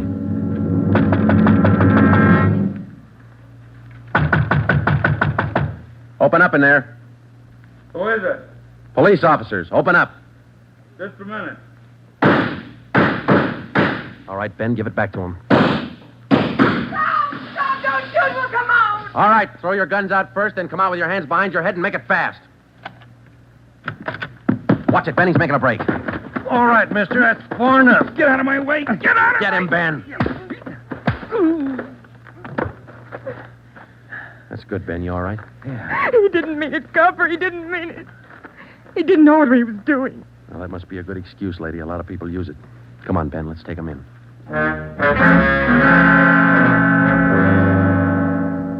It was 10 minutes past midnight when we got back to headquarters. Both the man and the woman were booked for violation of the State Narcotics Act, a felony.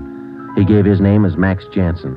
In his luggage, we found 13 vials of morphine, large quantities of heroin, and a small amount of Panopin. He gave us the names and addresses of 6 active members of the narcotics gang. He identified Dr. Springer as second in command. Just a few more questions, Jansen. Yeah, all right. Why did Springer kill Trounsel? He had it coming. Trounsel knew the score, and he was blackmailing them, bleeding them white. Why didn't the gang take care of him? The boss said no rough stuff. Things were going too good. He warned Springer, but he wouldn't listen. All right, Jansen, just one more question. Who's the boss? Do I get off light? State's witness? It might help. We can't promise you anything. Who's the boss, Patterson? Yeah. 138 East Beverly Drive? That's right. What about Norberg? How does he figure? It's the same guy. Patterson and Norberg, both the same. And what's his real name? Norberg. Tony Norberg. What's his front? He's legit, or he used to be. Importing business. Where? Here. Got an office downtown. Do I get protection? Where's Norberg now? Home out in Laurel Canyon. Do I get protection? I thought you said he lived out on East Beverly. His apartment, his home's out in the canyon. Where? What's the address? Do I get protection? You'll get protection. Winden Way. 860 Winden Way. All right, Friday. Romero, take some men with you.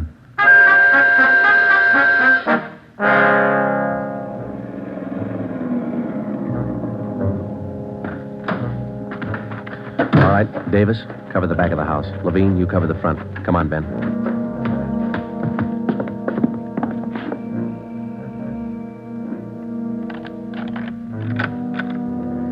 Yes? Mr. Norberg in? Who's calling? Police officers. Oh, come in, won't you? Thank you. Now get your hands up. Face the wall. You'll never make it, lady. The house is surrounded. Tony, get the stuff. It's our only chance. They'll cut you down, Norberg. All right, Jeannie, give him the gun. Don't be a fool. They're going to march out the door in front of us, right to the car. I'm not going, Jeannie. Try it if you want. I'm not going. All right, Tony, stay. Come on, coppers. You'll never make it, lady. I said move. Fast. All right, Ben, hit the dirt. She's going for the car. See if you can get those tires.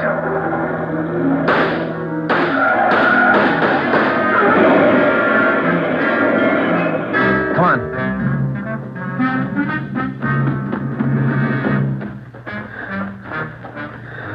Dan? Yeah. Norberg was smart. Must be the girlfriend. Guess so. Wonder why they start. Why do they get on the stuff, Joe? For kicks, Ben. None of them ever get hooked. Just for kicks. The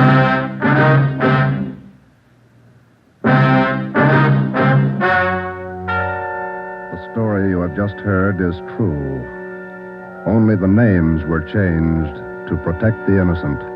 Tony Norberg, alias John Patterson, was tried and convicted for possession of narcotics, robbery, and conspiracy, and was sentenced to the maximum term prescribed by law, each count to run consecutively. He died 3 years and 11 days after his arrival at the state penitentiary.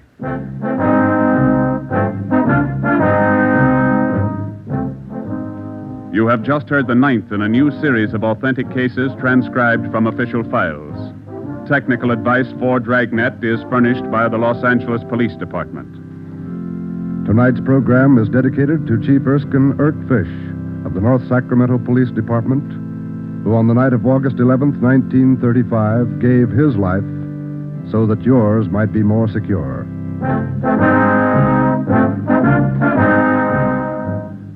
Dragnet came to you from Los Angeles. This is NBC, the national broadcasting company.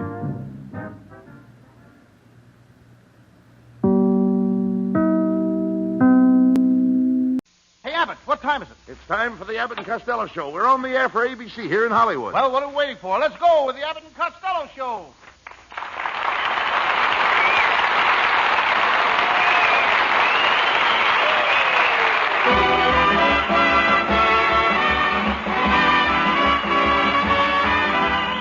Yes, it's the Abbott and Costello Show, produced and transcribed in Hollywood for your listening and laughing pleasure. Chuckles with a carload and music by Matty Malnick. So hold on to your chairs, folks, for here they are, Bud Abbott and Lou Costello.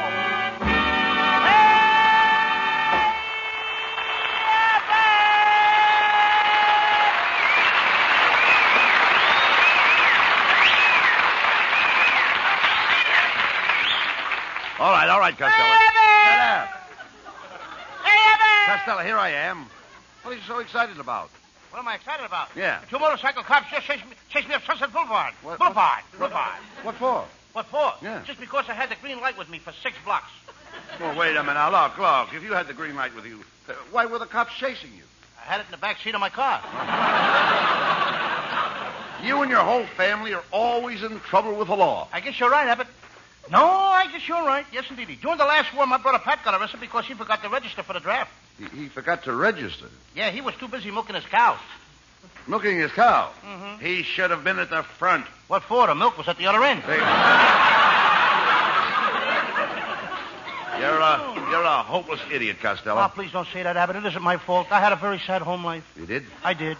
I was born on a streetcar, and I never saw my mother. Why not? She forgot to get a transfer. I'm convinced that you're a schizo. A what so? A schizo. Skis. Haven't you ever experienced a schizophrenia? Yes, the first time I put on a pair of skis, I fell on my frenia. But don't bore me out, Abbott. I don't feel so good. I went to the doctor, and he told me I was as sound as a dollar. Well, if you're as sound as a dollar, then why are you feeling so bad? Do you know the shape the dollar is in these days? Costello, how does it feel to be a moron? It feels pretty good once you're used to it. Oh!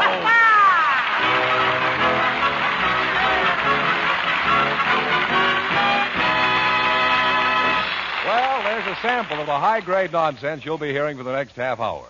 But before we get back to it, listen to this.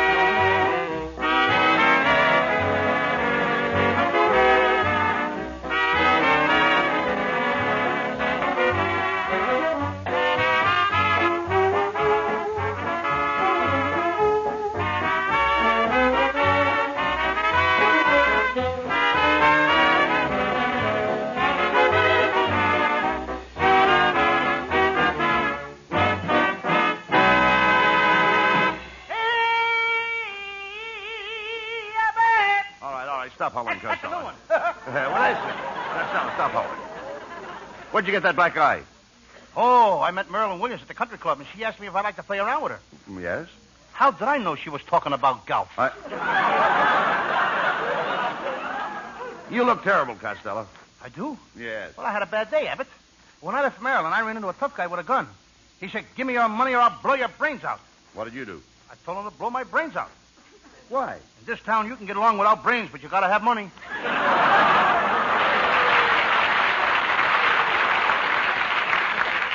Well, never mind that. There was a phone call for you. Some girl from the Burbank Theater. Must be Reenie LePoo. Reenie LePoo, the bubble dancer. What a girl. She makes $1,000 a week. Oh, that's ridiculous. How can a bubble dancer make $1,000 a week? Big girl. Small bubble.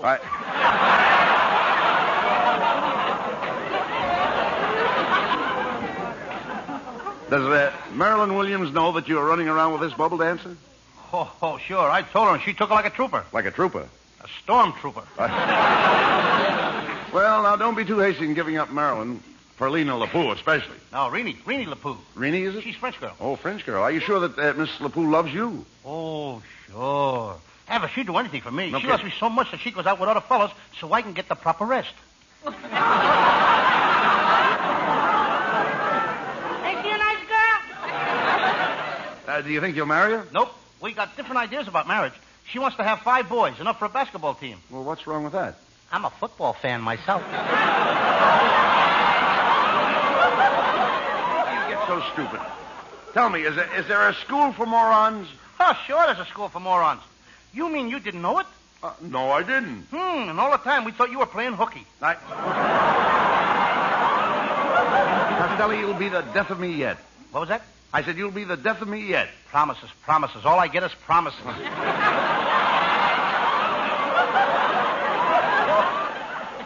Hey, you guys. You see a crazy man around here? What does he look like? He's a skinny guy, 3 feet 2 inches tall and weighs 520 pounds. Just a minute. How can he be skinny and weigh 520 pounds? I told you he was crazy!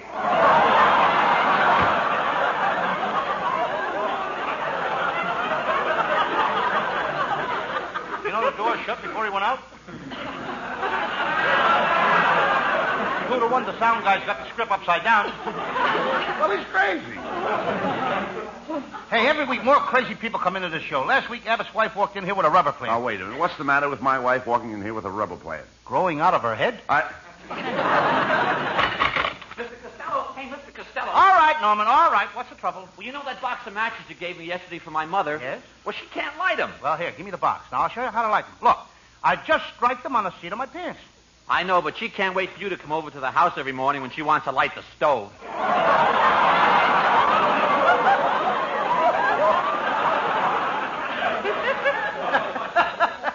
Norman!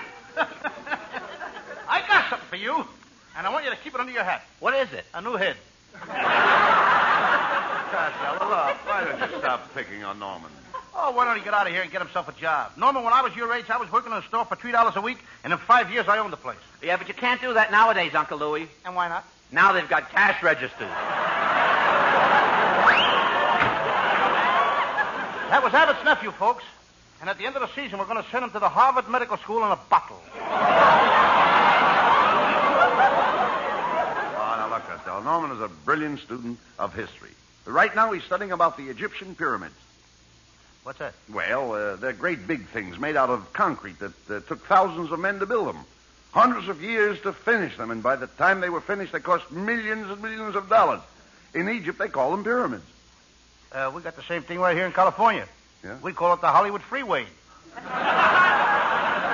Talking about pyramids, did you see those cars on top of one another? Yeah, yes, I saw them. The joke svinks, don't it? Yeah. Well, I gotta go now. I got myself a new job. I'm with Phil Spitalny's all-girl orchestra. Well, that's fine. How do you get along with all the girls? Wonderful. He's got 40 girls, and every night after rehearsal, I'll grab each one of them and I kiss her goodnight. Wait a minute. You kiss 40 girls? Aren't you overdoing it, Lou? Yeah, but if you saw these girls, you'd be overdoing it, too.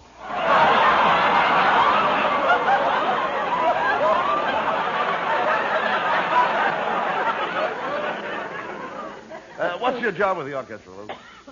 Well, I'll tell you, I'm in charge of the girls' cello section. I'm the head bender. Head bender? Yeah. Every night when they get through playing, I help get their legs back in shape.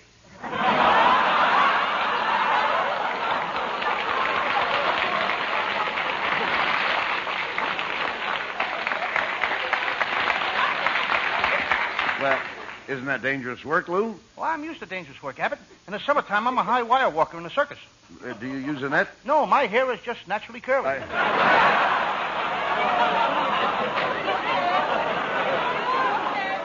Have you ever had any other jobs working around women? Oh, yeah. In my spare time, I'm the intern at the movie studios. I treat stars when they get hurt or something. Oh, are you kidding? What do you know about first aid? Suppose a big star like Rita Hayworth fainted on the set. Now, how would you go about reviving her? Well, I put my arms around her, and I hold her close, and then I smother her with kisses. Well, what good would that do her? I don't know about her, but it sure would do wonders for me.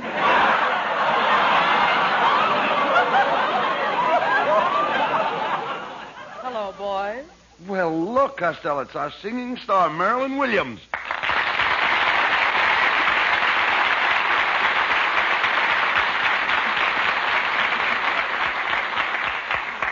Marilyn, I want you to know that we're very happy that you came over here from England to sing for our show. I think you're wonderful, Marilyn. Why, thank you, Mr. Abbott. In England, I was considered just another canary. A what? A canary. How do you like that? Over here, we got nothing but those little yellow ones. My, what is that I smell? It's a new perfume I'm wearing. It's called Roy Rogers No. 5. Do you like it? Why, yes. Trigger comes through just as clear as a bell. Marilyn, why don't you marry me? I'll take you away from all this. Oh, but I'm very happy, Lou. I have mink coats, diamond rings, automobiles, and thousands of dollars. Okay, then I'll take all this away from you. Don't pay any attention to him, Marilyn. Why don't you let me take you out over the weekend? Oh, I'm sorry. I have a date with a very sporty friend of mine, and if I go with him, he'll take me to the El Rancho Vegas and let me play roulette. If you go with Abbott, he'll take you to the La Brea Tar Pits and let you pitch pennies.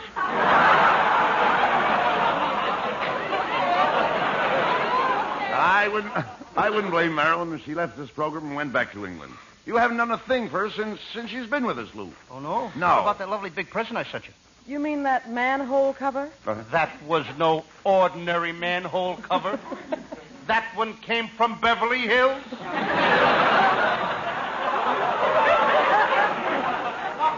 Marilyn, why don't you forget about Costello? I'm the man for you. You and I would get along together like ham and eggs. That's Abbott, folks. Always putting himself first. Well, Bud, I like both you and Lou, but I wish you'd both stop fighting over me. Marilyn's right, Costello. You fight over her like a dog fighting over a bone. Brother, when there's that much meat on a bone, I'll fight over it every time. Take it easy. Oh, let's forget about me, boys. How are you making out on your new picture? Wait till you see me in that picture, Marilyn. I play the part of a reckless gambler. I'm a big plunger. You're a what? A big plunger. Oh, that's fine. If our sink ever gets stopped up, I'll give you a call.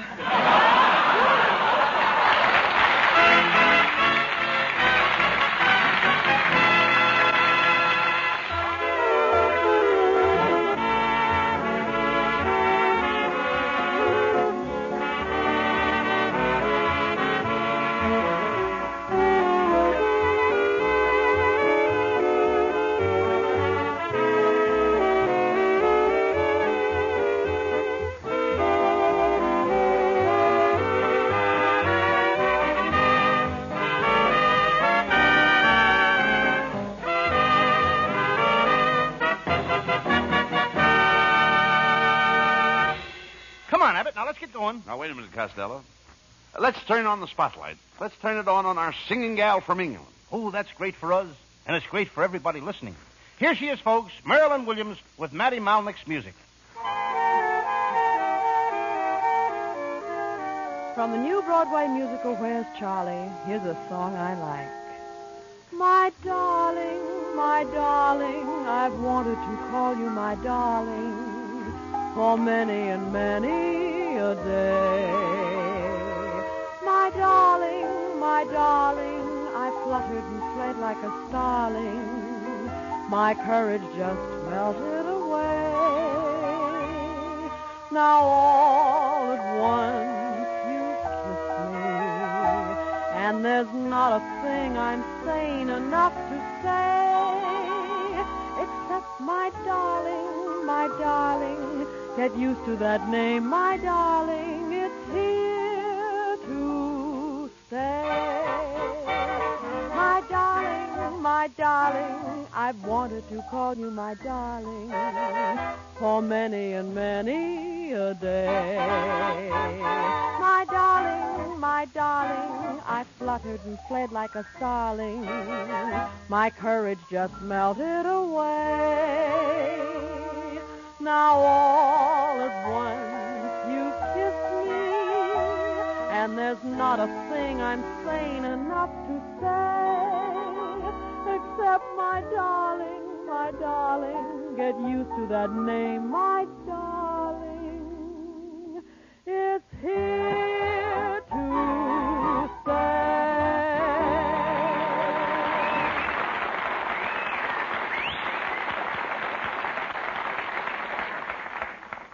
Yeah, but I just got myself a swell job, washing the windows of the chorus girls' dressing rooms at Earl Carroll's theater. Some job. Washing windows of the chorus girls' dressing room. What could you see in that? Plenty, after I get them clean. My Uncle Mike got me the job. He's a pretty big man in this town. Your Uncle Mike is a nobody. Is that so? Well, last night, my Uncle Mike was invited to a big Hollywood sneak preview. But your Uncle Mike is not in pictures. Why was he invited to a big sneak preview? He's one of the biggest sneaks in town. And he's also just like you, always broke. He is not. My Uncle Mike has a great reputation. He can walk into any bank in Hollywood. All he has to say is 4 words, and they give him all the money he wants. What are the 4 words? This is a stick-up.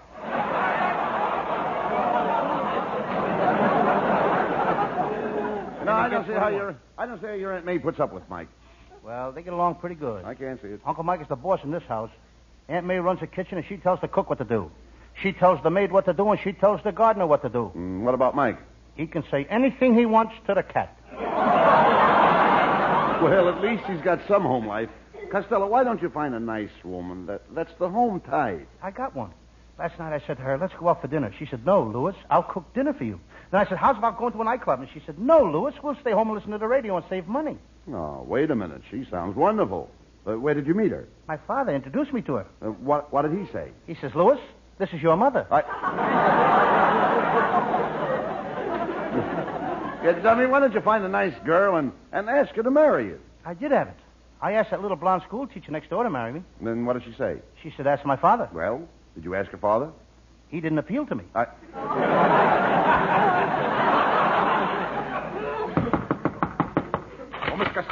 Mr. Costello, I got a note for you here. This time he beat the door in.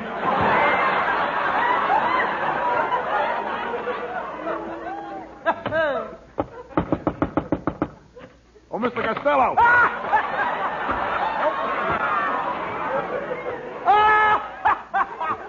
Let him walk through the door.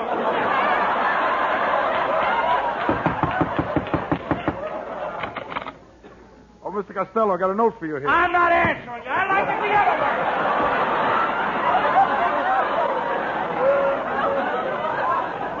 Wait, you say you've got a note for Costello?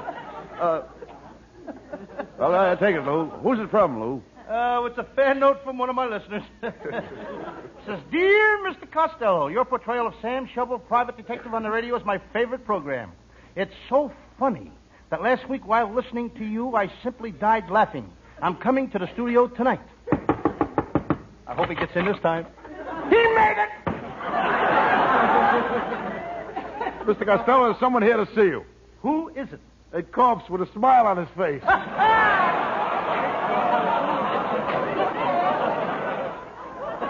Abbott, a Sam Shovel detective. I'm scaring half the people in the country to death. What about the other half? The Thomas Committee will take care of them. Well, never mind that. What is your Sam Shovel story for tonight? It's one of my most famous cases.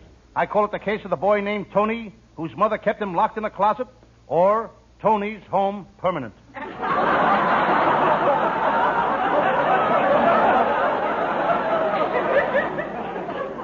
Sounds interesting. Well, let's get on with the case.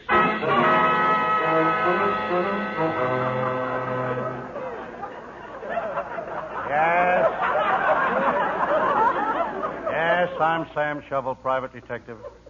I'm sitting in my little office with my legs crossed. The hard way. The hard way. Behind my back. I'm sitting here typing a report on a famous criminal.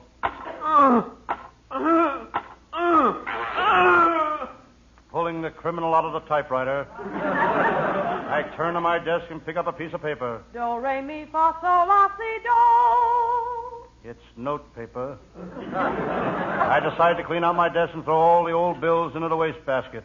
That was my light bill. That was the water bill. That was just plain bill.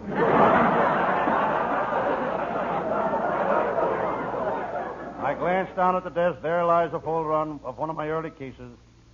The case of the murderess with the long golden hair. I made a lot of money out of that case. She was a beauty. I was dying to meet her. I spoke to her in Kansas City, but she gave me the brush. I tried to talk to her in Cleveland, but she gave me the brush. In Washington, she gave me the brush. In Buffalo, she gave me the brush. I never got acquainted with her, but I made a fortune selling her brushes. It's about time for my pal, Lieutenant Abbott of the Homicide Squad, to show up. Every day he drops into my office to chew the fat. I wish Abbott would stop chewing the fat. My arm is full of teeth marks. The door closed. Hello, Sam. Sam Shovel. That's Lieutenant Abbott. He's a brilliant man. He hasn't spoken for 3 pages. Now he comes on with a line bristling with humor saying, "Hello, Sam Shovel." Sam. And you're in. Why do you stay cooped up here all day? Why don't you hire a typist to do your office work? I had a typist, Lieutenant, but I had to let her go. She could only type with one finger. Why? She had only one finger. She came from a very poor family. She had 9 thumbs. A typist with 9 thumbs? Every time she hit that space bar, the typewriter jumped off the desk. Any new cases today, Sam? Yes, a guy came in here this morning and told me he shot both of his aunts. He put 6 bullets in one of them and 4 bullets in the other. And he wanted my advice. Well, what'd you tell him to do? I said, go home and get the lead out of your aunts.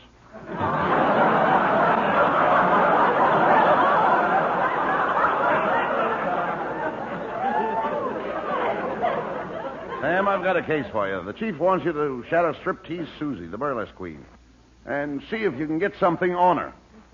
What? Clothes. You know Striptease Annie? Or Susie? Or wait a minute, Susie. Do you know Striptease Susie, Sam? Doesn't matter who it is. I'll get it. I saw her on the stage once. She came out to do her fan dance. A mouse ran out in front of her, and Susie dropped her fans. What happened? The mouse fainted.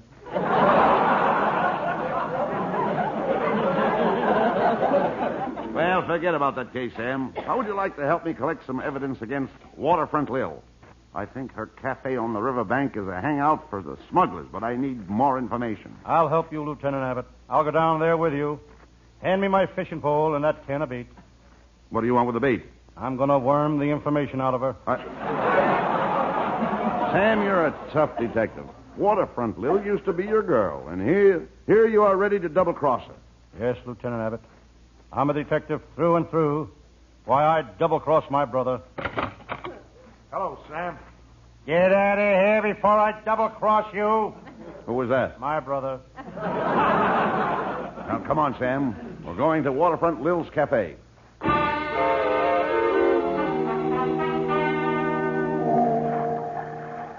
There we were in the toughest part of town, the hangout for tramps, cutthroats, and vagrants.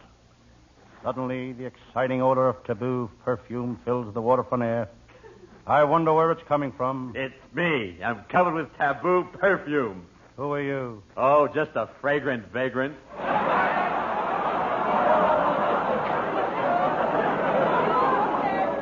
No matter what we give Abbott's nephew, he gets nothing. Go on, Just Sam. a check every week. That's Yes. all he gets. Hey, Sam, there's Waterfront Lil's Cafe over there. I don't like the looks of that place, Lieutenant. Why not? Sailor just come out of the door and he's walking down the street holding his girl's arm. Well, lots of sailors walk down the street holding their girl's arm. While the girl is still in the cafe.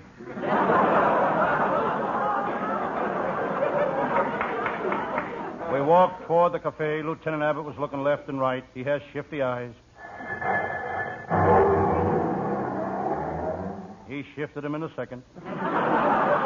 Together we entered the saloon through the doors.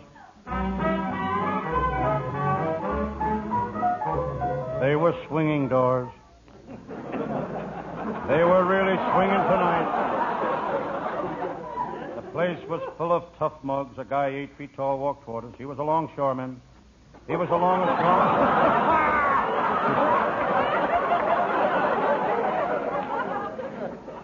I just got it myself.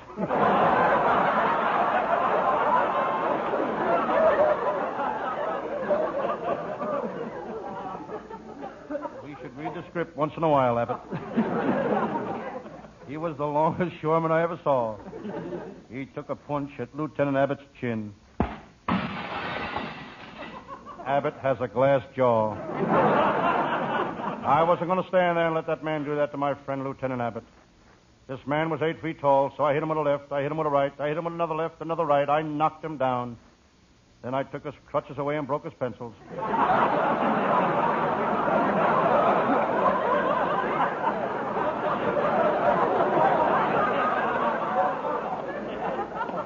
I looked up. Waterfront Lil was standing beside me. She was more beautiful than ever. She spoke. Hello, Sam. Hello, Miss Waterfront. Call me Lil, you gorgeous hunk of man. Okay, Lil, you gorgeous hunk of man. Never mind the romancing, Sam. You've got to find out if she's a smuggler. Okay. Be subtle. Don't let her know you're after information. Okay, take it easy. All right. Okay. Lil, are you a smuggler? Sam, I'll tell you if you promise not to turn me over to the police. Now, promise you won't turn me over. Why should I turn you over? You can't look any better on the other side. Oh, Sam, you're so sweet. Come here. I'm going to give you a kiss that will take the curl out of your hair. Well, Sam, speak to me.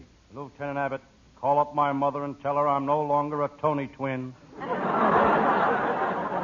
Well, Lil, we've got you at last. I'm taking you in. Oh, no, you're not. You'll never take me alive. Quick, Sam, put the handcuffs on her. She got me. I'm shot.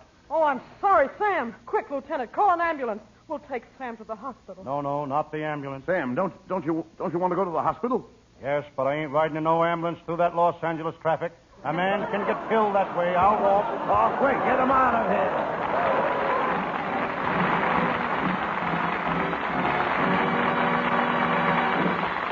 All right, folks, our madmen aren't through with you yet. Right now, they want you to hear this.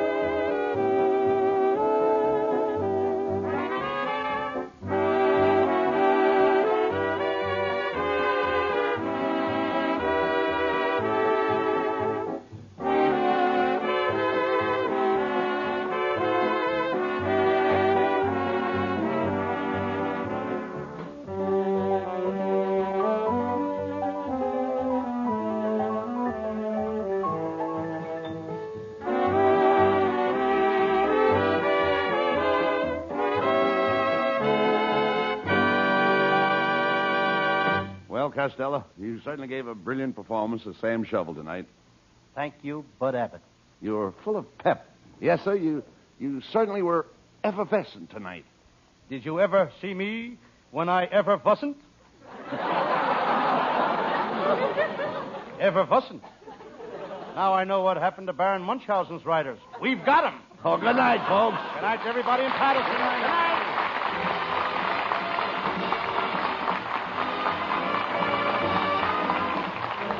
Listen each Thursday night at this time for another great Abbott and Costello show, produced and transcribed in Hollywood by Charles Vanda, and featuring Marilyn Williams and Matty Malnick and his orchestra. Be sure to stay tuned for the outstanding entertainment which follows throughout the evening on this ABC station.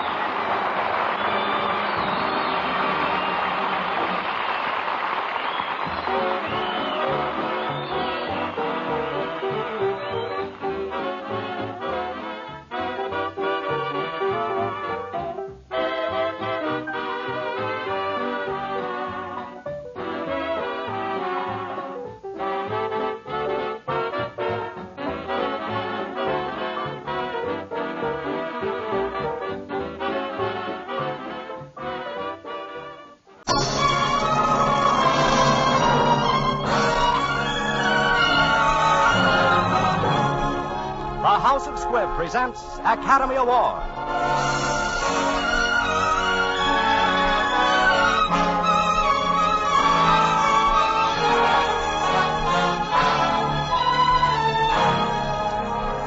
Every week, Squibb brings you Hollywood's finest. The great picture plays, the great actors and actresses. Techniques and skills chosen from the honor roll of those who have won or been nominated for the famous Golden Oscar of the Academy of Motion Picture Arts and Sciences.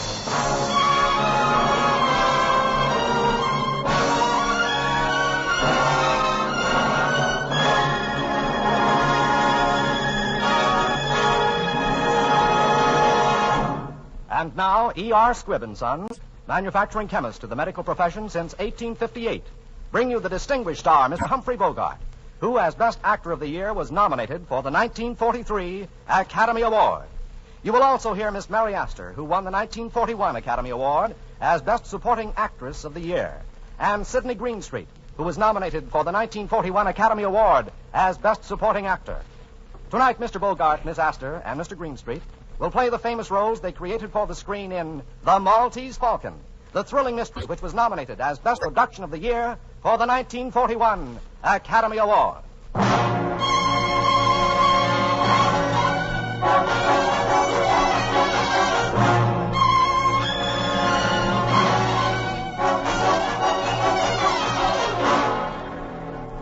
My name is Spade, Sam Spade. License number 357896, issued by the Police Department of San Francisco. Occupation, private detective, sometimes known as Private Eye. My files in the case of the Maltese Falcon are closed, but I've got the Maltese Falcon. I got it, and some dough. My partner got murdered, and a very slick chick went up for life. I'll tell you about it.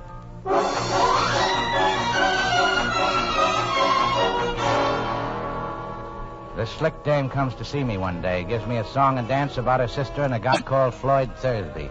She wants us to get her sister back before her mother and father get in from Hawaii. I put my partner, Miles Archer, on the case. That night, he gets murdered. And so does this guy Thursby. I go round to the apartment where the dame is living, the one called Bridget O'Shaughnessy. She had something I seemed to go for. Oh, Spade, come in. I have come in. Oh, yes, so you have. Mr. Spade, tell me, am I to blame for last night? You warned us that Thursby was dangerous. Of course, you lied to us about your sister and all that, but that doesn't count. We didn't believe you. Oh, help me, Mr. Spade. I need help so badly. I've no right to ask you, but I do ask you. Help me. You won't need much of anybody's help. You're good. You're awful good. It's chiefly your eyes, I think, and that throb you get into your voice when you say things like, help me, Mr. Spade. I deserve that. But, the lie was in the way I said it, and not at all in what I said. If I'm going to help you, I've got to have some sort of a line on your Floyd Thursby. I met him in the Orient. We came here from Hong Kong last week. Did he kill Archer? Yes, certainly.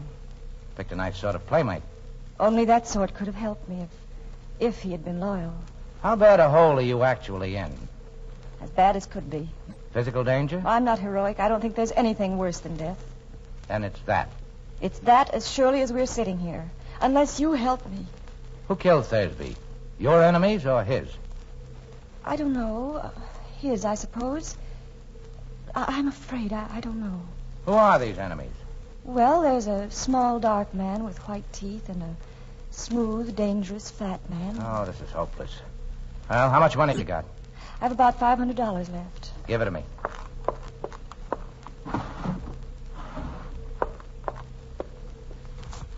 There's only 400 here.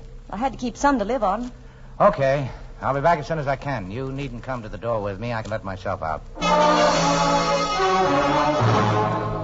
I went by the office then and found a dark little guy with very white teeth waiting for me. His name was Joel Cairo. He was a Greek. Mr. Spade, I'm trying to recover an ornament that has been, shall we say, mislaid. I thought and hoped you could assist me. Uh-huh. The ornament is a statuette, the black figure of a bird. I'm prepared to pay the sum of $5,000 for its recovery, and no questions asked. 5,000 is a lot of money. It's a very interesting figure. You will put your hands together at the back of your neck, Mr. Spade. Huh? Oh, sure. I shall shoot you if you try to stop me, Mr. Spade. But I must search your office. You won't find anything but a pair of worn-out rubbers, a half pint of rum, and a pack of chewing gum. We shall see. Please stand up. So. Sure. This way? No, the other way. Sure. I'll take the gun, Mr. Cairo. Now get up. I am very slow in things like that, unfortunately. Yeah. I'm still prepared to pay $5,000 for the return of the figure. Do you have it, Mr. Spade? No. If it is not here, why did you just risk serious injury to prevent my searching for it? Well, I should sit around and let people come in and stick me up. You wish some assurance of my sincerity? A retainer? I might. Say $100? Oh, you better make it 200. Thanks. Your first guess was that I had the bird. What's your second guess? That you know where it is, or where you can get it. Now, you're not hiring me to murder or do burglary, but to get back the figure in some lawful way. Say, from a dame with red hair, or a smooth, dangerous fat man. Oh, so you know. You must beware of them. They would stop at nothing. May I have my pistol now? Oh, yeah, sure. I'd forgotten it. Thank you. Now, Mr. Spade, you will kindly clasp your hands behind your neck. What the? Don't move, Mr. Spade. This time I might shoot. I insist on searching your office. Sure. Go ahead.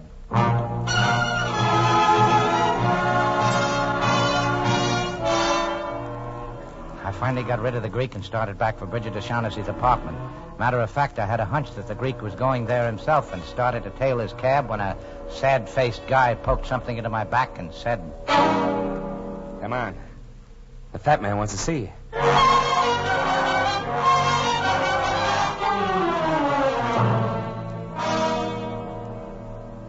Here he is, Mr. Gutman. The guy who was talking to the dame and the Greek. Ah, Mr. Spade. Mr. Gutman? We begin well, sir. I distrust a man who talks too much. I like to talk. Of course, talking something you can't do judiciously unless you keep in practice. Yeah. Now, sir, you talk if you like. And I'll tell you right out that I'm a man who likes talking to a man who likes to talk. Swell. Will we talk about the blackbird? You're the man for me, sir. No beating about the bush, right to the point. Let us talk about the blackbird by all means. Mr. Spade, have you any conception of how much money can be got for that blackbird? No. Well, sir, if I told you half, you'd call me a liar. No, not even if I thought so. But you just tell me what it is, and I'll figure out the profits. You mean you don't know what that bird is? Well, I know what it's supposed to look like. I know the value in human life you people put on it. Miss O'Shaughnessy didn't tell you what it is? And Cairo didn't either? He offered me $10,000 for it. 10,000? And dollars, mind you, not even pounds. They must know what it is. Or do they? What is your impression? I can't tell. They're both lying.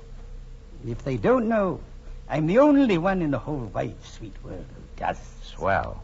When you've told me, that'll make two of us. Mathematically correct, sir. But I don't know for certain that I'm going to tell you. Oh, don't be foolish. You know what it is. I know where it is. That's why I'm here. Well, sir, where is it? Don't be silly. You see, I must tell you what I know, but you will not tell me what you know. That is hardly equitable, sir. No.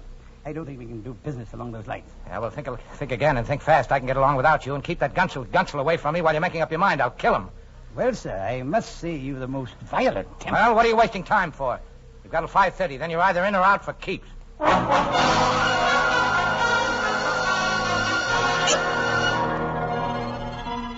3 characters and a blackbird. Well, all I knew was my partner was dead and the cops were getting very uncooperative about the whole thing, including who killed Floyd Thursby. I thought I'd better get back to see that O'Shaughnessy dame before it was too late. And sure enough, it almost was. They came here and took him away. Took who away? Who? The police. They wanted to talk to you, too. They took Mr. Cairo with them. What was he doing here? He came to talk about the bird. What is this bird, this falcon that everybody's all steamed up about? Suppose I wouldn't tell you anything at all about it. What would you do? Something wild and unpredictable? Maybe. Well, it's a black figure, as you know, smooth and shiny, of a bird, a hawk or falcon about 12 inches high. Now, what makes it so important? I don't know. They wouldn't tell me. But they promised me £500 if I helped them get it from the man who had it. Go ahead. They promised me £500 to help them, and I did. Then we found that Joel Cairo was going to take the falcon and desert Floyd and me. So we did that to Joel first. You are a liar.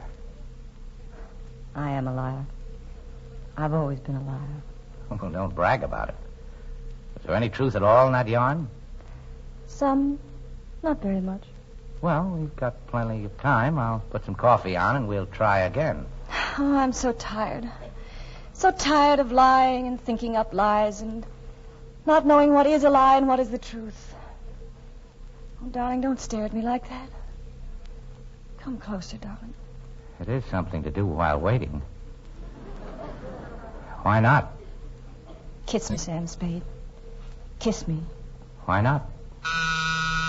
Well, it happens every time. I'll get it. Be careful, darling. Okay.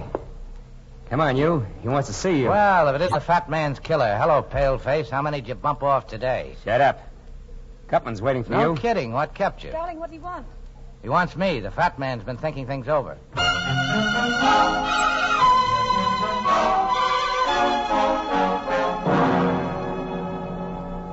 Well, Mr. Spade, I must apologize for sending for you in this fashion. Now, never mind. Let's talk about the bird. All right, let's. What do you think of the order of the Hospital of St. John of Jerusalem? Crusaders or something, weren't they? Very good. In 1539, these crusading knights persuaded Emperor Charles V to give them the island of Malta. He made but one condition. They were to pay him each year for the tribute of a falcon in acknowledgement that Malta was still under Spain. Do you follow me? Yeah. Have you any conception of the extreme, immeasurable wealth of the order of that time? Well, I imagine they were pretty well fixed. They were rolling in wealth, sir.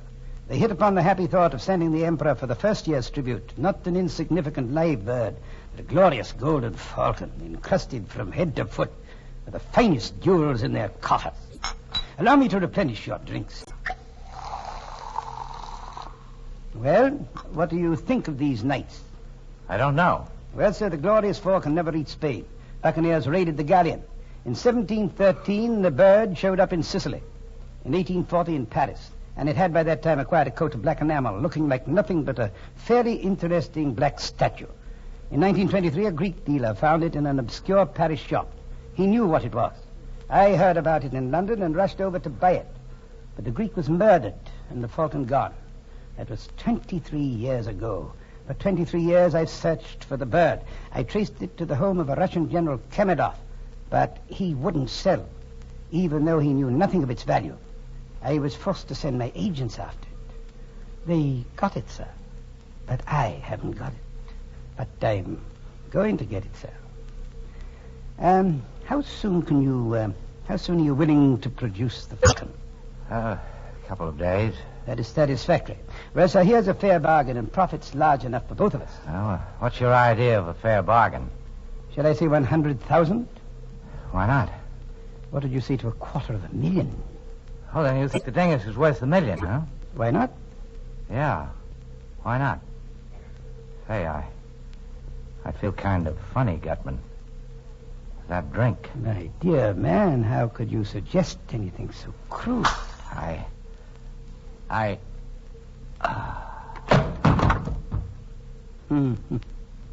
Wilma. Yeah. The drink got him, huh? Put your guns away, Wilma. You must learn to be subtle in these things, like me. I'll pick a light, huh? Well, I owe him something, the louse. He thinks he's tough. Let's see if he can take this. That's enough, Wilma. You've kicked him enough. It'll never do to kill him here. Besides, Wilma, you know how I hate the sight of blood.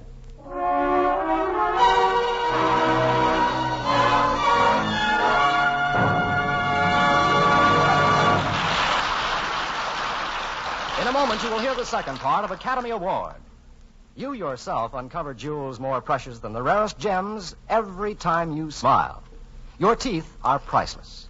Preserve their natural brilliance with creamy, smooth Squibb dental cream. For the polishing agent in this quality dentifrice is one of the safest, softest, yet most effective known to dental science. That's why you can actually see the refreshing difference when you brush your teeth with Squibb dental cream. And you can taste and feel the refreshing difference, too. That's because the delightful flavor of Squibb dental cream is cool and inviting as a shady bed of mint. Because the refreshing action of Squibb dental cream leaves your teeth and gums feeling gloriously clean. So, for a brighter smile and a happier mouth, try Squibb dental cream, one of the great family of Squibb products. Taste, feel, and see the refreshing difference. Use Squibb dental cream.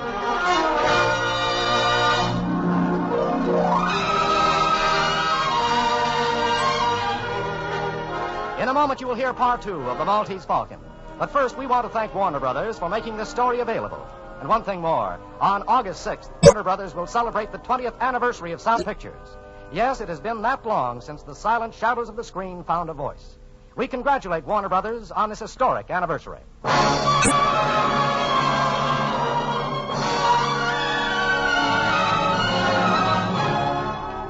And now, the House of Squibb presents part 2 of Academy Award, starring Humphrey Bogart in The Maltese Falcon, with Mary Astor and Sidney Greenstreet.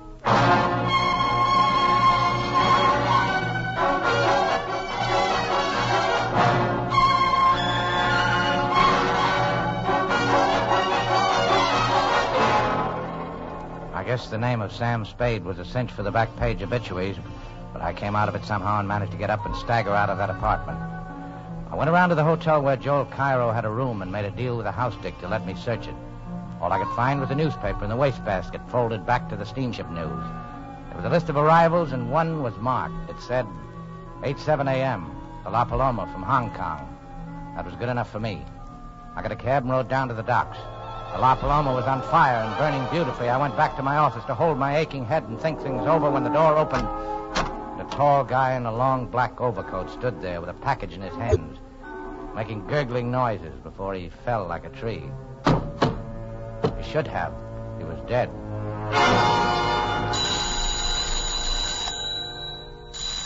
I took a good look at him. He was the mate off the La Paloma. I unwrapped his package, and there it was. The black bird. The Maltese Falcon.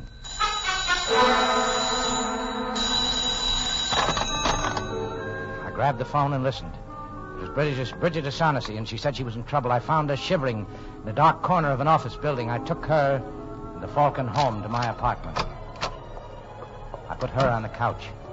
I put the Falcon in the icebox where no one would think to look for anything, including ice.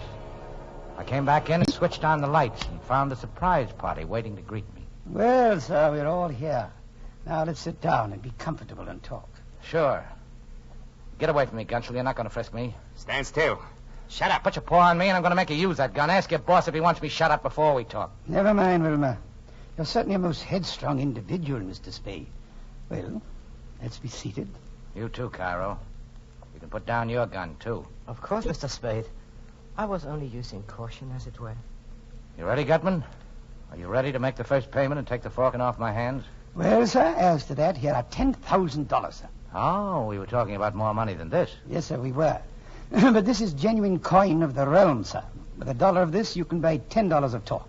Besides, the more of us that be taken care of now. Well, that may be, but I've got the Falcon. I should not think it would be necessary to remind you, Mr. Spade, that though you may have the Falcon, yet we certainly have you. Yes, I'm trying not to let that worry me. We'll come to the money later. There's another thing to be taken care of first. We've got to have a fall guy. The police have to have a victim. Somebody they can stick for those 3 murders. 2. Only 2 murders, Mr. Spade. Thursby undoubtedly killed your partner. All right, 2. What difference does it make? The point is we've got to get the police... Come, Mr. Spade. You can't expect us to believe at this late date. You are the least afraid of the police, or that you're not able to handle... I'm up to my neck, Gutman. I've got to come through with somebody, a victim, when the time comes. If I don't, I'll be it. Let's give him the gun, He actually did shoot Thursby, and the other one, didn't he? Anyway, he's made to order for the part. Let's turn him over to the cops. Get up on your feet. I've taken all the riding from you I'm going to take. Get up, shoot it out. No, Wilma, don't shoot. There, Gunsel, that'll take care of you. Come on the sofa. Sorry, Bridget, but you seem to have recovered. I'm all right. Good. Well, gentlemen, there's our fall guy. And now, gentlemen, you agree or I'll turn the Falcon and the whole lot of you in.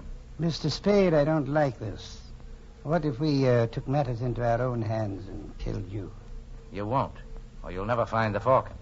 True, but there are other ways. We could make you talk. No, I'd take it and make you kill me, and then you'd end up the same way. No, I believe you would, too. Well? I've always felt toward Wilmer like a father. But you can have him. Swell. Let's get the details fixed. Why did he shoot Thursby? Thursby was Miss O'Shaughnessy's ally. We thought in disposing of him, we would teach Miss O'Shaughnessy to patch up her differences with us regarding the Falcon. And the mate from the La Paloma. That was Miss O'Shaughnessy's fault. Caro got in touch with me when he saw the notice of the ship's arrival. He remembered that the mate and Miss O'Shaughnessy had been friendly in Hong Kong. He called on this man, but he, with Miss O'Shaughnessy and the bird, slipped through our fingers. We followed them to her apartment, and Wilmer shot the mate as he was coming down the fire escape. He shot him many times, but the man was tough, and he did not drop the Falcon. We persuaded Miss O'Shaughnessy to call your office. But unfortunately, she did not call in time to prevent you from meeting the mate and getting the Falcon. I see. And now, sir, would it be presumptuous if we asked to see the Falcon? Okay. It's in my icebox. Icebox, I see. Oh, you are a character, sir. Yes, very, very clever of you, very. I've got it. Bring it in here at once. Here, wrapped in this. Now, after 23 years. It is it. We'll make sure. Hand me your knife, sir. Here. I'll peel off some of this disfiguring enamel. It's a fake. All right, O'Shaughnessy, you've had your little joke. Now tell us about No, it. Sam, no, that's the one I got from the Russian, I swear. You bungled it, Gutman. You and your stupid attempt to buy it. The Russian caught on how valuable it was. No wonder we had so little trouble stealing it. You imbecile! You bloated idiot! Yes. This is the Russian's hand. There's no doubt of it. Well, sir, what do you suggest? Shall we stand here and shed tears and call each other names? Or shall we go to Istanbul and to interview our Russian friend? Go to Istanbul? For 23 years, I have wanted that little item and have been trying to get it. If I must spend another year on the quest, well, that will be an added expenditure in time only. I'll go with you. Wilmer's gone. Wilmer's gone. So he has. That makes it imperative that we go too. Oh, by the way, sir, I'll trouble you for my envelope containing the $10,000. I kept my end of the bargain, but I'll settle for $1,000 for expenses. Thank you. I'll allow you the $1,000. That'll take care of my time.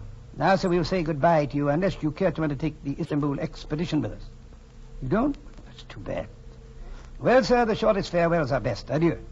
And to you, Miss O'Shaughnessy, I leave the rare avis there on the table as a little memento. The Maltese Falcon.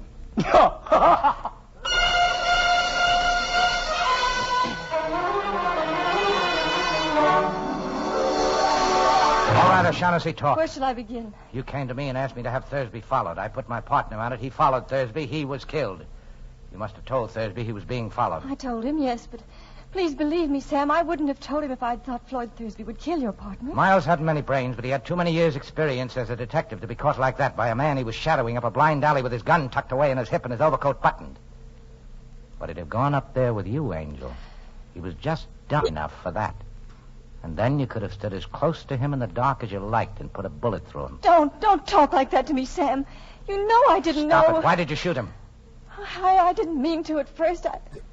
I can't look at you and tell you this. You Sam. thought Thursby would tackle him. If he got Thursby, then you were rid of him. If Thursby won, you had something on him. Enough to be rid of him for good. Wasn't that it? Something like that. But when Thursby backed down, you took the gun and did the job yourself. Oh, Sam, sweetheart, from the very first instant I saw you, I knew. You angel. Well, if you get a good break, you'll be out of San Quentin in 20 years, and you can come back to me then. I hope they don't hang you, Precious, by that sweet neck. You know deep down in your heart that in spite of anything I've done, I love you. I don't care who loves who. I'm not going to play the sap for you. I won't walk in Thursby's, and I don't know how many others' footsteps. You killed my partner, and you're going over for it. Why must you do this to me, Sam? Surely your partner wasn't as much to you Listen to me. This won't do any good. You'll never understand me, but I'll try once and then give it up. Listen. When a man's partner is killed, he's supposed to do something about it. And it happens we're in the detective business. Well, when one of your organization gets killed, it's bad business to let the killer get away with it. Bad all around. Bad for every detective everywhere. You can't send me to the... Sam, you can't. You love me. You love me. Maybe I do. What of it? Maybe next month I won't. I've been through it before. I'll have some rotten nights after I've sent you over, but that'll pass. I want you, sure, but I won't take you at the price because all of me wants to, regardless of consequences. Because you counted on that with me the same as you counted on that with all the others. Sam, darling, kiss me, kiss me. Sure. Sure, baby.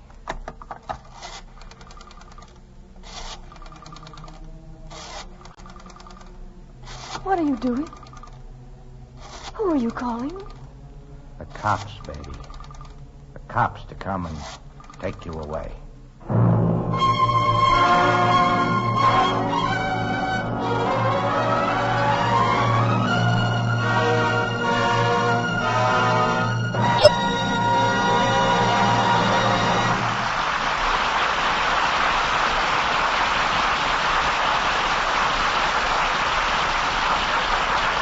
Just as thrilling as tracking down some fabulous treasure is the search for the unknown which goes on unceasingly in the Squibb Research Laboratories. For that is the search that leads to the discovery of new life-saving drugs and new life-saving uses for existing drugs. And streptomycin is one of the newest products of this searching. In the new field of medicine opened up by penicillin, streptomycin, still in the testing stages, shows great promise against additional enemies of mankind. That is why Squibb scientists are working night and day to unlock the secrets of streptomycin, to improve the strain, to find and test all the ways in which it may be used in the conquest of disease. It is this same questing spirit, this refusal to stop anywhere short of perfection, that inspires all endeavors of the House of Squibb. It is one reason why, wherever you come across it in the service of human health, Squibb is a name you can trust.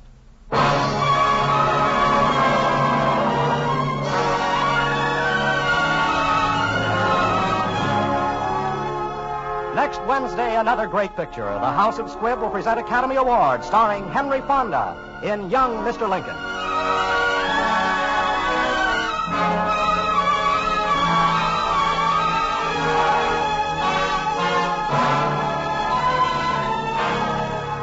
Today's performance of The Maltese Falcon was written for radio by Frank Wilson, with an original musical score composed and conducted by Leith Stevens. Our producer-director is Dee Engelbach. Humphrey Bogart is soon to be seen in Warner Brothers' Big Sleep. Mary Astor appeared through the courtesy of Metro-Goldwyn-Mayer, producers of the Technicolor musical Easy to Wed. Sidney Greenstreet is soon to be seen in Warner Brothers' The Verdict. This is Hugh Brundage bidding you good night until next Wednesday at the same time, when you're invited to listen again to Academy Award, presented by the House of Squibb, a name you can trust. This is CBS, the Columbia Broadcasting System.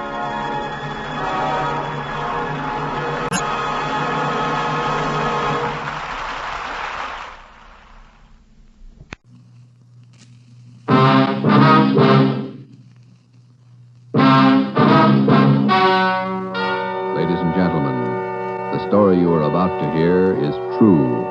Only the names have been changed to protect the innocent. NBC brings you Dragnet.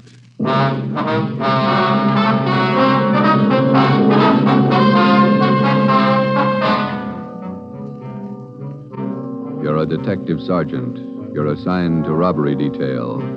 A ruthless fiend roams the streets of your city masquerading as a police officer. For months, helpless citizens have been robbed, beaten senseless, and kidnapped. The criminal is a twisted genius, vicious, cunning. Your job is to get him.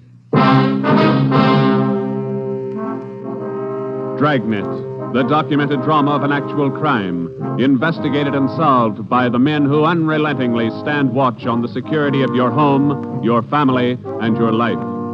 For the next 30 minutes, in cooperation with the Los Angeles Police Department, you will travel step by step on the side of the law through an actual case from official police files, from beginning to end, from crime to punishment. Dragnet is the story of your police force in action. It was Wednesday, June 4th. It was warm in Los Angeles. We were working the night watch out of robbery detail. My partner's Ben Romero. The boss is Ed Backstrand, chief of detectives. My name's Friday. I was on my way back from communications, and it was 11:13 p.m. when I got to room 27A. Robbery detail. Oh, hi, Joe. Hi, Ben. Did you get that message to call home? Yeah, bad news. What's the matter? That doggone kid of mine, chicken pox. Oh, again? Last year it was the mumps. Year before that, the measles. Every time I get set for a vacation, he decides to catch something. Well, forget it, Ben. Think what a comfort he's going to be in your old age. Go ahead, laugh. You'll find out. Yeah. How are you, Friday? Romero? Fine. What can we do for you? You don't look like you remember me. Oh, no, wait a minute. Name's Savage, isn't it? George? It's Johnny, Sergeant.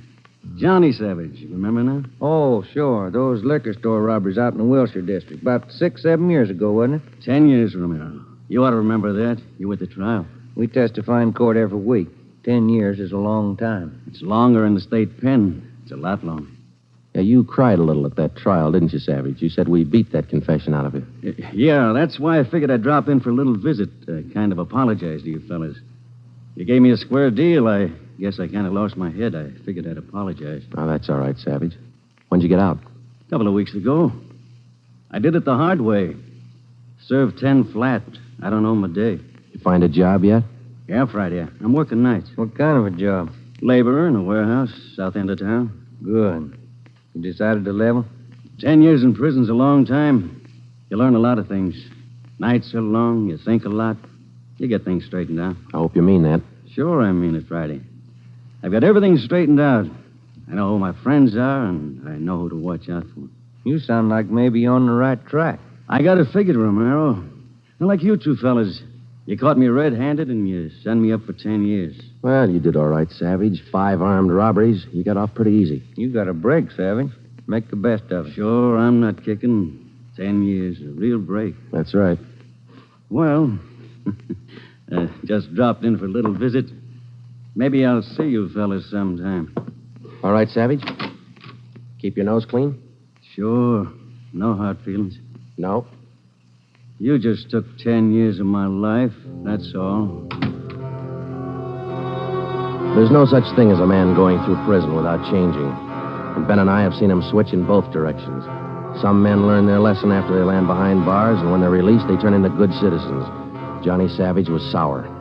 We made a mental note to check him out later on, and then we went down to the record bureau and pulled his coming out mug. That's about all that we had time for, because about an hour later, we started to get busy. Hot shot, Joe. Grab it. On the corner of Selma and Naples, the drugstore, 211 and probable attack. On the corner of Selma and Naples, 211 and... What you got, Joe? Selma and Naples, 211 and attack. Come on.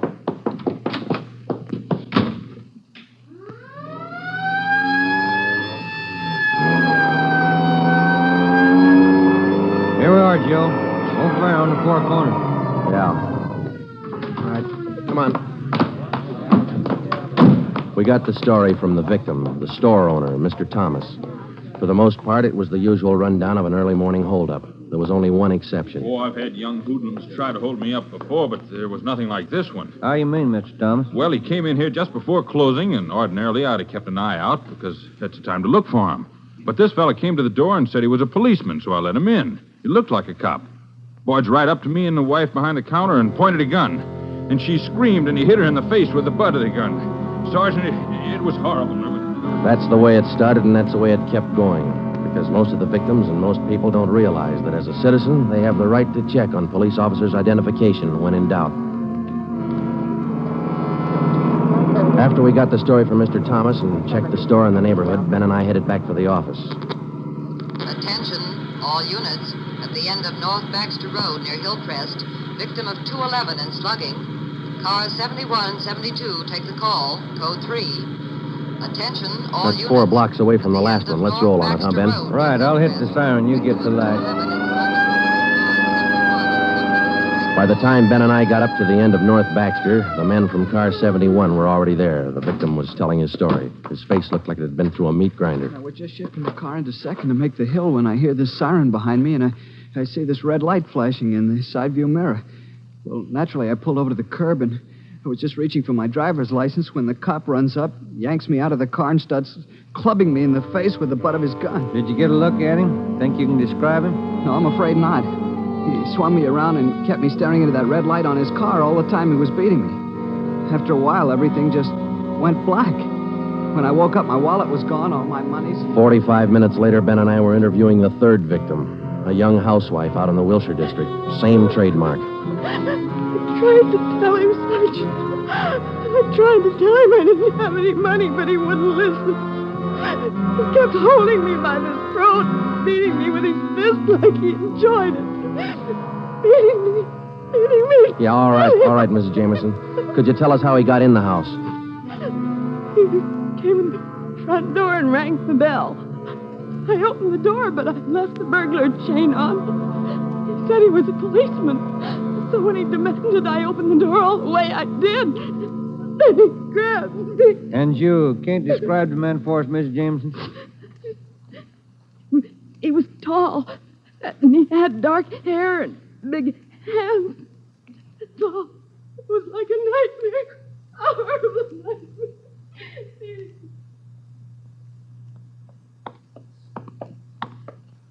Tall, dark hair, big hands. Your guess the same as mine, Joe?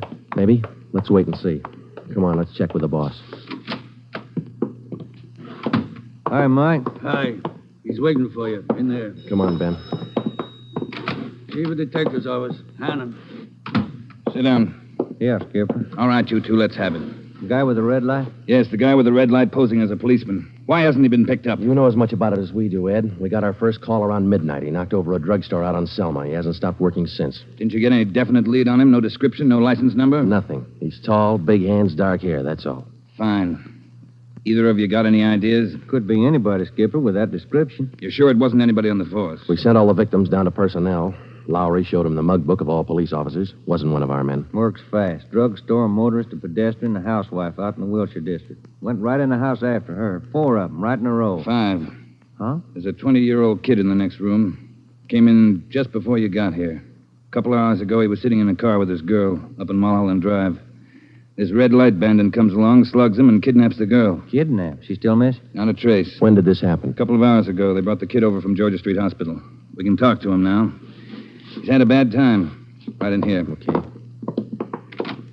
Pete, we're going to have to ask you a few more questions. Oh, yeah. Okay. It feels a little better now. This is Sergeant Friday and Sergeant Romero. Hi, Pete. Hi. Can you tell us what time the trouble started? Oh, about 10:15, 10:30. Sally and I were sitting in the car talking about where we were going on our honeymoon. We're going to be married next month. And then this car pulls up behind us and starts flashing a red spotlight on us, and a guy runs over and pulls open the door. He said he was a cop. Did you get a good look at his car, Pete? I think it was a black sedan. Did you get a look at the man, Pete? No, I didn't. It was pretty dark, and he kept me staring into that red spotlight. It all happened so fast. Then he started slugging me, and I went down. What happened then? Well, the next thing I knew, Sally was screaming. He had one hand on her throat, and he had her backed up against the side of the car. He was beating her with the other hand. Some kind of a short billy club. Well, I got up and I started for him, and he slugged me again. When I came to, Sally was gone. Anybody check the area up there, Ed? Yeah, Davis and Griffin. Didn't find a thing. Oh, Sergeant, you gotta find it. You got to. I wouldn't know what to tell her folks. I wouldn't know what to say. That's all right, Pete. We'll find her. You take it easy. Got a hotshot, Ed, up on Summit Road near Westmore. A woman, unconscious. Ambulance follow-up. Possible dead body. All right, Hannon. Look after Pete here. Friday, Romero, let's go. Up ahead, Romero, to the right. Okay, Skipper. Yeah, there's the ambulance and the cruiser car. Sure a lonely-looking spot. All right, come on. Hiya, Doc. What'd you find? Hiya, fellas. Right over here. Just gonna take her in. Where'd you find her? Over there, by the side of the road. Somebody driving by saw her. They called us. Any identification? This bracelet on her wrist. To my dearest Sally from Pete. December 25th, 1947. That's a girl, all right. What are the chances, Doc? I wouldn't bet on them. Pretty bad shape. Well, have you seen enough? Yeah. Friday, Romero, call the crime lab and check the area for footprints and tire tracks. I'll ride back in the ambulance with the girl. If she regains consciousness, I want to talk to her. All right? Okay, Ed. I'll meet you in the office by 8:30. We're working straight through till we get this guy. See you at the office, Gilbert.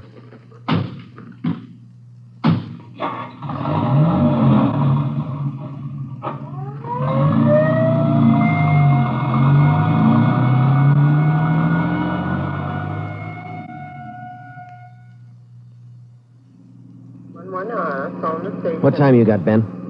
7 minutes to 4. Long night.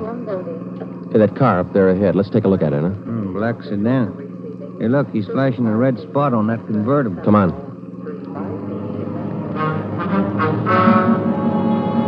He sees us, Joe. He's pulling away. Get that gas pedal down to the floor. Already there. He's turning off right. Hit the siren. I'll get the light. We're gaining a little, Ben. Next corner to the left. Joe, where'd he go? It's a fancy driver. Try the alley up ahead to the left. Must have turned up that cross street. Get through the alley and double back on him. Right. There he is, Ben. Look out. Watch it, Joe. Watch it. He's going to ram us.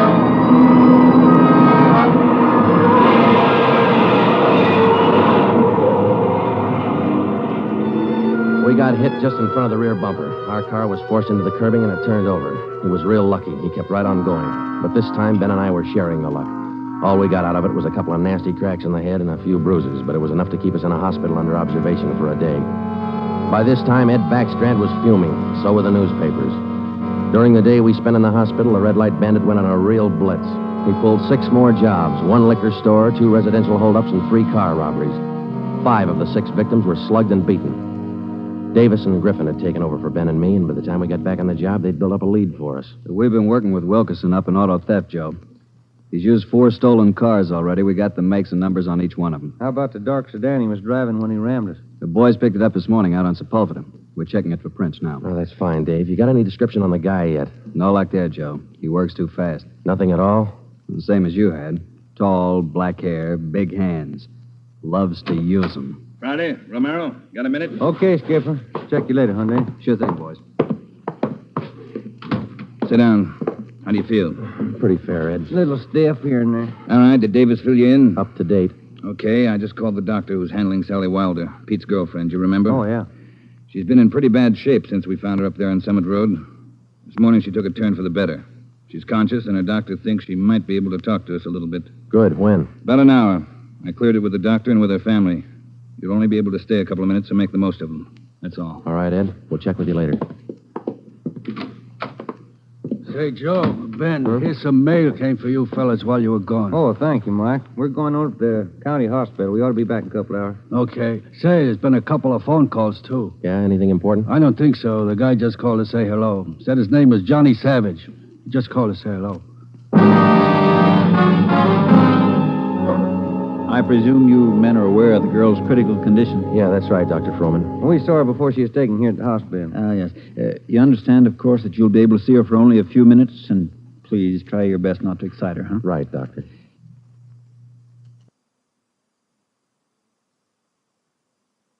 Sally isn't able to talk. Bad mouth and face injuries, so your questions will have to be answered simply yes or no and nod of the head. Okay, we got you. We only have a few questions, and we want to know if she can identify the man who beat her from these pictures we've got here. All right, Sergeant. This way, please. Thank you.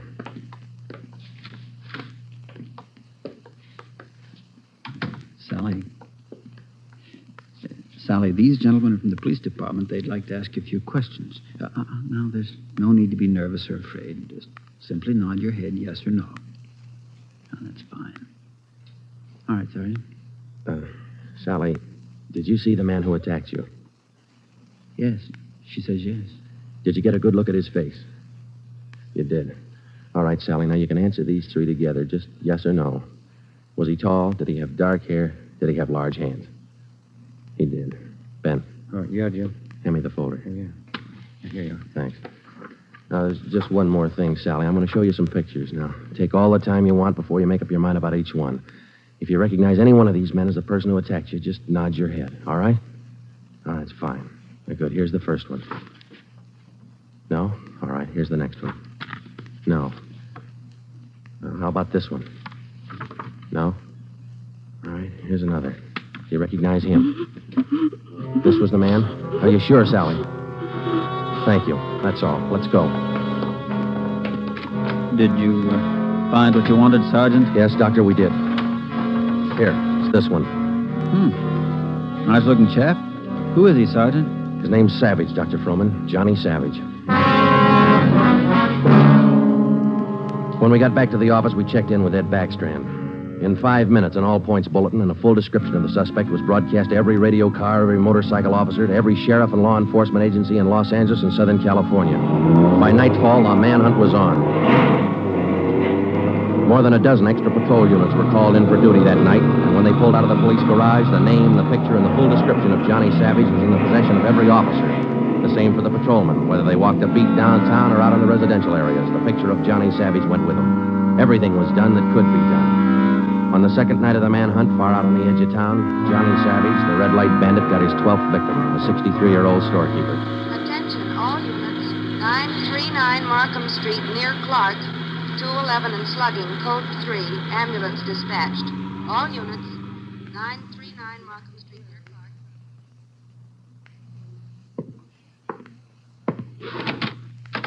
Here it is, Skipper. Tie-in. What'd you get? Wilkerson lifted the prints off that black sedan that rammed Joe and me. Yeah? They belonged to Johnny Savage. Yeah, good. That storekeeper last night. It is Savage, all right. Victim identified him from his mug. All right. We got enough of this Savage guy to put him on ice for life. All we have to do now is to get him. Now, look, the way we figure it, Ed, this red light bandit is using stolen cars with cold plates, so there's no way of tracking down the cars at regular commercial garages. He's got to be renting private garages someplace around town. All right, let's get the neighborhood patrolman on the job. Advertise it. All over town. It's a city ordinance, isn't it? People who rent private garages are bound by law to register the car and license number with the police. Start a campaign if you want, but find those cars. Right. Yeah, wait a minute. Hello, Backstrand. Yeah? When? I see. Yeah, thanks. What is it, Ed? It was the hospital. About the girl, Sally. Sally Wilder? What about her?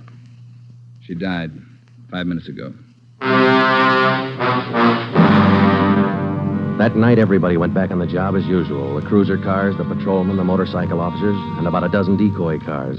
Armed policewomen riding alone in cars or parked in lonely spots with a police officer escort. Our car, 80K, was still in the garage for repairs, so they assigned us another one.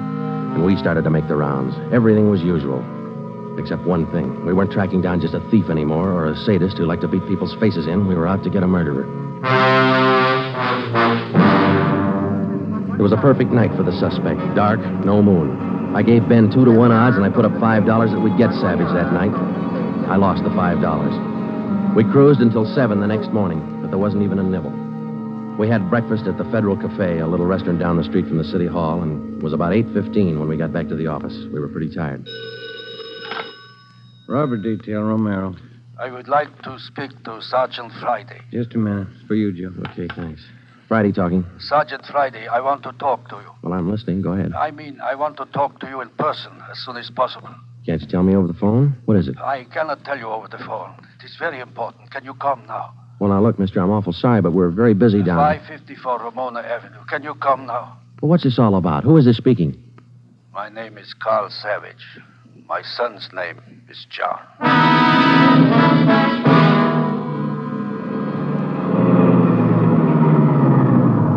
Here it is, Joe. Neat-looking little place. Yeah.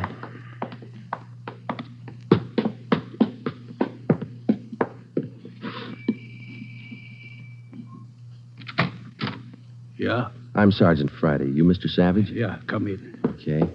This is my partner, Sergeant Romero. How do you do? I will be brief, gentlemen. I am the father of John Savage. I wish for you to catch him. I will help you. I noticed the name on the mailbox outside, Mr. Savage. Changed your name lately? I changed my name 10 years ago when John first got into trouble. My own name I had to change. The shame. Always from him, my son. Shame. Mr. Savage, has your son been home since he got out of prison? Yeah, many times, to ask for money. I would not give him any, so he struck me. Last night I read in the newspaper the little girl he beat up. She is dead. Then I make up my mind. Do you know where your son is now, Mr. Savage? Not now, no. But our garage has a car in there. It is not his, I know. Also in the garage, I find many license plates. I find spotlights with red glass lens. But you don't have any idea where we could find him. No, but he will come back. He always comes back for money. We're going to station an officer here in the house, Mr. Savage. Anything you want, if it will catch him. He's bad, Sergeant. Like something poison. All through, he's bad. See a sewing basket over there, Mr. Savage. The wife live here with you? 10 days ago, before this starts, I bury Gertrude, my wife, his mother. Sergeant, for 10 years she is sick, but for 10 years she stays alive to see him from prison. 10 days ago, she died. He did not even come to the funeral. Did your son have any idea that you might call us? No, I don't think so. But when you catch him, give me a gun. With my own 2 hands, I will kill him. Johnny Savage. Before we left, we called Ed Backstrand and we brought him up to date. He sent 3 detectives out to relieve us, Davis, Griffin, and Marsh. We told them to keep an eye on the house and the stolen car in the garage. That night after dinner, Ed Backstrand, Ben, and I went out and relieved them. We parked the cruiser car in the garage next door, and then we took up our posts. Carl Savage had a light supper, and then he went to bed about 9. The 3 of us sat at the front windows in the darkened house, and we waited. Ben kept his eye on the garage. Outside, across the city, the manhunt continued as usual. 3 hours went by. The waiting got monotonous. Friday, Romero, look alive, will you? Oh, yes, Skipper. I'm sorry. That clock's enough to put anybody to sleep. What time you got? 12:23 a.m. Thanks. The clock kept ticking. We were tired. We took turns keeping each other awake. At 10 minutes past 2, I looked at my watch, and then I settled back and tried to find some kind of a comfortable position. They started so faintly, it was just like the ticking of the clock. Same rhythm. And then they came closer, and the sounds got out of rhythm. Backstrand's head came up with a snap. Friday, Romero, you hear that? Yeah, Ed. Get up to the window, watch the curtains. You see anything? Yeah, somebody's coming. Savage? Can't tell. Wait a minute, it's slowing down. It's going up the driveway to the garage. It's going inside. That's him. Come on. Watch it, he spotted us. He went over that fence into the yard. There he is, Friday. You hit him, Joe. Maybe. Yeah, he's going for the street. He's headed for that car, Ed, that sedan up on the corner there. Yeah, Romero, go back and get the car. Right, Skipper.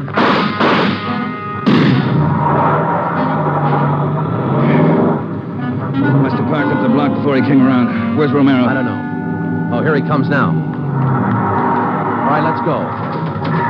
Get that radio on, Joe. It's already on, Ed. All right, give him a call. Any sign yet? No, nothing so far. Next corner to the right, Ben.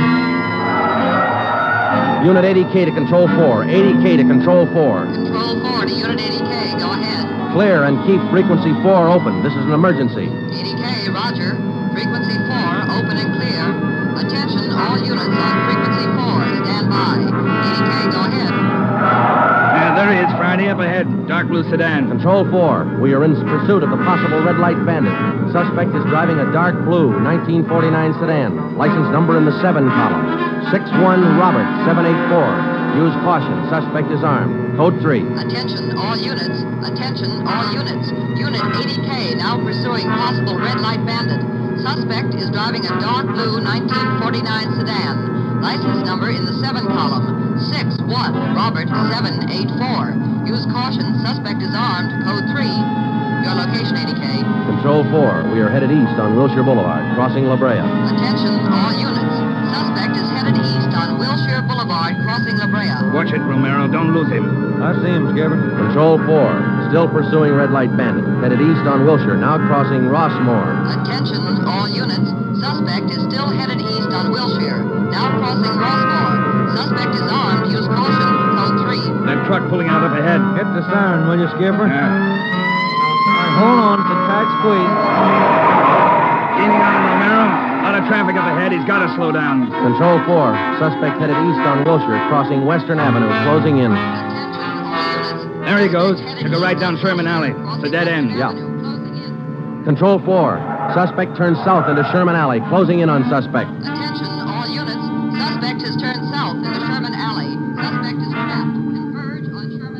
There he is, Skipper. Pulling up ahead. He's jumping out. All right, take the mic, will you, Ed? Here. Come on, Ben. I'll direct the other cars in. If you need help, holler. Right, Skipper.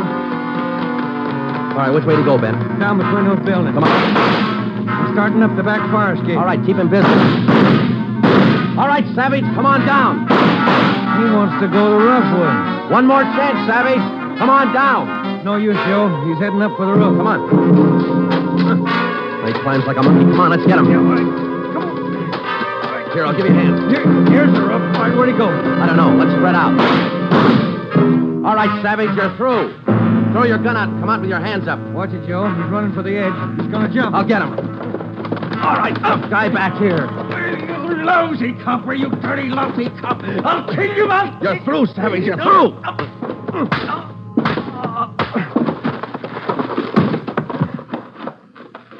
Good, Joe. Yeah. Throw the cuffs on, will you? Yeah, you just betcha.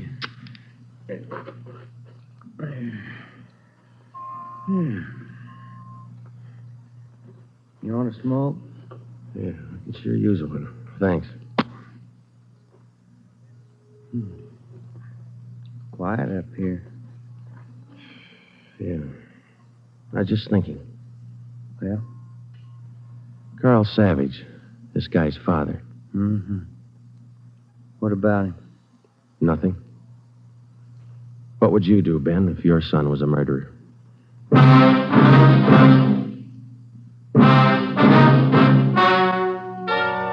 The story you have just heard is true. Only the names were changed to protect the innocent. John Savage was tried and convicted of murder in the first degree. He was executed in the lethal gas chamber at the state penitentiary.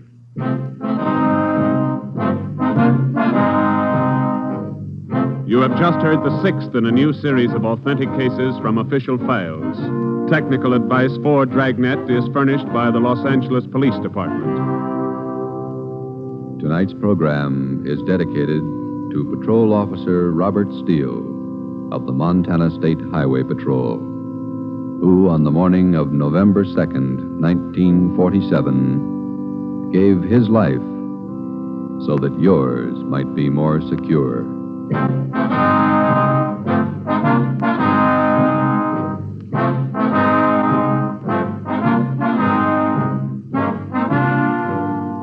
Dragnet came to you from Los Angeles.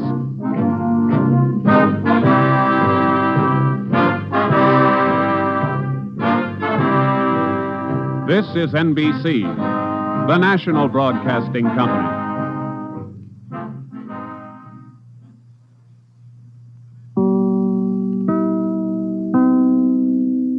Hey, Abbott, what time is it? It's time for the Abbott and Costello Show. We're on the air for ABC here in Hollywood. Well, what are we waiting for? Let's go with the Abbott and Costello Show.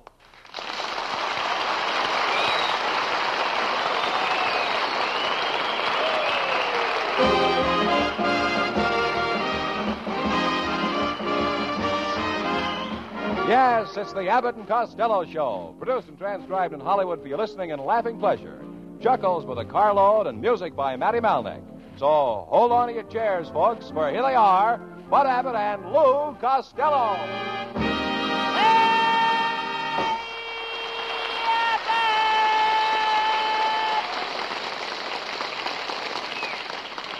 All right, Costello, here I am. What are you so excited about? Oh, I just finished playing my first game of football with the California girls team. You play football with girls? Yeah. On a girls team? I'll bet that's exciting. Oh, well, the playing ain't so exciting, but oh, those huddles. I never heard of girls playing football. Where do they get their players? Oh, they pick the girls according to the shape. You know, quarterbacks, halfbacks. You ought to see those fullbacks. I'm going steady with the center. Is she pretty? Well, she's the next thing to Lauren Bacall. She is? Yeah, she looks like Humphrey Bogart. But she loves to play games. Last night we played Parcheesi. Parcheesi? Yes. First I would kiss her, and she would kiss me, and then I would kiss her. Wait a minute. Who told her that was Parcheesi? I did. Oh, ain't I a stinker?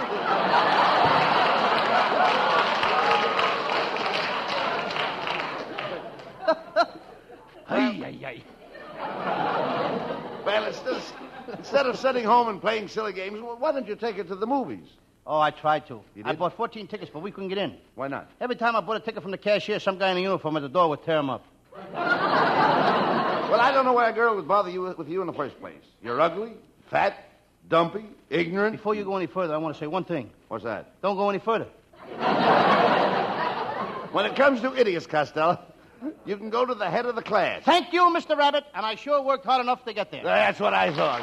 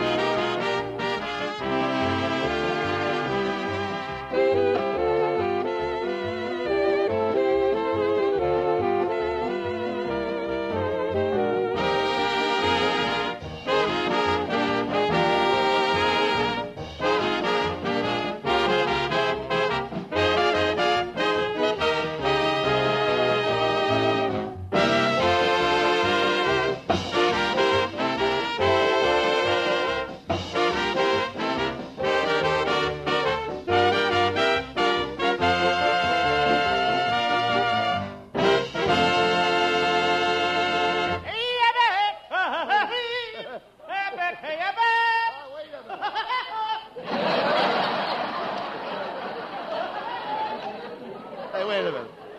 Where have you been all week? Lou. I don't know what I'm doing tonight. I know. But where have you been all week? Monday, my girlfriend gave me a fancy pink silk union suit, all trimmed with lace. I wore it Tuesday and got hit by a car. They took me to the hospital. I'll never wear that union suit again. Why not? It took me 3 days and took myself out of the maternity ward.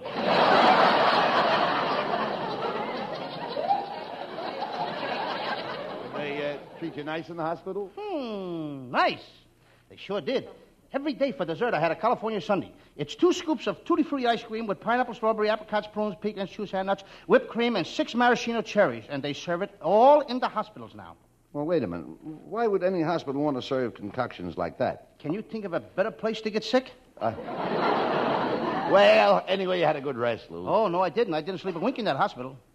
Well, how did you sleep? On your right side or your left side? I sleep flat on my back. There you are. That's your trouble. People who sleep on their back all the time get their back out of shape and all crooked. You must sleep on your face.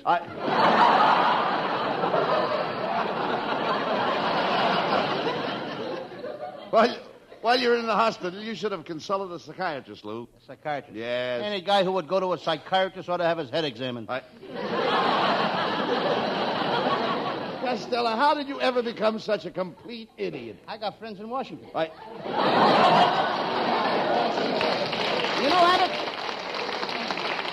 You know, Abbott, they loved me in that hospital. One of the doctors introduced me to a beautiful nurse, and she invited me to a party. Well, now, that's very nice of her. I thought so. So now that you're out of the hospital, you should reciprocate. Definitely, because Certainly. after all... Huh?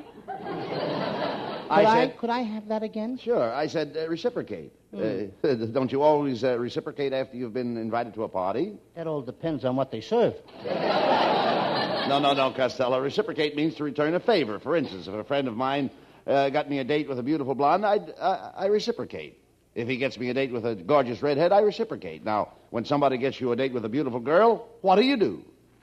I do the same thing you do, only I don't lie about it.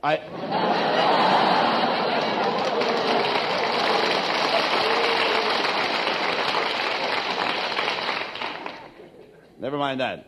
What was in that big package that arrived for you this afternoon? It's a new television set I bought for Uncle Mike. Oh. I got to go right back home and hook it up. Oh, what does your Uncle Mike want with a television set? He wants to see what Dr. IQ does with that woman in the balcony.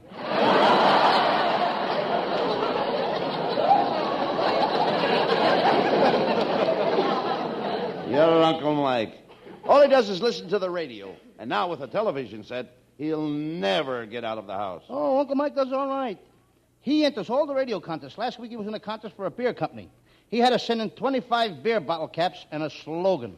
Well, did he write a good slogan? After 25 bottles of beer, he couldn't even see the paper. Well, anyway, radio is a wonderful thing, Costello. Just think, it fills the air with voices and personalities of all the gorgeous Hollywood stars. What are you doing? Filling my lungs with Rita Hayworth.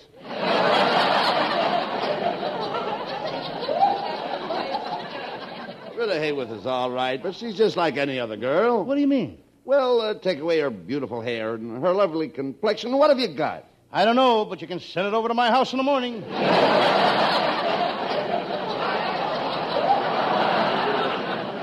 You certainly love the California girls, don't you? Yeah. When I was back home in Patterson, New Jersey, I said to my mother, I said, Mom, take me out west where men are men and the women are... Women are what? That's all. Take me out west where women are. What makes you think the women in Hollywood go for you? Well, I'm a pretty regular guy and a pretty popular guy, Abbott. The day we moved to Los Angeles, I won a citywide contest. A citywide contest? What for? For being the whitest guy in the city. And they gave me a beautiful chicken as a prize, a Rhode Island purple. She lays 30 eggs a day. Now, wait a minute. Now, let's straighten this out. You mean a Rhode Island red? Abbott, when a chicken lays 30 eggs a day, she's purple.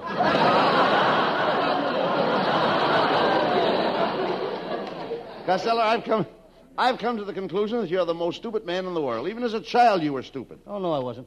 Back in Patterson, when I was only 1 year old, I proved that I was the smartest baby in town. How'd you do it? One day I was playing around the stove. I picked up a red-hot coal. Nobody had to tell me to put it down.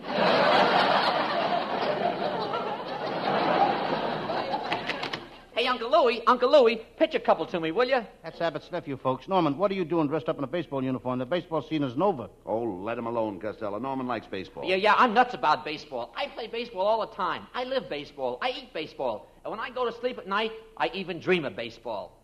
Don't you ever dream about girls? What, and miss my turn at bat?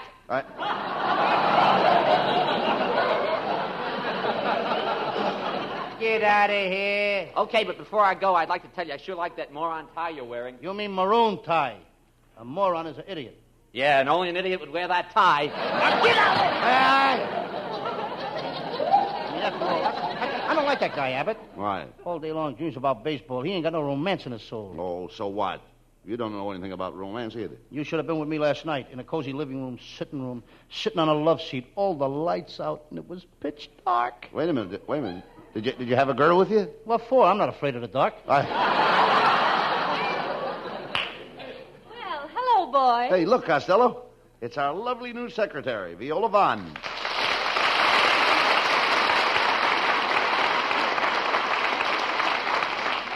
Gee, Viola, you look lovely tonight. That's a gorgeous dress you're wearing. Oh, well, thank you. Do you think it brings out my curves? Does it? Yes. It curves here and it curves there, and some of it don't even stay on the road. Now, talk sense, Costello. Viola, how do you like California compared to New York? Well, it's wonderful, but the time confuses me. You know, California is the only state that still has daylight saving time. You know, that daylight saving time is kind of silly to me, too. You really don't save anything with daylight saving time. You don't? No. It's just like sitting down. What you lose in the front, you gain in the back. Nah, never mind him, Viola. What do you hear from that uncle of yours in London? Oh, I received a postcard from my uncle this morning. He's having a fine time. He spent the weekend boating on the English Channel. Boating? My cousin Vincent swam across the English Channel underwater. Oh, underwater? Why, that's preposterous.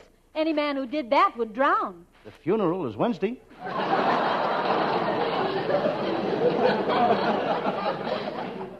Gee, Viola, I'm glad you came to work for us. How about giving a little kiss? Oh, you Hollywood men are so impetuous. The first night you meet a girl, you want to kiss. Well, I mean, a guy like me has to. They don't show up the second night. Oh, Viola, I've noticed you've been rather cool towards Costello. You never put your arms around him or nothing. Well, I was sort of waiting until... Till you know me a little longer? No, till my arms get a little longer. By the way, isn't today your birthday, Viola? Yes, it is. I'm 18. Think of it. You're sweet 18, and I'm sweet 24. Well, what about me? Yeah, but you're a sour 65. Never mind that. You're a cheapskate, Costello. It's Viola's birthday, and you didn't get her a present. Oh, that's all right, Costello. Even if you don't express your felicitations on my natal day with a tangible token of remembrance, I want you to know that I understand. Good. Now that you understand it, explain it to me. Viola, Costello's very forgetful about birthdays. Last week was my wife's birthday, and he didn't send her a present either. No, I didn't get your wife a present, but don't forget I wrote her a poem. You wrote Abbott's wife a poem? Yes. How does it go? To Miss Betty Abbott. Your clothes are really awfully cheap. And speaking of your sweater, give back the wool to those poor sheep. On them it looks much better.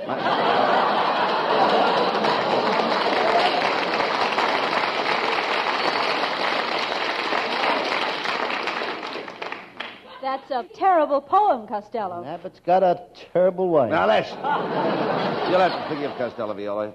He is ignorant and he's uneducated. Now, just a minute, Abbott. That's What do you not mean, so just now, a because minute? I went to school and I studied science. For instance, I know that the sun is 5 billion miles from the Earth, and the light from the sun comes down to the Earth in exactly 30 seconds.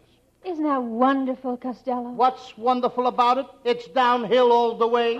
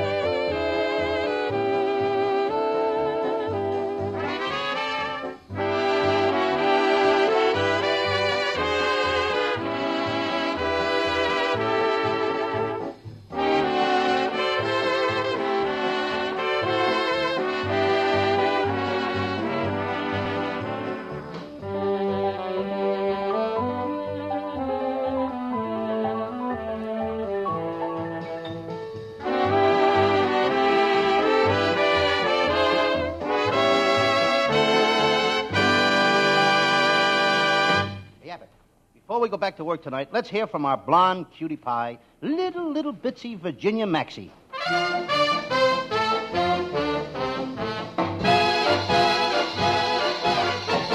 Quanta le gusta, le gusta, le gusta, le gusta, le gusta, le gusta, le gusta. Quanta le gusta, le gusta, le gusta, le gusta, le gusta, le gusta. Gotta get going, where we going, what are we gonna do? We're on our way to somewhere, the three of us and you. What do we see there? Who will be there? What'll be the big surprise? There may be caballeros with dark and flashing eyes. We're on our way. We're on our way. Pack up your pack. Pack up your pack. And if we stay, we won't come back. We won't come How back. can we go? We haven't got a dime, but we're going, and we're gonna have a happy time. Now, someone said they just came back from somewhere. A friend of mine that I don't even know. He said there's lots of fun if we can get there. If that's the case, that's the place we want to go. We gotta get going, where we going, what are we gonna do? We're on our way to somewhere, the three of us and you. What do we see there? Who will be there? What'll be the big surprise? There may be caballeros with dark and flashing eyes. I'll take a train. You'll take the train. You take a boat. We'll take the boat. I'll ride a plane. You'll take the plane. You take the gun. We'll ride the Oh, we don't care. We'll either walk or climb, but we're going and we're gonna have a happy time. Quanta la gusta, la gusta, la gusta, la gusta, la gusta, la gusta, la gusta. Quanta la gusta, la gusta, la gusta, la gusta, la gusta, la gusta. We're going, we're gonna have a happy time.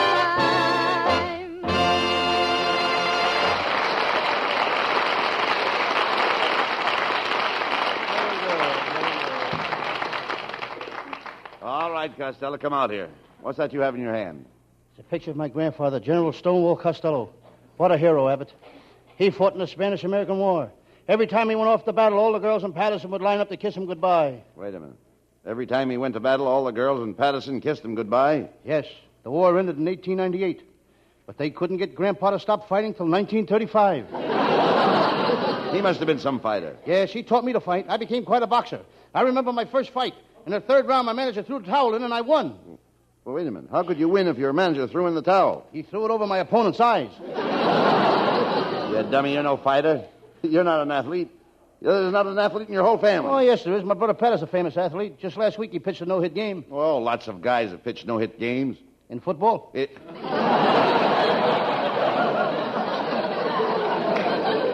Costello, you and your brother Pat are the dopiest guys in the world. Yes, there ain't nobody a dopier than him and me. Well, no, that's incorrect. You should say there's nobody dopier than he and I. Okay, there's nobody a dopier than him and you. Well, never mind that. How's Pat getting along with his new girl? Oh, well, for a while he had it pretty tough. Every time Pat went over to see her brother would throw him out of the house. Last week, her brother went away to college, and things are different. What do you mean? Now her father throws him out of the house. Is Pat working? Oh, yes. He's got a job with a milk company, and he works like a horse. What does he do? He pulls one of the wagons. Costello. What do you want, Norman? Are you going to do another one of them Sam Shovel misery programs tonight? Look, Norman, look at the script. That's mystery. I listen to the show, brother. It's misery.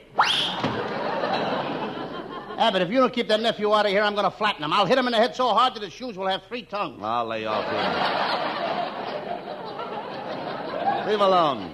Maybe he doesn't like your Sam Shovel program. Well, everyone else does. Now, here's a letter I got from one of my fans this morning. Listen to this. Dear Lou Costello, I listened to your Sam Shovel detective program last week. You were so funny, I laughed my head off. I'm coming to the studio to see you tonight. Miss Costello, there's a man out here to see you. What does he look like? How can I tell? His head is off.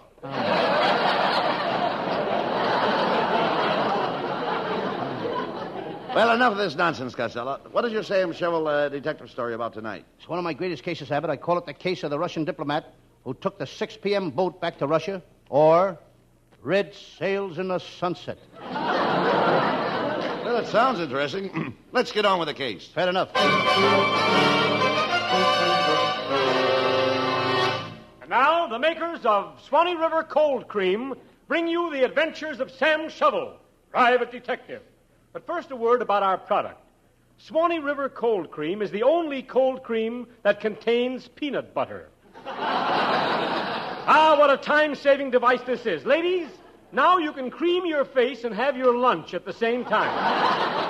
And friends, remember, we can sell Swanee River Cold Cream cheaper than any other brand because we've done away with costly containers. We use no tubes, no boxes, no jars. Just walk into your drugstore, ask for Swanee River Cold Cream, and hold out your hand. And now for the further adventures of Sam Shovel, private detective.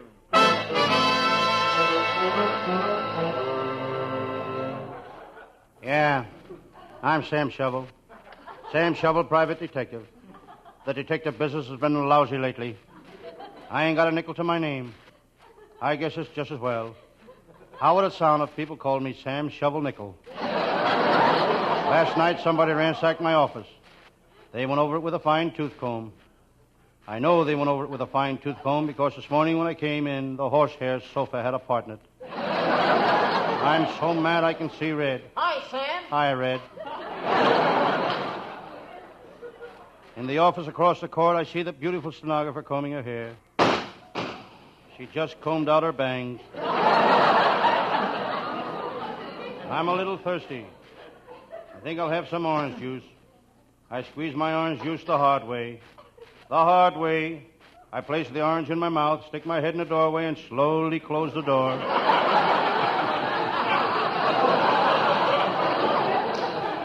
On my way to the office, I found a woman's handbag. I wonder what's in it. I decide to empty the contents on my desk.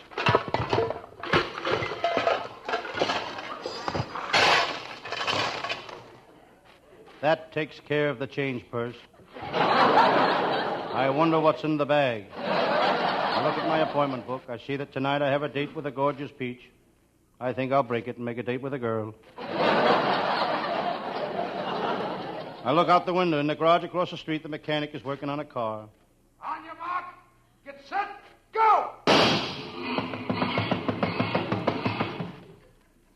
No matter what car comes in, he always races the motor.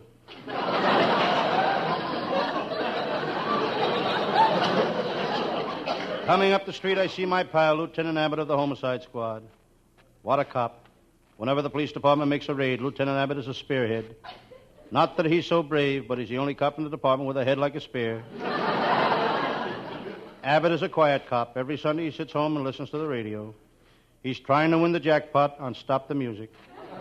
He's trying to win it the hard way. The hard way. He has no telephone.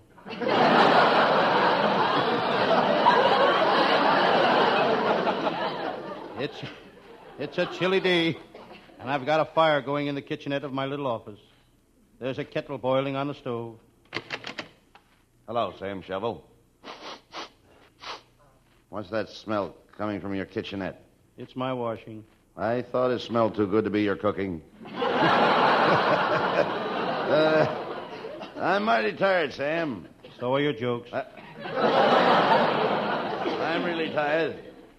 I just been out on a wild goose chase. What were you chasing? A wild goose. Lieutenant Abbott used to be a comedian. Tried to make a living. He tried to make a living with his monkey shines. He had to give it up. There's no money in shining monkeys. Lieutenant Abbott, I've got bad news for you. Your cook was picked up this morning for passing a bad check. Whose check was it? Yours. That's not funny, Sam Shovel. You weren't a friend of mine, I'd punch you in the nose. I knew Lieutenant Abbott was only bluffing. He couldn't punch his way out of a paper bag. But that don't worry him. After all, how often do you get stuck in a paper bag? Oh, wait a minute. Cut the small town talk, Sam. Lefty Lumphead is in town and he's gunning for you. I know that, Lieutenant. I've already notified the police. They've thrown a net over the city. I'll call headquarters and see how they're making out. Hello, Chief. Yes?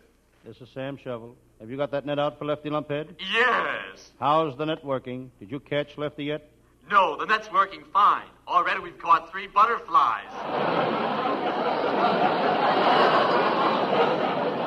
Sam, this is really serious. Lefty Lumphead is a killer. He's out to get you.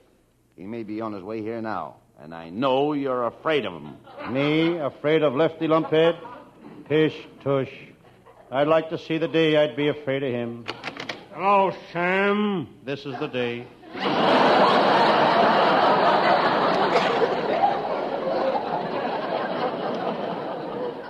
Before me stood the toughest killer on the coast. When he was 8 years old, he shot his father and mother. Then he asked the judge for mercy on the grounds that he was an orphan.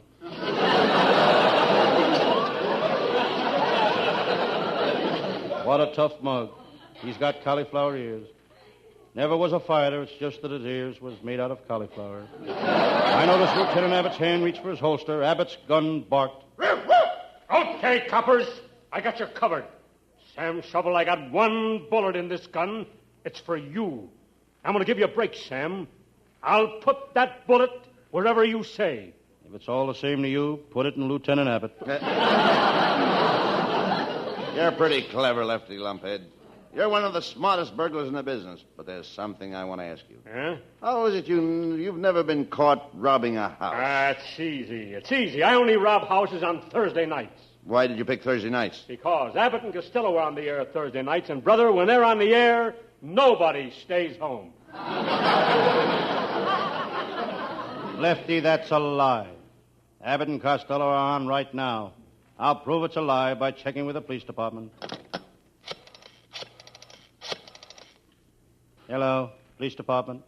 Can you tell me... We ain't got time to talk to you now. Why? Every house in town is being robbed.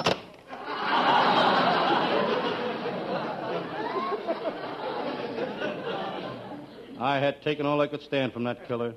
Quick as a flash, I pulled my gun. Sam, Lefty is seriously wounded. Your bullet went through his shoulder. Call the hospital. What have you done? What have you done? Sam Shovel, you shot my boyfriend. Lefty's girl, the most gorgeous moll in the underworld. She's beautiful. Look, he's bleeding. Call the hospital. He's the only boyfriend I've got, and he's liable to die. Call the hospital. If he dies, who's going to love me and squeeze me and kiss me? Call the morgue.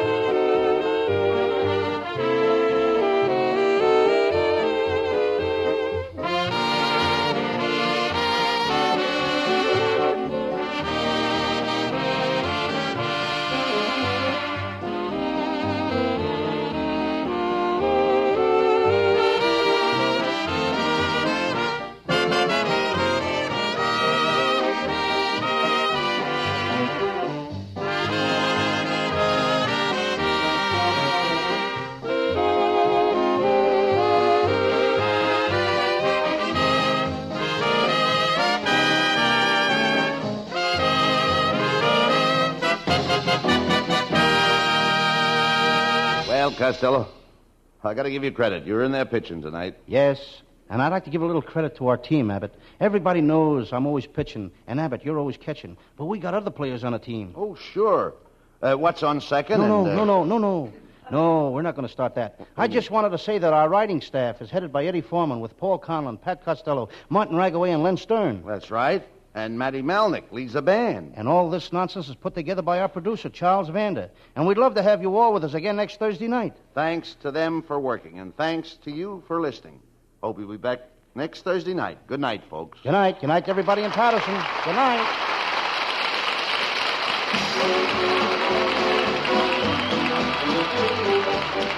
Listen each Thursday night at this time for another great Abbott and Costello show, produced and transcribed in Hollywood. Be sure to stay tuned for the outstanding entertainment which follows throughout the evening on this ABC station.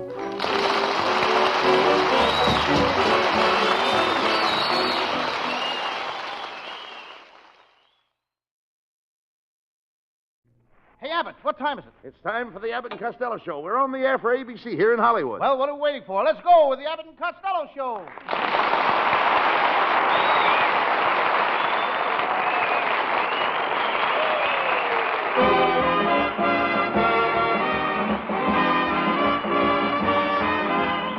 Yes, it's the Abbott and Costello Show, produced and transcribed in Hollywood for your listening and laughing pleasure. Chuckles with a carload and music by Matty Malnick. So hold on to your chairs, folks, for here they are, Bud Abbott and Lou Costello.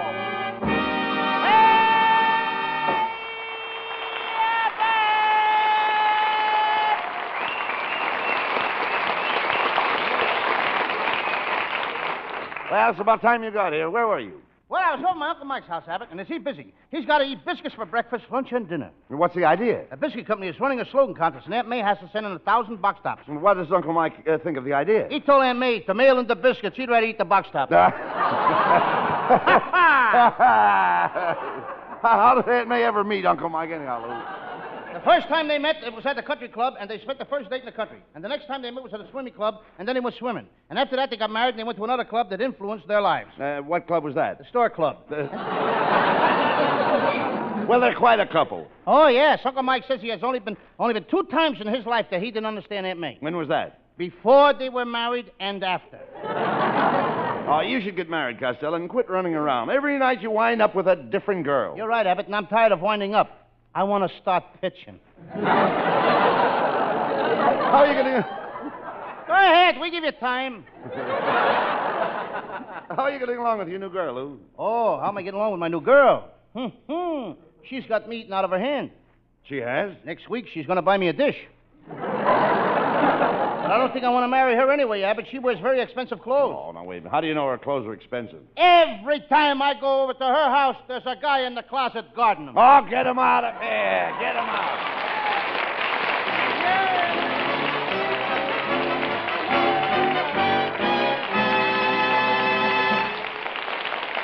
Now, before we get back to the laugh department, let's listen to what this fella has to say.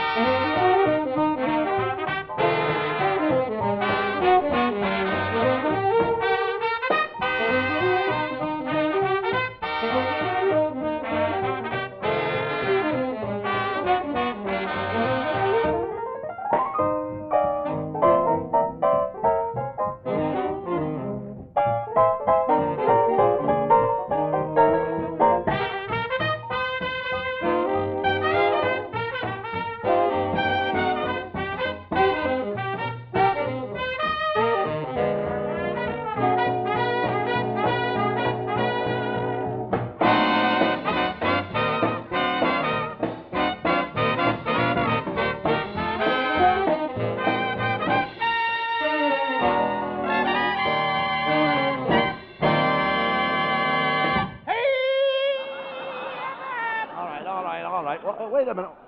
What are you doing with that rubber doll? Huh? What are you doing with that rubber doll? It's a present for my sister's baby, Tony.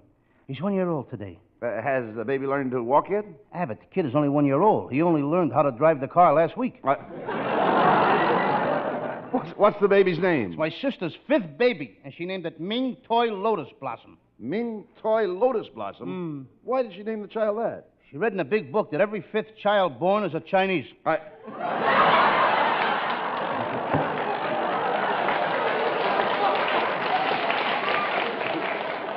never mind that, Lou. What is your sister's husband doing now? Oh, what's he doing now? He had a little filling station. And what a filling station. But they picketed him and closed him up. Now he's opened a skunk farm. A skunk farm? Mm-hmm. A skunk farm? He figures that's one business the union won't stick their nose in.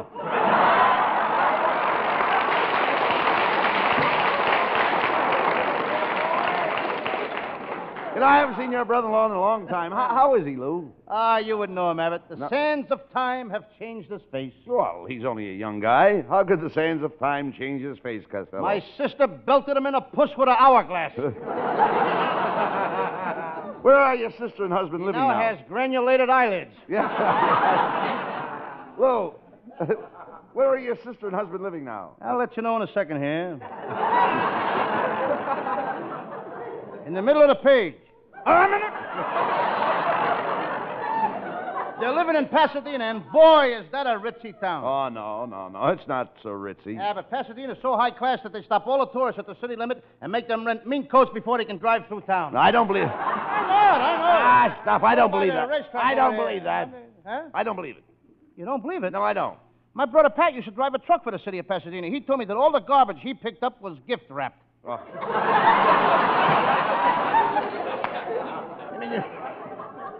You mean your brother Pat drives a garbage truck? Oh, he's just doing that until he gets his new invention on the market. His invention will change the whole toothbrush industry. What is it? A tooth on a stick to clean brushes.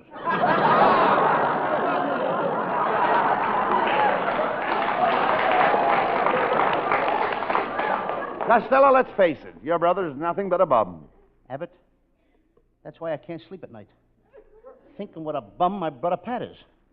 Well, if you can't sleep, why didn't you count sheep? I did. Once I counted to 10,000 sheep. I was just ready to fall asleep when along came a black sheep, and I got to thinking what a bum my brother Pat is, and I couldn't sleep the rest of the night.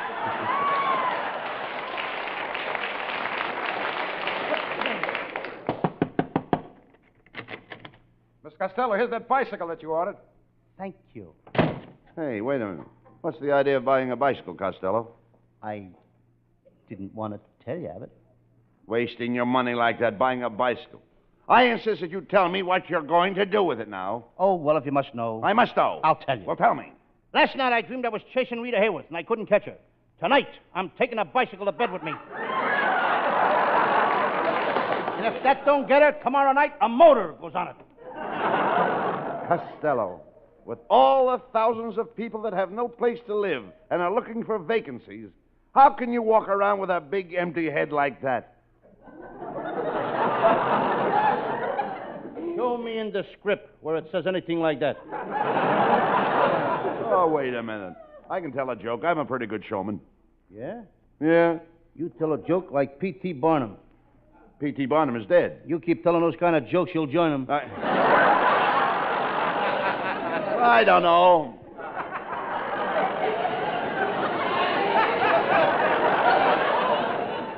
I don't know about that, Lou. My wife always laughs at my jokes. Did you ever notice those little crow's feet around her eyes? Those are from laughing at my jokes. If those are crow's feet around your wife's eyes, the crows that made them must have been wearing baseball shoes. How can you say that? My wife, Betty, has a beautiful face. She's got an automobile face. Well, what's an automobile face? As soon as she gets the jack, she ought to have it lifted.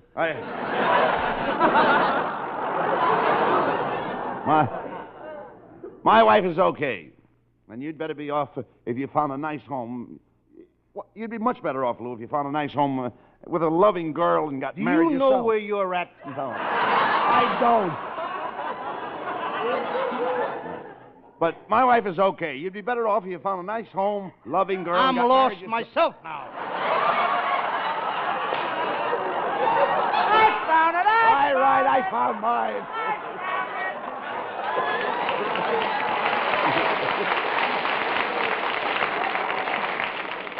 Have you got your place? Have you got yours? Oh, yes. Let's go. Let's go from scratch. My wife is okay. You'd be better off if you found a nice, home-living girl and got married yourself. Well, we gave you enough time to rehearse That's it. right. I had a home-loving girl, and I had to get rid of her. Why? When I wasn't around, she was home loving some other guy. Well, you should go out more and meet some nice girls. I'm going out tonight. There's going to be 26 girls at this party. I'm going to kiss every one of them. Now, that's the trouble with you. You have no manners. Now, when there are 26 girls at a party and you talk about kissing, every one of them, remember, 1 dozen. 1 dozen? No. Well, tell me which one it is, and I'll cross her off my list. Did you get it? No, I didn't get it. They're lost where we were before. Costello, you should be satisfied with 1 girl. Don't you know 1 girl that you like better than the rest? Oh, but I saw one today that I could really go for. Well, why don't you propose to her? Propose to her? Yeah. How dare you say that to me? Well, your father proposed to your mother. Yes, she was my mother, but this girl is a total stranger. Well, why don't you start courting her? I did. I sent her some orchids. Not orchids. It says here orchid. No, not orchids. Orchids. Kids, Orchid. kids. Oh, sure. Probably after we're married. No. No, you dummy. You don't get the girl with orchids. You get her with orchids.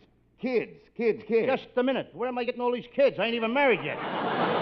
You talk sense. I'm talking about orchids. Orchids are raised in a nursery. Your kids might have been raised in a nursery, but our kids are going to be raised at home. No. You don't understand. I'm talking about orchids. We have orchids at home. They're potted. They take after you, don't they?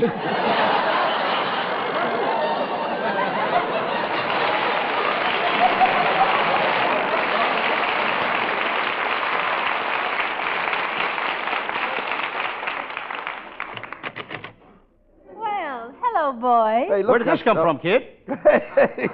It's our beautiful new secretary, Viola Vaughn. Boy, I'm glad you showed up early, Viola. Tonight I'm going to sing a song just for you. Why, Costello, I didn't know you sang. Oh, I got a high voice. I can hit a high U above T. Hi, you. Fine, thanks. High U. Pay no attention to him, Viola. Pay no attention to him. Why don't you and I have a bite of supper after the show, huh? Well, Just a minute, Viola. I hired you. Don't you think you should go out with me, kid? Please, Mr. Costello, I'll decide who I want to go out with. Well, that suits me. Make your own choice. I won't try to help you in any shape or form. With your shape and form, nothing will help you. Oh, that was awfully clever, Abbott. Oh, yeah. You know, Viola, Abbott is practicing up for television. Well, why would Mr. Abbott want to be on television? It's the only way he can get in every bar in town at once. Well, Abbott, I think we both struck out. Now, you tell one, Viola.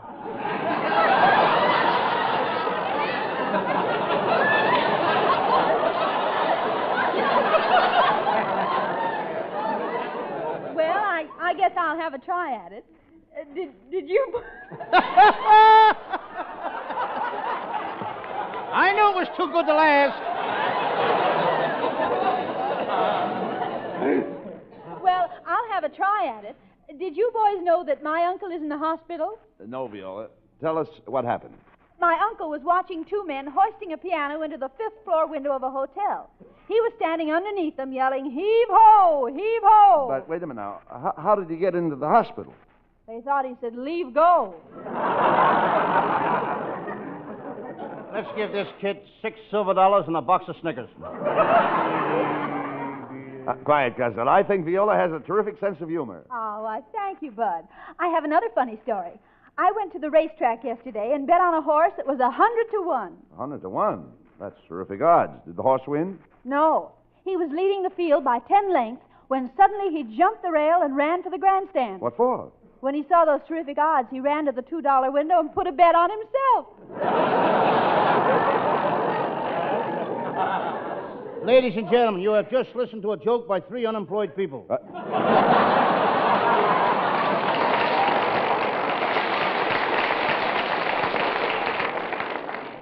3 unemployed people? Yeah, you, Viola, and the guy that wrote the stuff.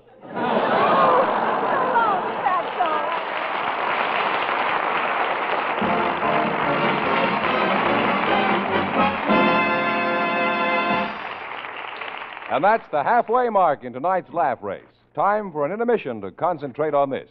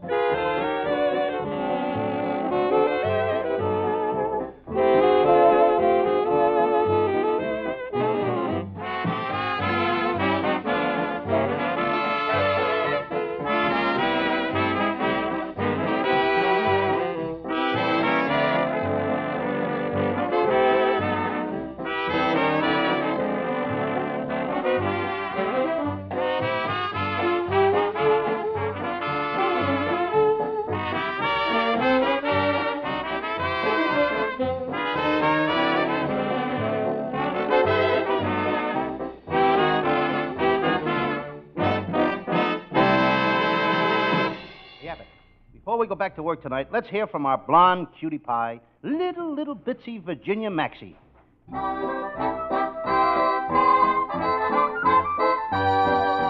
East is east and west is west, and the wrong one I have chose. Let's go where I'll keep on wearing those frills and flowers and buttons and bows, rings and things and buttons and bows. Don't bury me in this prairie, take me where the cement grows. Let's move down to some big town where they love a gal by the cut of her clothes, and I'll stand out in buttons and bows. I love you in buckskin, or skirts that I've homespun, but I love you longer, stronger, where your friends don't tote a gun. My bones denounce the buckboard bounce, and the cactus hurts my toes. Let's vamoose where gals keep using those silks and satins and linen that shows, and I'm all yours in buttons and bows. I love you in buckskin, or skirts that I've homespun, but I love you longer, stronger, where your friends don't tote a gun. My bones denounce the buckboard bounce, and the cactus hurts my toes. Let's vamoose where gals keep using those silks and satins and linen that shows, and I'm all yours in buttons and bows. Give me Eastern trim and where women are women in high silk hose and peekaboo clothes, French perfume that rocks the room, and I'm all yours in buttons and bows.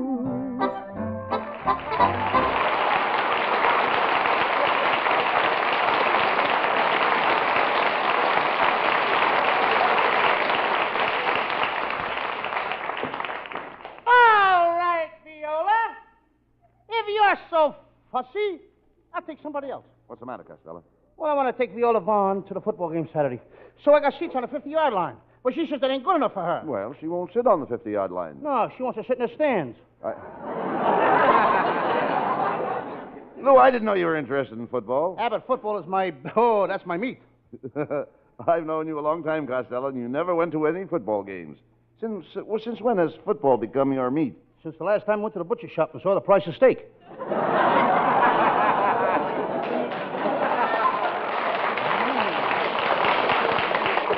I thought so. You know nothing about football. Ah, don't be silly, Abbott. I used to play football. The coach says I played like a tiger. Oh, you must have been good. Nah, after all, what does a tiger know about playing football?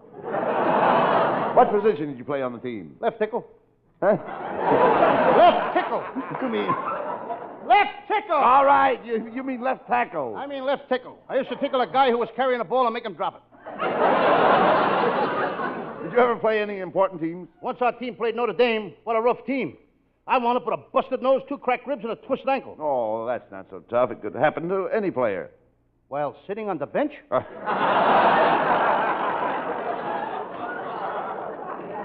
Costello, I've been a football fan for years, and I've never heard your name mentioned in connection with any team. Oh, around Patterson, New Jersey, I was famous. Patterson High School, Colt Hill. They remember me as the guy that invented the Costello hidden ball trick. Well, did your hidden ball trick work good? Good? That was 20 years ago. Nobody's found the ball yet. Well, you don't look like no football player to me. Football players have to be rugged and powerful and strong. But when I played football at Colt Hill in Patterson, New Jersey, I was powerful. All those kids were rugged. Very rugged. I can't say rugged. You just said it. You just said it. We didn't have no showers. By the end of the season, everybody said we were the strongest team in New Jersey. With the wind at our backs, nobody could beat us.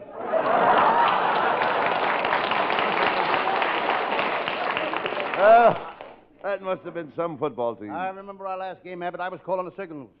Mildred, Maine 6664. Gladys, Hollywood 7953. Betty, Walnut 3841. Wait a minute. Well, yeah, but what was the idea of using girls' phone numbers as signals? Strategy. While the other team was writing them down, we scored 46 points.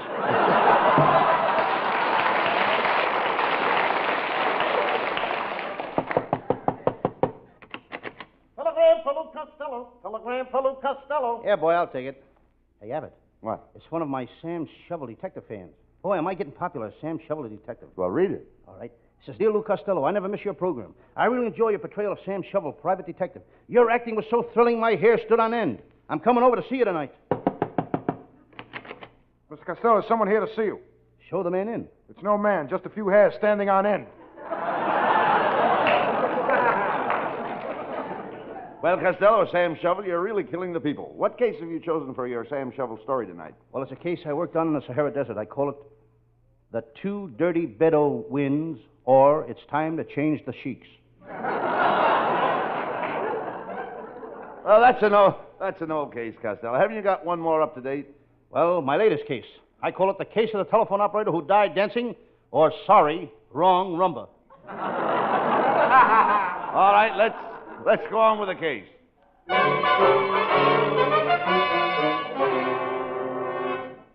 Yes, I'm Sam Shovel, private detective. It's been a slow day with the detective business. I'm sitting here in my little office listening to my favorite radio program. Calling Dr. Brand, surgery. Calling Dr. Brand, surgery. Calling Joyce Jordan, girl intern. They never can find those two. There's more going on in that hospital than just operations.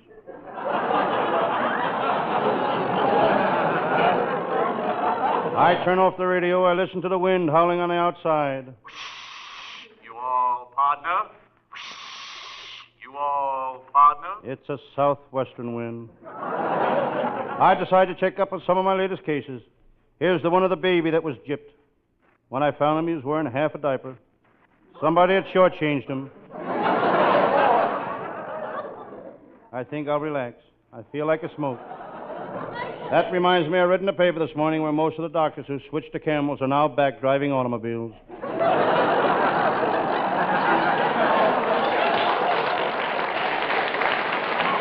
I gaze out the window in the office across the street. I see Mamie, the stenographer. What a girl. I took her to dinner last night. She eats like a bird. She always orders worms. It's about time for my pal, Lieutenant Abbott of the Homicide Squad, to show up. Last week, when the Red Cross asked for blood donors, Lieutenant Abbott was the first to volunteer. He gave his blood the hard way. The hard way. He cut his throat. Every time I think of Lieutenant Abbott, I think of his bow-legged wife. Brother, is she bow-legged? When Mrs. Abbott sits around the house, she really sits around the house.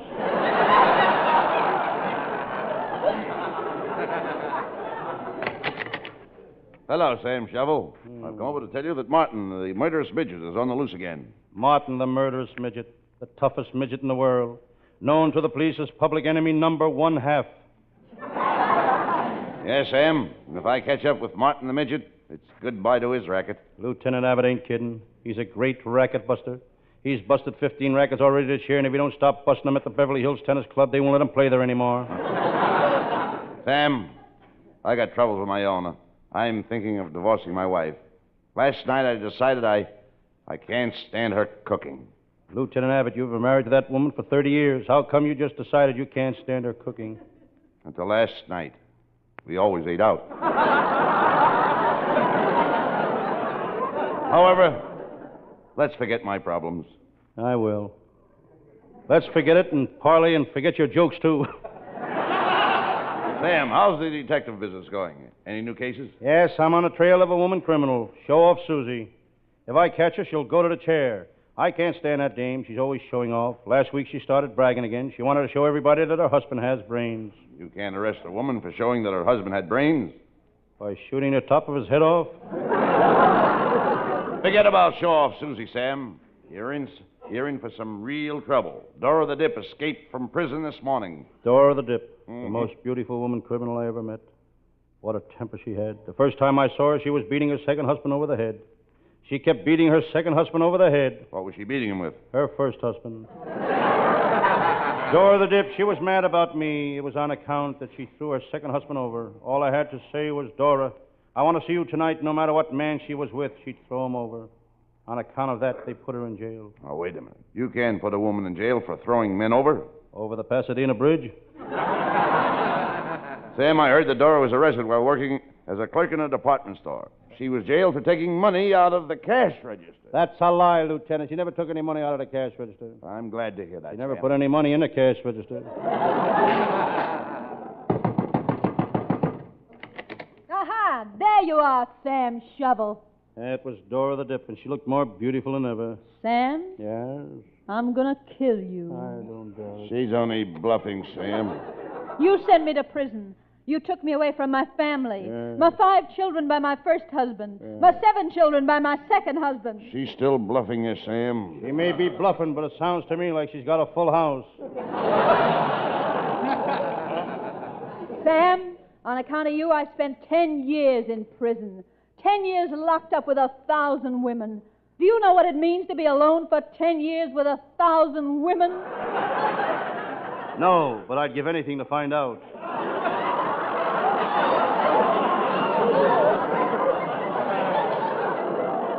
It must have been terrible in prison, Dora. Lieutenant Abbott, you don't know what I went through. All day long I had to pose with my twin sister for pictures for prison magazine ads. What did the ad say? Which twin has the crime wave? But now I'm free, Sam Shovel, and I'm going to make you suffer as I've suffered. Sam, Yes? part of me died in that prison. Don't worry, Dora. With what you got left, you can do plenty of living. Dora, you haven't changed a bit. I thought prison would straighten you out. If they straighten her out, she could sue them for every cent they got.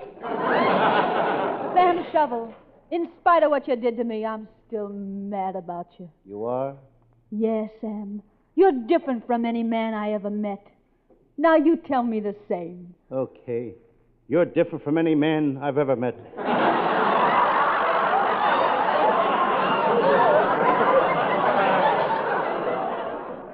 Sam, you sent me to prison and made a monkey out of me.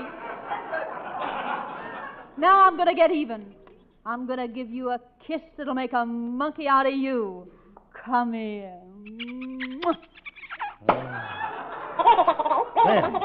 Sam Shovel, speak to me. Where are you, Sam? Up on a chandelier. Don't stand there. Toss me a banana and a bag of peanuts.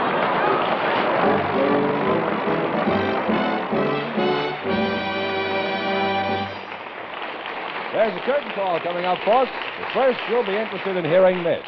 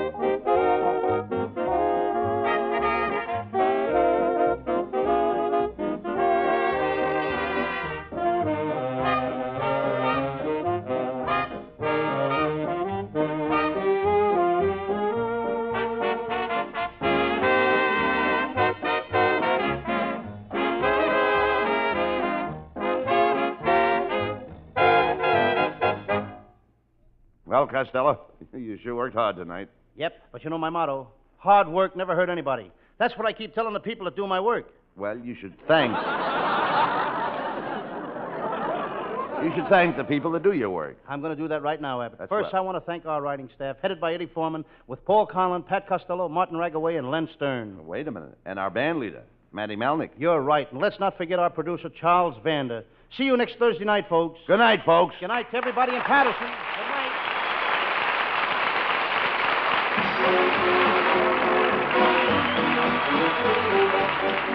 Listen each Thursday night at this time for another great Abbott and Costello show, produced and transcribed in Hollywood.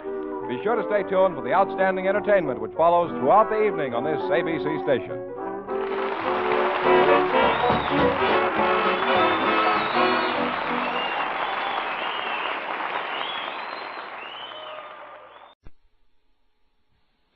And now, Gangbusters!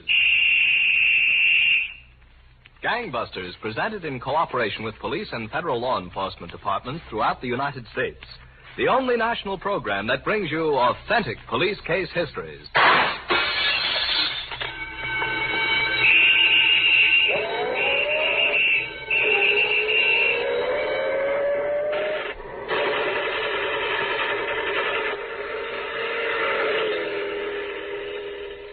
Tonight, the case of the three safecrackers who were schooled in their trade by a master criminal, and how alert detectives practically read their minds from what they knew of a man who had been dead 10 years.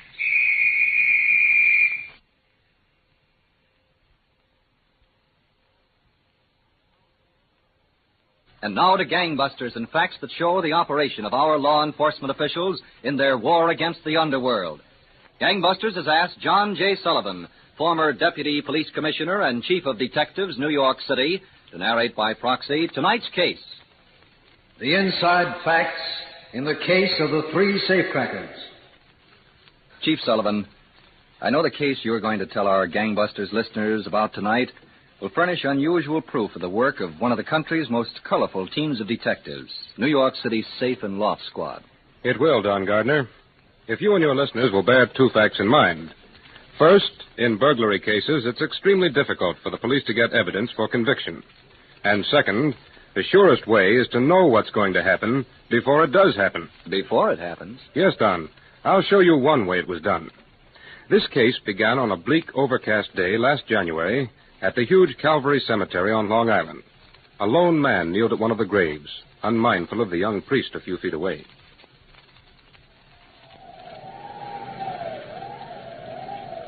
It's been a long time, Pete, but I haven't gone back on you.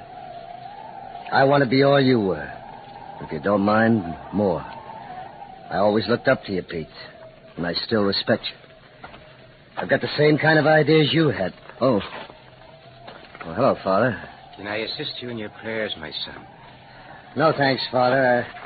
It's not what you'd call prayers. Besides, I was just leaving. Bye, Father. Goodbye, my son. Thanks anyway. Next time, maybe. Well. Hello, Father. Oh, Captain Hanson. Are you policemen always hiding in the trees? Not always, Father. Sometimes we come out in the open. Are you here on business? No. I came out to visit the grave of an old friend. But, maybe it'll develop into business, Father. You mean that Marner I just spoke with? Yes. Strange seeing him here. I thought he was in Sing Sing. Oh? And what makes you think that man should be in Sing Sing? Because, Father, I sent him there. Uh-huh. Well, if he's been released, no doubt he'll lead a good life. I wouldn't count on it, Father. You won't torment this man now because he came to the cemetery. No, of course not. I'm just going to see at whose grave Freddie Russo came so far to pray. Business? Just curiosity. Curiosity seems to be the main fault of policemen. Also, Father, the main virtue. Your man Russo is going out the gate. Now, that's all right, Father. If I want him, I can find him again. Yes, I suppose you can. But here's the grave of his friend. Is your curiosity satisfied? No, Father. Now, I'm more curious. More curious? At the sight of this grave of a man 10 years dead? Why, Captain, This is the grave of Big Pete Schneider, Father. Indeed. He died in Sing Sing. He was one of the most troublesome safecrackers I can remember. And, he's still troublesome, Captain? Yes, very troublesome. Big Pete Schneider had a twisted pride in his trade. He enjoyed passing his skill on to others. One of his pupils was Fred Russo. And if Fred Russo came to the grave of his master for inspiration, he must be up to something. I see. Well, give my best to the boys at headquarters. I will, Father. And goodbye.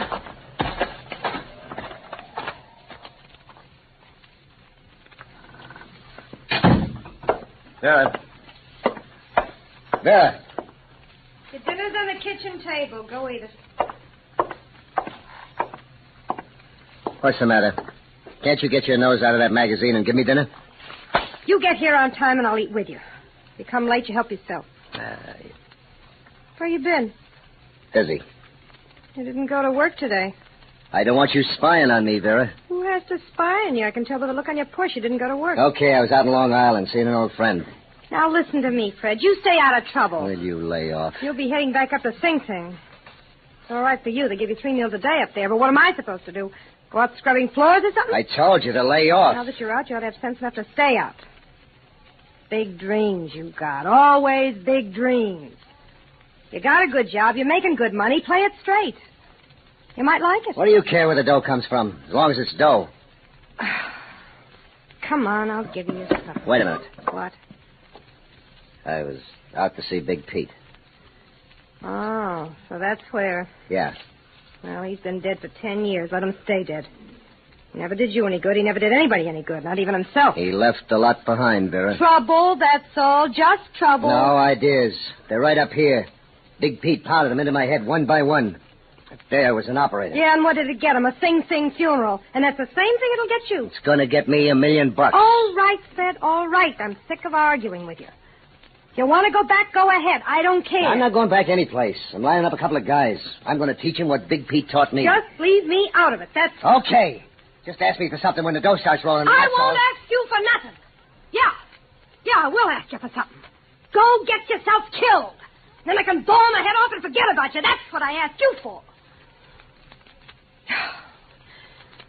Come on in the kitchen.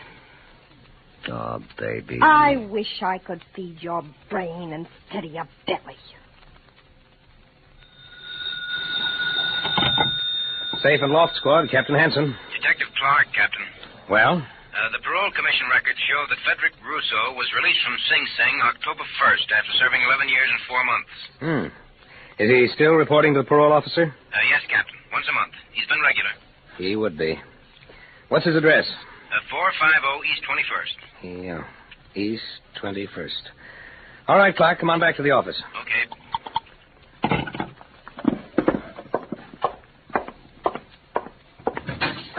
Sergeant Ryan. Yes, Captain. Come in here a minute. Sure thing, Captain. Clark got an address on Russo. Oh, good. Yeah, from the parole commission. Sit down. I don't know, Sergeant. Russo might be going square. But what was he doing out visiting Big Pete's grave? Maybe looking to knock the knobs off some more safes. And if that's so, he can't do it alone. Now, I want you to find out who he's got and what they're up to. Yes, sir. You've got yourself, Clark, Sanders, Burns, and Garnett. I want somebody on Russo every minute until we find out what's going through his mind. You got it? We won't let him out of our sight, Captain. Wait till Clark comes in, Sergeant, and then get going. Okay. And remember one thing. I want them caught in the act. No other way.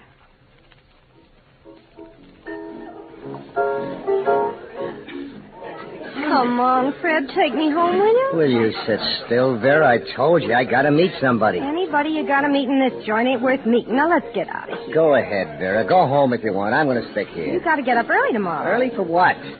If you're so worried, I'll put you in a... Oh, there they are. Look, Fred, don't get into nothing, will you? Go on home. I gotta see these guys. Listen to me, will you, Fred? So long. I'll see you later. Excuse me. What? Oh, yeah, it's okay. Hello, guys. Hiya, Russo. Sit down. Well? I'll buy you a deal, Russo. Okay. But you still got to sell Laviola here. What's the matter with him? Nothing, except I'm for sticking to my own knitting. You've been shooting off what an easy touch these safe jobs are. Well, that's something new to me. The way I hear, a safe job is the hardest trick to turn. You just listen to me and we'll do all right. What's the matter? I'm not doing all right now? Wake up, will you, Laviola? What you call all right is buttons. Okay, so it's buttons. But all them buttons are mine. They don't get cut 3 ways. What are you worrying about a three-way split for? This is big dough. More than you ever heard of. Tell me, Russo, what makes you such an expert? Did you ever hear of Big Pete Schneider? Yeah, I heard of him. What are you, his first cousin? Will you listen, Laviola? This is a good pitch. Okay, Russo. What about Big Pete? He was my professor in college. Everything he knew, I know. And I'll teach you what Big Pete taught me. Tell me, did he teach you how to stay clear of the Safe and Love Squad? Yeah, that was the first lesson. Case the job good. Take nothing but cash. And they can't lay a hand on you. Yeah, unless they catch you red hot right on the job. Well, I was looking to be jumped up in the act. That's an accident. Yeah. Have you got anything lined up? It's only Vera. I'm going home, Fred. You coming? Well, stop talking about it and go ahead. I'll see you later. Now, listen here. Oh, good night. Yeah, nice dish there, Russo. Talks too much. You ever know one at that? Let's get back to business, will you? Yeah, what do you got lined up? A loaded store, plus a couple of factories in the garment district. And what do you count on taking out? Plenty. Well, what's plenty? What are you worrying about, Laviola? If Russo says there'll be plenty, that's okay. It's okay for me, anyways. All right, Russo. I'm in. Good. Glad to have you. Let's have a drink on it, huh? Waiter! Over here, huh?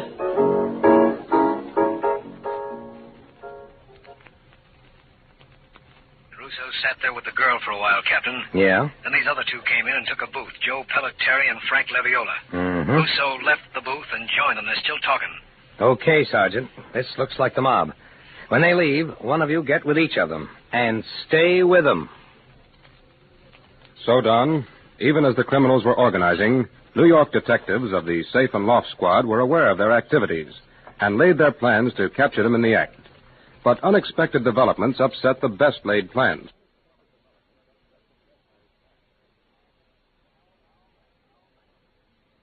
Now back to Gangbusters. You were telling us, Chief Sullivan, how detectives of the New York City Police Department's Safe and Loft Squad had under surveillance a gang of criminals they knew were planning a series of large safe burglaries. That's right, Don. And the assigned detectives, working in teams, trailed their suspects around the clock. Days went by, however, and the criminals failed to make a move. Then one night, Sergeant Ryan and Detective Clark followed Russo and one of his confederates, Joe, into a Bowery dive and watched them as they stood at the bar.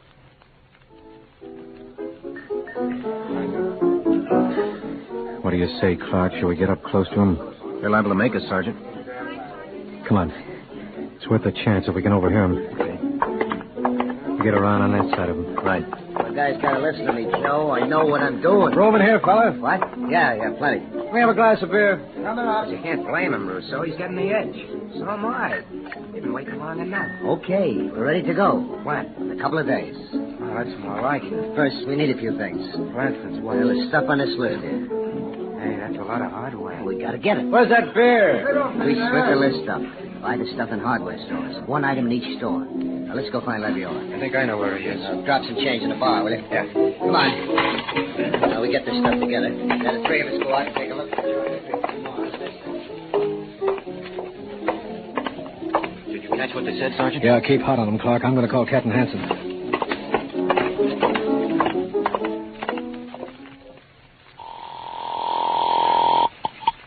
Hello? Captain? Yes? Sergeant Ryan. I didn't wake you. No, I just got in. What's up? Clark and I caught part of a conversation between Russo and Joe. It's any day now. Oh? What makes you so sure? They're going out to buy burglar tools tomorrow. They're going to visit hardware stores. Okay. Stay with them, Sergeant. I want enough evidence against those guys so they'll never get out. I want every storekeeper where they make a purchase to be able to identify whatever they bought without question.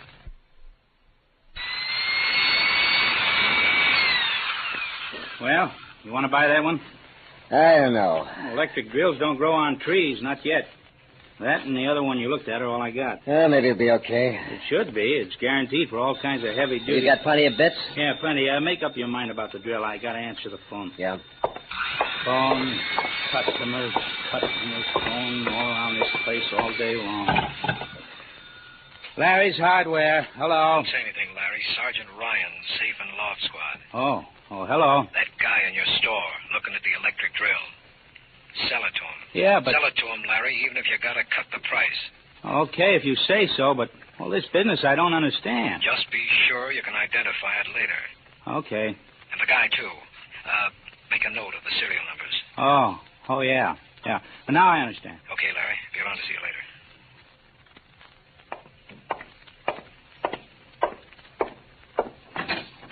Oh, come in, Sergeant.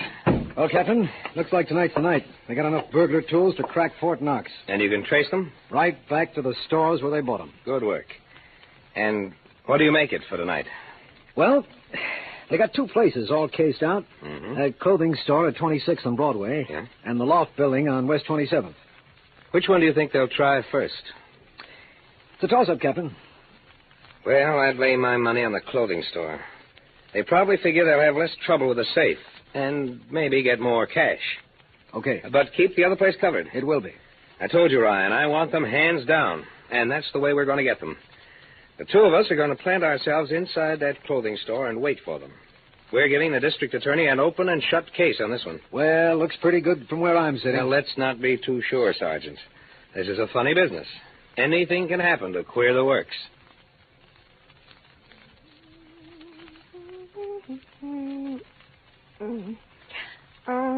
Fred. Yeah? What do you want? Come in the kitchen a minute, will you? Oh, these things. Yeah? What do you want, Vera? Open up this jar for me, will you? Yeah, sure. Hey, where are you going all dressed up? Out? Out? Supper's almost ready. That's too bad. I'm eating with the boys. Here's your job. I don't want you around those boys, Fred. They're nothing but trouble. Who's living my life, me or you? Well, you're not doing very well at it. Look, baby, tonight's the big night. I'll eat with you tomorrow night. You're not leaving this house. So long. I said you're not leaving. Hey, You're not leaving. put down that knife. I'll kill you. I swear I will. Cut it out now. You're staying here. You're looking for trouble, Vera. I've had nothing but trouble since I first laid eyes on you. Now, wait a minute, baby. Fun's fun. Put that knife down. I'm going to put an end to my trouble right now. Vera. Right now. You dirty little... Go with me, Fred. You're trying to kill me, huh? Fred. Fred. See? I told you to lay off. Serves you right. So long.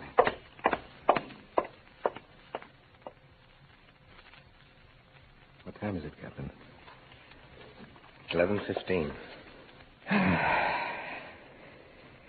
You think they're coming? Who knows?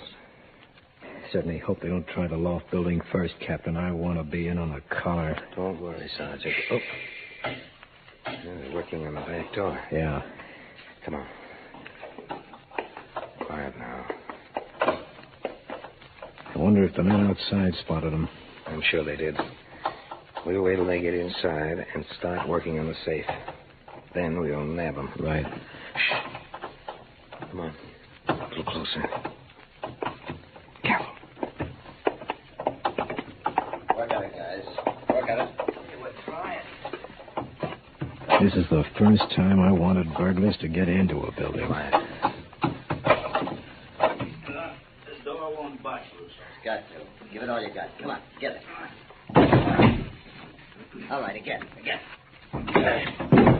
Okay, hold it. What now? Oh, leave it lay. Let's get out of here. Hey, but We can't crash the door. Let's go. Get the stuff together. What do you say, Captain? Shall I give the signal to grab them? No, let them go. I want more than an attempt charge against these guys. We'll get them on their next one.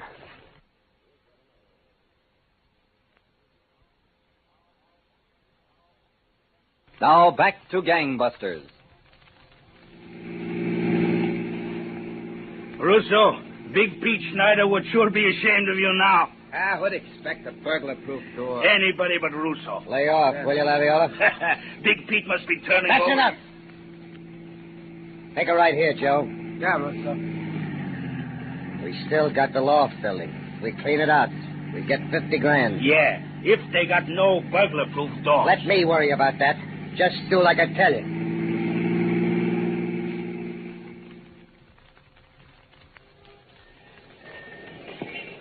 Captain. Hello, Clark. They've broken the side door, Captain. Looks like they're on the third floor now. Did they post any lookouts? No, sir. We've got the whole block covered. Too bad you didn't get them down at the clothing store. It doesn't make any difference, one place or the other. Any orders, Captain? Stick here and cover for us. They'll probably come out the way they went in. We'll get them as they walk out the door. Yes, sir. I'll be with Sergeant Ryan and the others. So done, the safe and loft squad detectives had the 27th Street loft building surrounded, and they were waiting for the criminals to emerge by way of the door they had entered. Meanwhile, unaware of the carefully laid trap of the safe and loft squad detectives, the three burglars had completed their job and were about to leave the building. Come on. Pick up that stuff. Yeah, so yeah. Get it all. I don't want nothing laying around. Give the cops a break. Yeah, I guess that's all of it.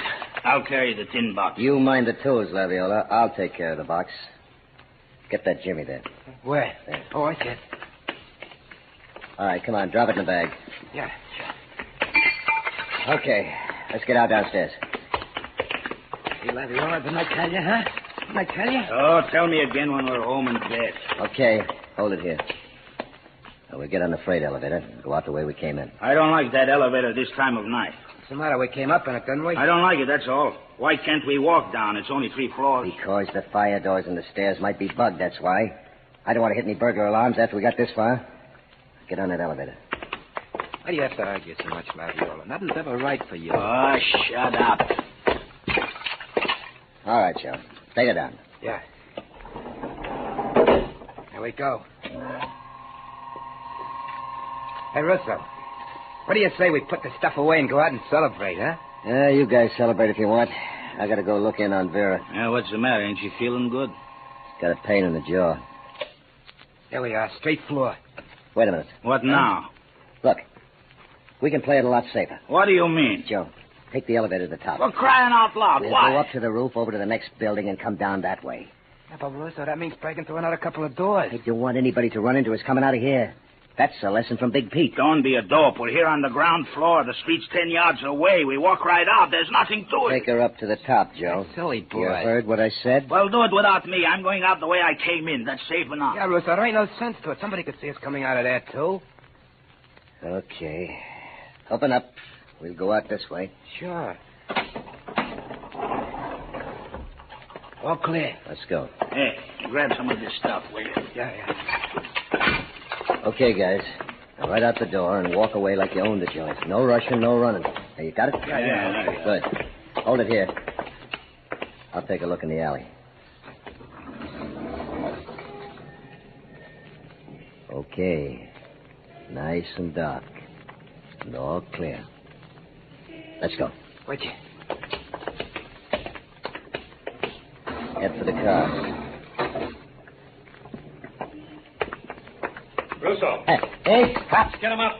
Yeah, okay. Not me. So long. Get him. Oh. I got him, Captain. No, you don't, Chopper. Let's shoot. All right, just keep him up. Who squealed? Nobody had to squeal, Russo. We've been right on top of you for 2 weeks. We could have nailed you any time, but we waited until we had you good. Now let's get moving.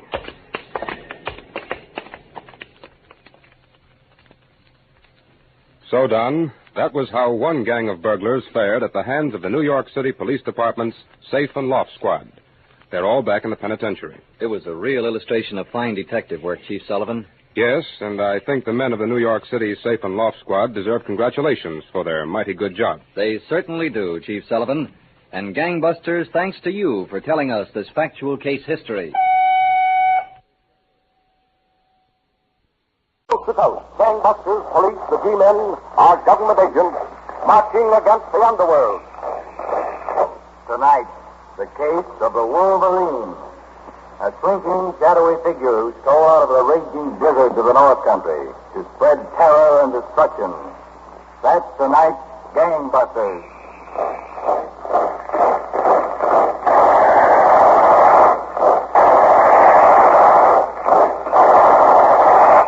Our picture, our setting, is a special office turned over to Gangbusters by Commissioner Louis J. Valentine of the New York City Police for a proxy interview between Colonel H. Norman Schwarzkopf, United States Army, and Tim Curran, former sheriff, Delta County, Michigan.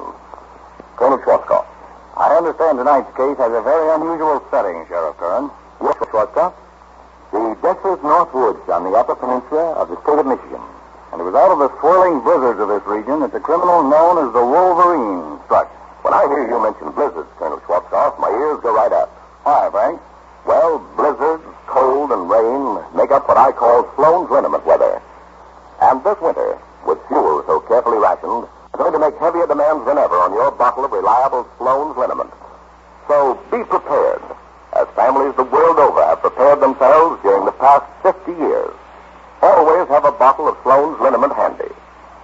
Sloan's, you know, takes only a jiffy to apply, and usually brings you quick and comforting relief in almost no time at all.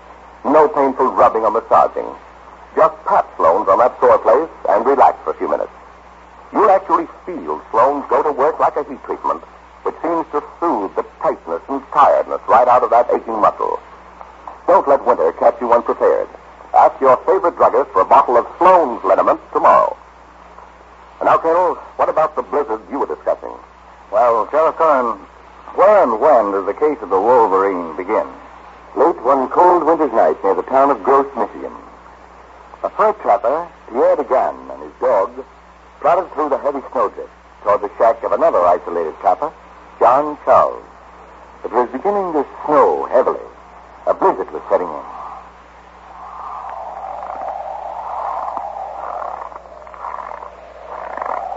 Hey, wind, but soon we warm up at Mr. Charles' place, huh? Ah, there she is, Baguette. The delights to the pantry. I bet Mr. Charles is surprised to see us after all this month. Come on, boy.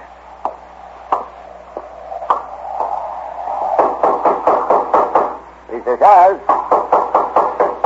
Mr. Charles. You wouldn't go out and leave the lights on. Maybe something wrong.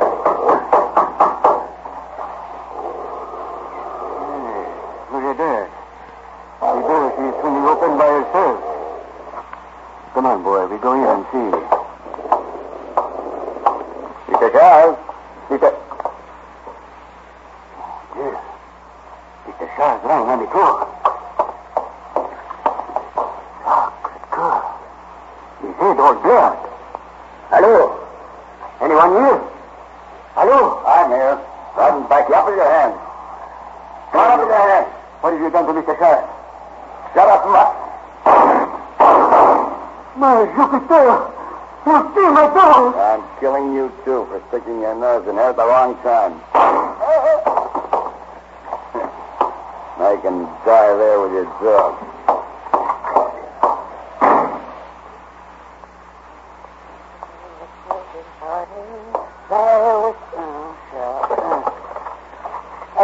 Agent, Northwest Canal, Sioux Line Railroad Station. Fred, that's you?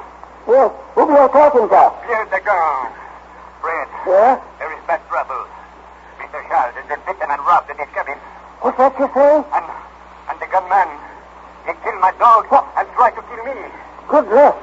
Pierre, you saw this gunman, did you? Was he a big fellow with a black mask and a green mackinaw? Yes, but now you know, Fred. That's the same critter robbed me here at the station the other night. The Wolverine. Pulled about 10 robberies he did. Pierre, did you call Sheriff Tim? Well, Sheriff Tim don't answer the telephone. That is why I call you. Yeah, all right, Pierre. I'll get the sheriff quick. I'll call him back right now. I won't put down that phone. How did you get Put it down. The Wolverine. You didn't expect me back again, did you? I want that cash box. That's just a little taste of what I'll give you. Get me the cash box. Here's the cash box. There better be more money in it than last time. Yeah, not bad. Not bad at all. 9:30 Fred, right on time to pick me up. Now, Pop, you get yours. Keep your hands off of me. You gonna call that two-bit sheriff, eh? Here's what I think of sheriff.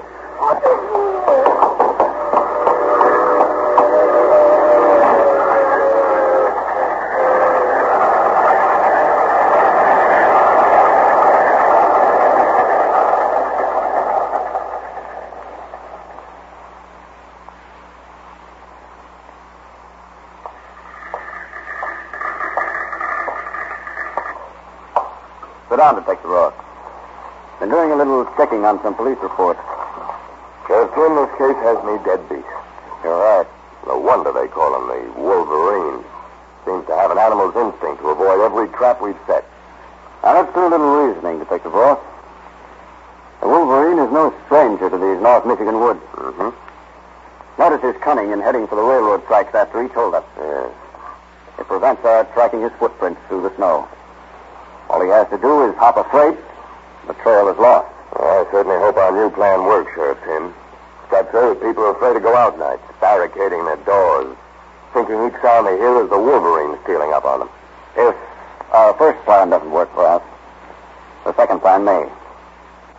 You know your assignment? Yes, Sheriff. Stand guard at the North Escanaba Railroad Station every night. Good.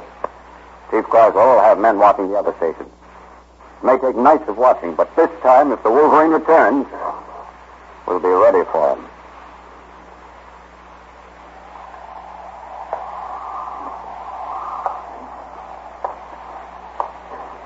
This railroad station's like an ice house. Probably warmer outside than in here. Be long after midnight.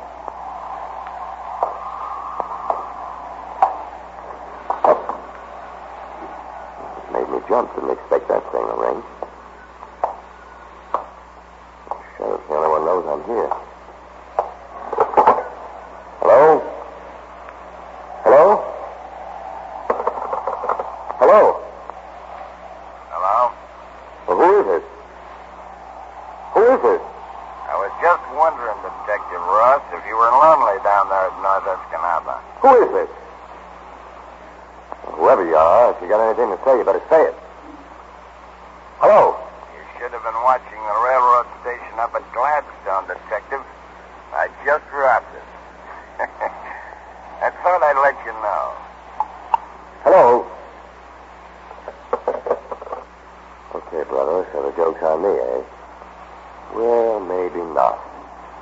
You don't know about the other trap the sheriff set, and you've just swallowed it. Hook, line, and sinker. This case gets more interesting all the time, Sheriff Cohen. I know our gangbusters listeners are anxious to know what this second trap was. I know that I, for one, am most interested, Colonel Schwarzkopf, because I've been advising our gangbusters audience for a long time to set a few traps of their own. Traps that will catch muscular aches and pains in time to prevent needless suffering. It's very simple.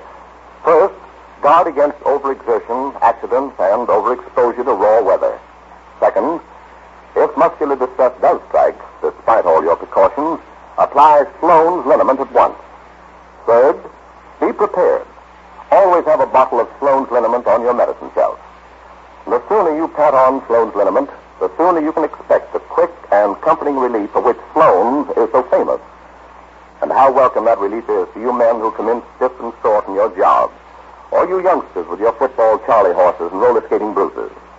Yes, even to you mothers who often feel that a day's washing and cleaning has seemed to tie your muscles into knots. All you have to do is pat Sloan's on that aching back or stiff shoulder, and almost immediately you'll feel that gentle and penetrating warmth acting like a heat treatment to smooth out the kinks and miseries in those painful muscles. Remember, it's best to be prepared. Ask your druggist for Sloan's liniment next time you're shopping in his store. Well, Colonel, that's the kind of trap I've been setting. What about the trap we hope is going to close on the Wolverine? Well, Sheriff Cohen, you told us how the Wolverine robbed the railroad station at Gladstone, Michigan, while the authorities were guarding the station at North Escanaba. But without knowing it, the Wolverine fell into a carefully set police trap, Colonel Schwarzkopf. It took a little while for the trap to develop. But 3 days later, it was beginning to close. In Nick's small lunchroom on Main Street in Escanaba, Michigan, at exactly 14 minutes to 8 in the morning. Hey, Nick, how about a check for the food? Let me get out of here. Oh, sure thing, Mr. Parent. Let's see. You wasted 60, 70, 85 cents, Mr. Parent. Okay, Nick. Here's a dollar. Keep the change. Oh, thank you. So long. Goodbye. He's a very fine man, P.A. You want any more coffee, P.A.? Who is that, Nick? Oh, that was a Joe Parent. Don't you know him, P.A.? Oh. No. First, seemed like I heard that voice someplace. Oh, monsieur, Mr. Parent used to live here in Escanaba. Till 3 years ago, Pierre, but he moved out west to buy a ranch. Now he come back for a little while. I wish I had his money. If I had one of Mr. Parent's money, Pierre, I wouldn't slave in a lunch cart like this.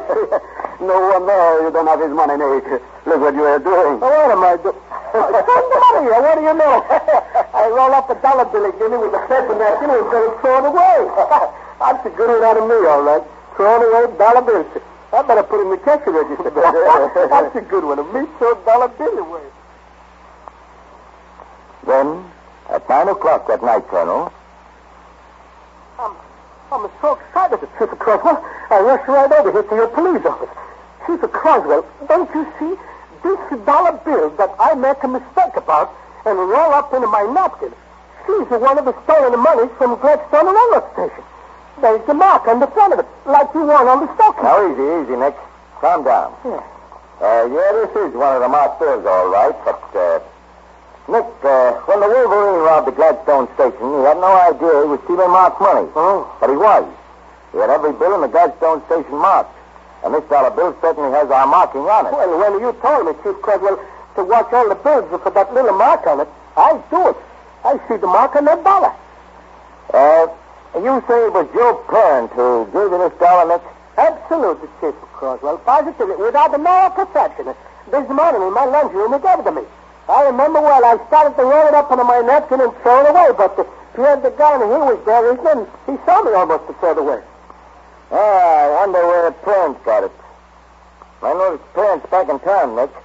I understand he bought a ranch out west. Well, sure, but I ain't saying that Mr. Parent stole this money, Chief Croswell. I'm just saying that Mr. Parent gave it to me. Maybe somebody else gave it to Mr. Parent. Well, you did a good job spotting it, Nick. It's the first mark bill that's turned up. Pretty good eyes for an old man, eh? When I see it in my cash register, I get so excited, I knock over 2 ketchup bottles. Yeah, well, I know the hotel Mr. Parent's stopping at. Think I'll drop over there and see what he can tell me about this dollar bill. Yes? Who is it? Police Chief Croswell. Police? Oh, just a minute. Hello, Mr. Parent. I heard you were back in town. I was wondering if you had any idea where you picked it up. Oh, I see. Where I picked it up. Yeah. I know, Chief. I'm afraid I can't help you. I might have gotten it anywhere. Well, can you think where you changed any bills? You may even have more than the marked money on you. Take a look in your wallet. My wallet? Yeah. Oh, yeah. I have it right here in my back pocket. Hey. What's the idea of that gun, Parent? As I didn't know, copper. Turn around and watch out that closet in the corner. Come on. Oh. You're the Wolverine. Move or I'll plug you. Yeah. I know you will. Pretty clever marking that money, Chief. But I won't help you now. Open that closet door, Chief.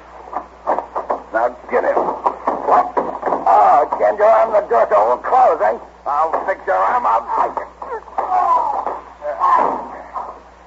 Now, wise guy. Nuts, I forgot his gun. I better slam. No, you don't, Parent. Tell me or I'll shoot. Dove right through that balcony window. A quick search of the alley, Colonel, showed where Parent had landed. There were bloodstains in the snow. Chief Croswell, following the stains and seeing that they led toward the railroad tracks, hurried back to headquarters and rounded up all available men.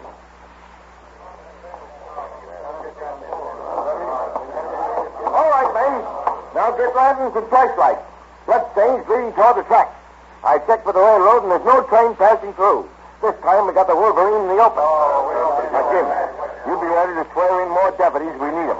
I'll let you know. Right, you son. Okay, men. Everyone set? I will spread out and cover the railroad tracks. Come on, let's go.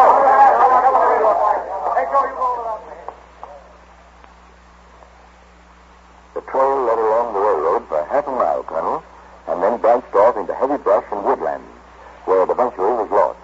Then, just before midnight, a report came that footprints, evidently apparent, had been seen entering the forest 4 miles to the east. Chief Croswell and Pierre de Gun, whose dog Parent had killed, and who since had been deputized, were nearest the spot and picked up the trail. It was 18 below zero. Snow pouring heavily.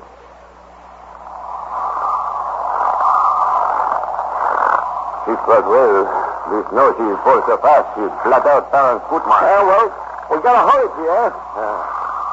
Looks like he's heading for Big Place Lake and the railroad beyond. You're the best trapper in the state, Pierre. If anybody can trail him, you can. Yes, we got to be careful, Chief Croswell. So, may wait in ambush and kill before we see him. Stop. Huh? Something moving over there by those bushes. That is just another of those square devils. They ever bunched together in wolf pack, Chief Croswell. We be in one tough spot. Yeah. Well, let's go on. What horror. Stop. There is something up ahead this time. A shack just back of the street. That's probably why Perrin headed this way. To get to that shack, out of the wind. We'll sneak up to that side window. Careful now.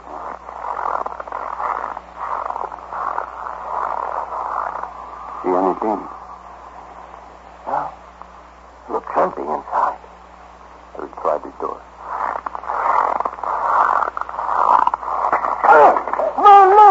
My leg! Got in that trap! Oh, say, trap, burn the snow. My leg is broke! The devil, the trap has gone right into my leg! Oh, say, Pierre. I'll see if I can pry the trap open. There. It's given a little. Can you pull your leg out? Yes, little big boy, please. Yes. That's got it here. The legs ripped to pieces. The devil Baron set his trap. Baron knew he was trailing him. He set the trap in front of the door. Get your arm around my neck. I'll have you inside the shack. Mr. Long, he will get away. Well, I gotta fix you first, Pierre. You'll die if I leave you here. In the snow, she will block out our strikes, Chief Croswell. He will get away. I'm afraid of that, but right now it's your life we gotta worry about. Come on, put your arm around me. That was a very unusual accident, Sheriff Kern. The police actually being stopped by a bear trap. Yes, Colonel Schwarzkopf. And it enabled Perrin to escape. Alarms were flashed out, and late the next day, word came that a man answering Perrin's description had been seen near the railroad station at Champion. Sheriff Kim and Detective Ross left for Champion immediately.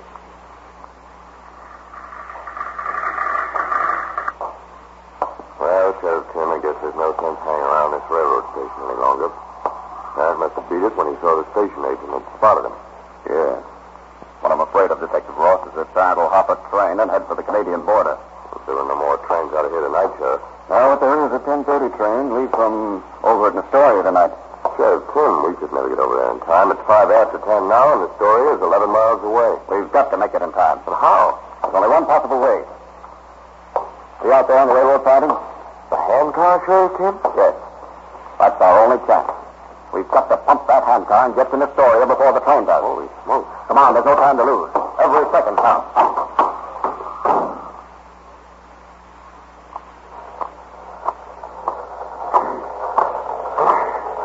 Thank you, Detective Ross. This is the first time I've ever pumped a handcar, Sheriff Kim. My half broke. Keep pumping. That mighty express will be catching up on us any minute now.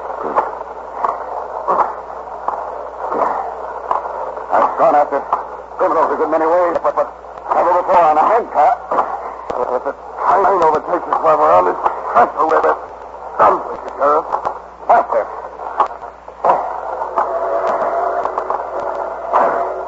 Good Lord, it's going now. We haven't a chance. We've got to get across this trestle. Keep pumping.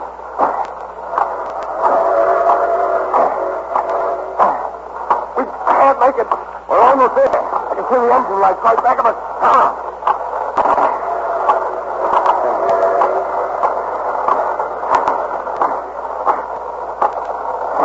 There, we did it. Go on.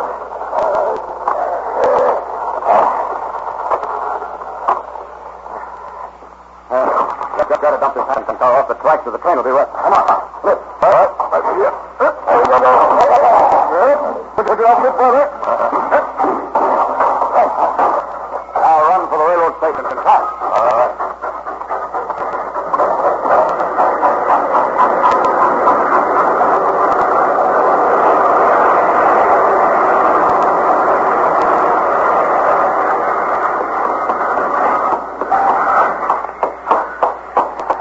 What's that now, Ross?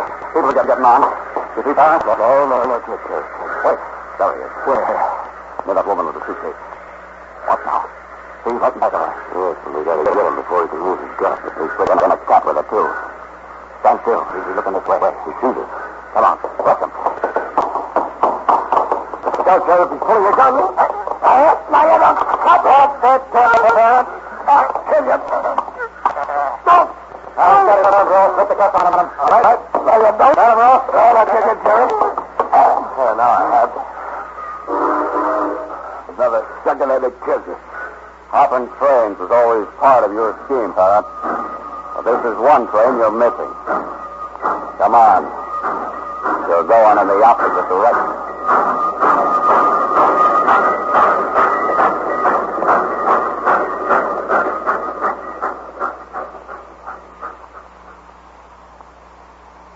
Sheriff Kern, the police did a remarkable job in ending the menace of the Wolverine. Thank you for telling us this case. Well, yes, Colonel Schwarzkopf. Joseph Parent had proved one of the most elusive and wily criminals. But today, Joseph Parent is behind bars at the Marquette State Prison in Michigan. Well, that certainly was quick thinking on the part of Sheriff Kim and Detective Ross in using that handcar to cut off Parent's escape. I was just going to mention that, Colonel Schwarzkopf, but when Detective Ross complained a few seconds ago that his back was half broke with working the handcar, it brought to my mind the many letters we've received from regular railroad men applauding Sloan's liniment. And praise from them is praise indeed. Yes, Sloan's liniment helps to save many an hour's work that might otherwise be lost. And these days, when every pair of hands count, that's important. And that's the reason so many men make sure to keep a bottle of Sloan's liniment on the job with them, as well as on the medicine shelf at home. Because Sloan's is the pat-on liniment. All you need is a few minutes during a rest period or your lunch hour to apply it to that sore and aching muscle. Like a heat treatment, Sloan's will be helping to bring you quick and comforting relief while you work. Just pat Sloan's on. That's all there is to it. So tonight or tomorrow, on your way home from work, drop in at a convenient drugstore and get a bottle of dependable Sloan's liniment to keep in your locker. You'll find Sloan's a real friend in need when you want relief in a hurry. And now, Gangbusters presents its nationwide clues of criminals still at large.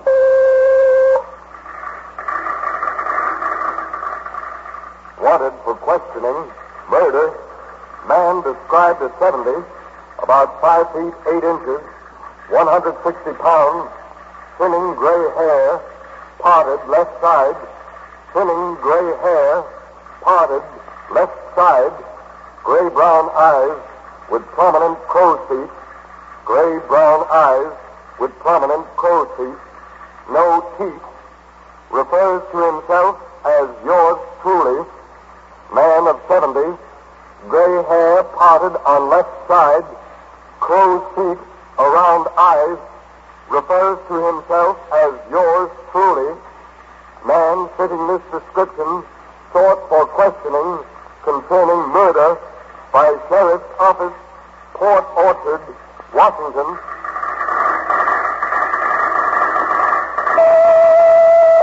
Charged with bank robbery, George Thompson, 32, 6 feet 1/4 inch, 155 pounds, hair dark, combed back, long nose, deformed, slopes to right side, long nose, deformed, slopes to right side, long neck with prominent Adam's apple, long neck with prominent Adam's apple, large hands,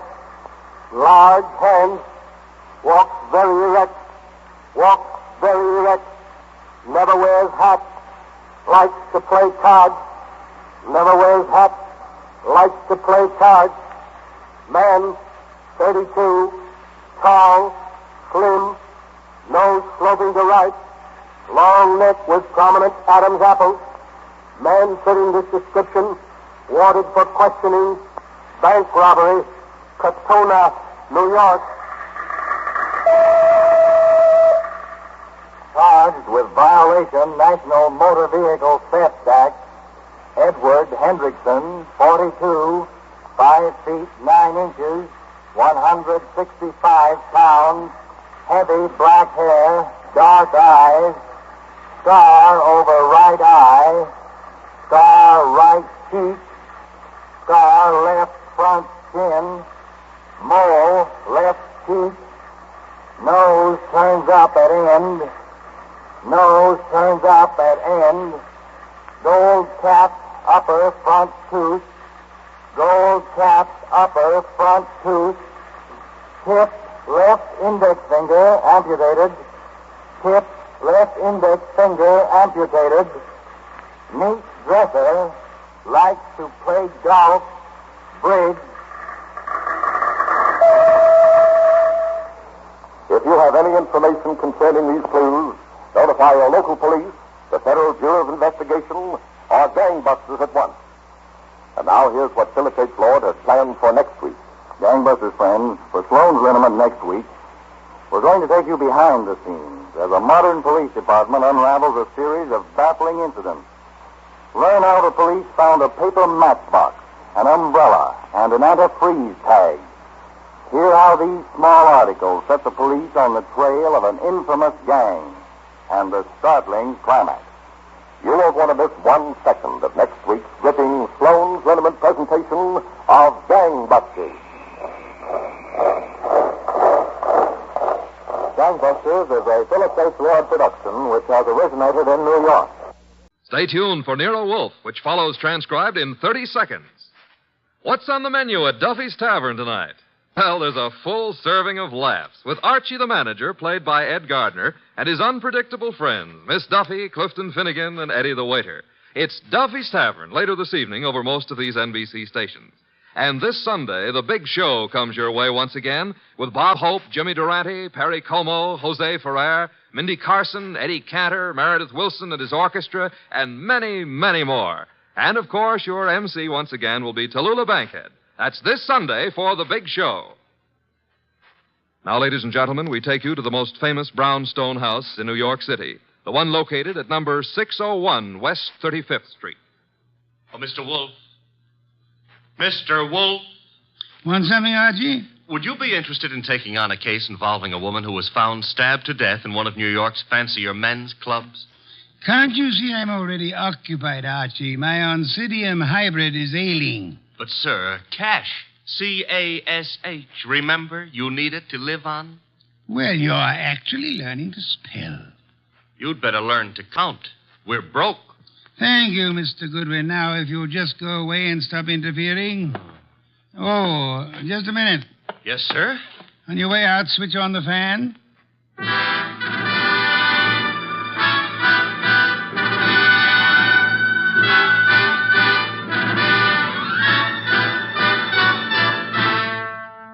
Yes, ladies and gentlemen, it's that one and only man of moves, the most famous detective in modern fiction, that corpulent, orchid-raising, beer-drinking gourmet who also happens to be a genius. Rex Stout's incomparable Nero Wolfe, starring Mr. Sidney Greenstreet. Tonight, Nero Wolfe's long-suffering assistant, Archie Goodwin, tells us of the case of the careless cleaner.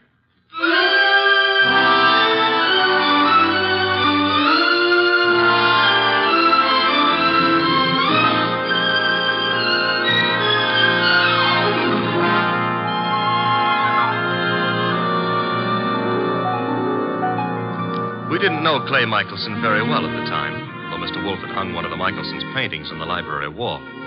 But then I guess we should have considered ourselves lucky not to have known him or his wife, Phila. 2 weeks ago, they had a quarrel.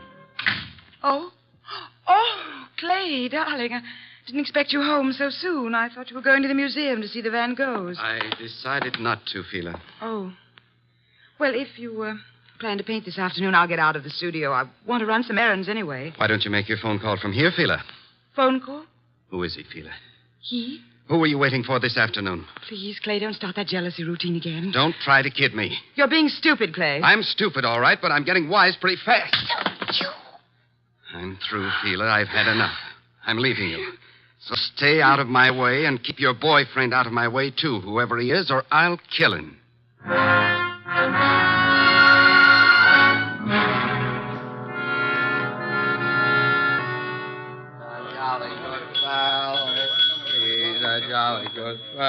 Yes? What can I do for you? Sleepy. I want to have a drink and go to bed. I'm sorry, sir. The Garrison Club's a private establishment. No rooms available to the public. You think I'm drunk? Oh, no, sir. Why do you suppose I came here? And I'm sure I wouldn't know, sir. I'll tell you why. I came here to see my old pal Lou Saunders. That's why. You know Mr. Saunders? Do I know? Look, I paint him. Lou sells him. Mr. Saunders is your agent? I'm Clay Michelson. Just call Mr. Saunders. Clay? What in the world? Lou, tell this guy who I am. But I'm sorry, Mr. Saunders. It's all right, Mr. Martin. You see? Let's go have a drink. Yeah, sure, Clay. Yeah. You know what, Lou? I left Fila. Yep, I walked out on her. Is there something I can do, Mr. Saunders? Yeah, have someone fix a bed in the other room of my suite. Mr. Michelson will be staying with me. At least for tonight.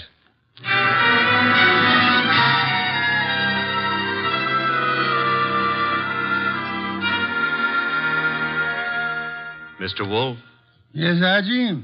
it's Friday. Good. Fish for dinner, then. Nope, I was not referring to dinner. You were not? I can think of nothing more interesting at the moment. Oh, I can. My salary. Of course, according to the Julian calendar. We're on the Gregorian, so let's stick to it. Today is Friday. Today I get paid. Archie, there's a drop. Oh, don't exaggerate. You can't be getting the cold shutters just because I'm asking for my money. I can distinctly feel fresh air flowing into the room. Well, it's possible I might have opened a window 6 inches. You're insane. Shut it at once. Nope. Are you trying to blackmail me? Think it might work? Never. Then the window stays open. You're fired. I accept your offer. All you have to do is pay up. I've hired you again. Oh, Mr. Wolf, you've cleaned out the bank balance again? Well, that is... Well, had you seen those Miltonians? Would I have voluntarily given up my paycheck for them? Orchids are very beautiful, Mr. Wolf, but blondes are... The door, Archie. I am unemployed. Found you'd maybe a client, and if it is, and we can extract a fee. You follow me, Archie? I'm already on my way to the door. Mr. Wolf, I've got to see him at once. Well, come in. Thank you. Mr. Wolf, this is... My name is Saunders, Mr. Wolf. We've met before. I remember. As a matter of fact, you sold me a painting of Michelson. Yes, well, that's why I'm here. It's about Michelson, Mr. Wolf, that I've come. Frankly, I think the man's about to go mad. He and his wife have split up, and such a splendid artist, too. A pity. I don't know what to do. He's drinking like a fish. For 2 weeks, I've been letting him live in part of my suite at the Garrison Club, but he's just steadily getting worse. I try a hospital. I can't. The publicity. Mr. Wolf, Clay admired you so that time we all had dinner after the painting transaction. I thought maybe you could talk to him. Maybe you could get him on his feet again. I'm not a doctor, Mr. Saunders. But I'm sure he'd listen to you. Excuse me a moment, Mr. Saunders. Nero Wolf speaking? Inspector Kramer. Good evening, Inspector. Got a guy called Lou Saunders at your place? Garrison Club said he'd gone to your place. Yes, he's here. Well, see to it that he doesn't leave until I get there. I could hardly do that, Inspector. I have no reason to detain Mr. Saunders. There's plenty of reason. It so happens a woman's just been murdered in his suite. Murdered? Yeah. A Miss Hilda Lundgren. What's happened? Now will you hold him? Do you know a Miss Hilda Lundgren, Saunders? Hilda Lundgren? I've never heard of her. She seems to have chosen your suite to be murdered in. I'd better get right over there. Mr. Saunders says to tell you he'll be right over, Inspector. Now listen, Wolf. Good day, Inspector. Murdered? Murdered in my suite? Mr. Wolf, you've got to come with me. Mr. Goodwin will accompany you after the formality of a retainer, Mr. Saunders. Oh, anything you say. Here, I'll write a check. Good. 500. 500? Fine. My friend and assistant, Mr. Goodwin, will go with you. I have great confidence in his ability to bring back every detail of a murder, particularly where a woman's involved.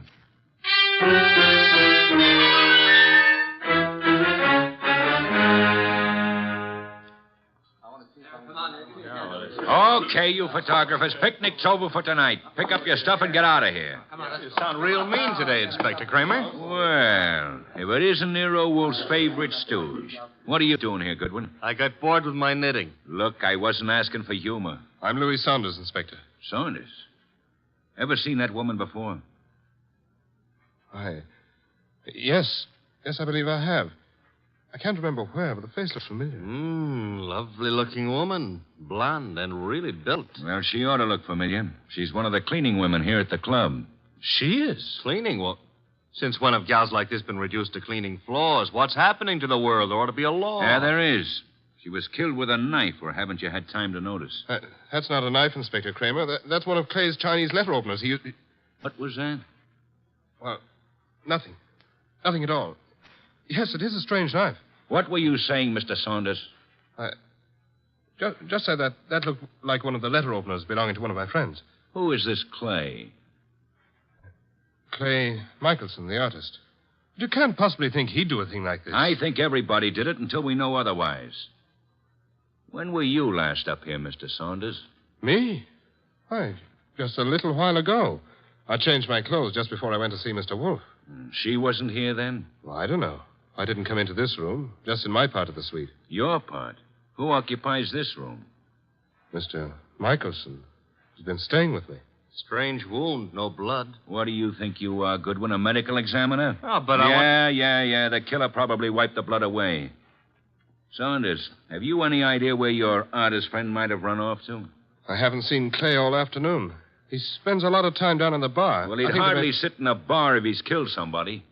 Why would he pick on the cleaning woman? Oh, this is no ordinary cleaning woman. Get a load of that figure. Watch it, Goodwin, watch it. You're liable to stretch your brain. But you're wrong. In spite of everything, Clay's still terribly in love with his wife. He wouldn't... Hello, Lou. When did you get in? Yeah, who's this? Clay. We're your friends, Lou. They won't serve me any more liquor down at the bar. I gotta find my flask. Mr. Michelson, may I introduce you to Inspector Kramer of the police? Who's this guy, Lou? He's Nero Wolf's assistant. Wolf? Police? Well, what do you all want? Somebody park overtime? Where's my flask? The one with my initials. I just bought it this morning. Mr. Michelson, do you know that somebody was murdered here in your room? Murdered? Why don't you guys go away and joke with somebody else? Where's my flask? You better get hold of yourself. I said there's been a murder. Understand?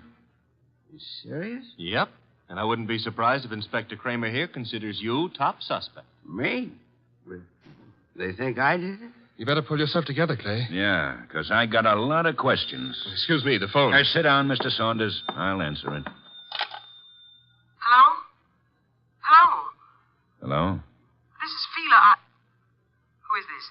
This is Inspector Kramer. Hello? Hello?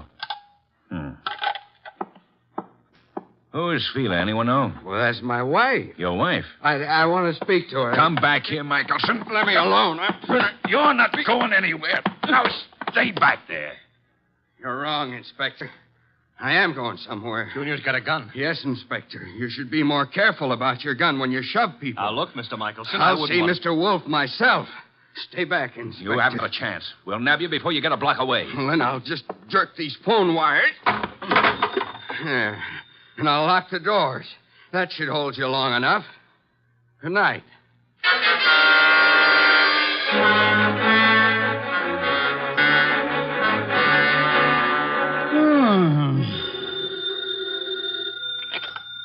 Here, Wolf speaking. Wolf Kramer. Indeed. Clay Michelson may be on his way over there. Hold him until I get there. Hold him, why? Not more than 10 minutes ago, he held me up at the point of a gun. He carries a gun?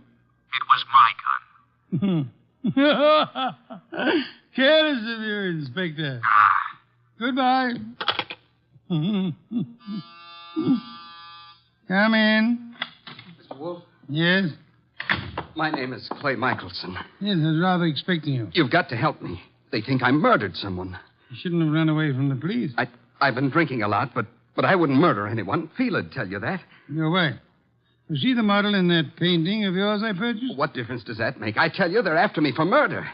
You obviously loved your wife deeply at the time you painted her.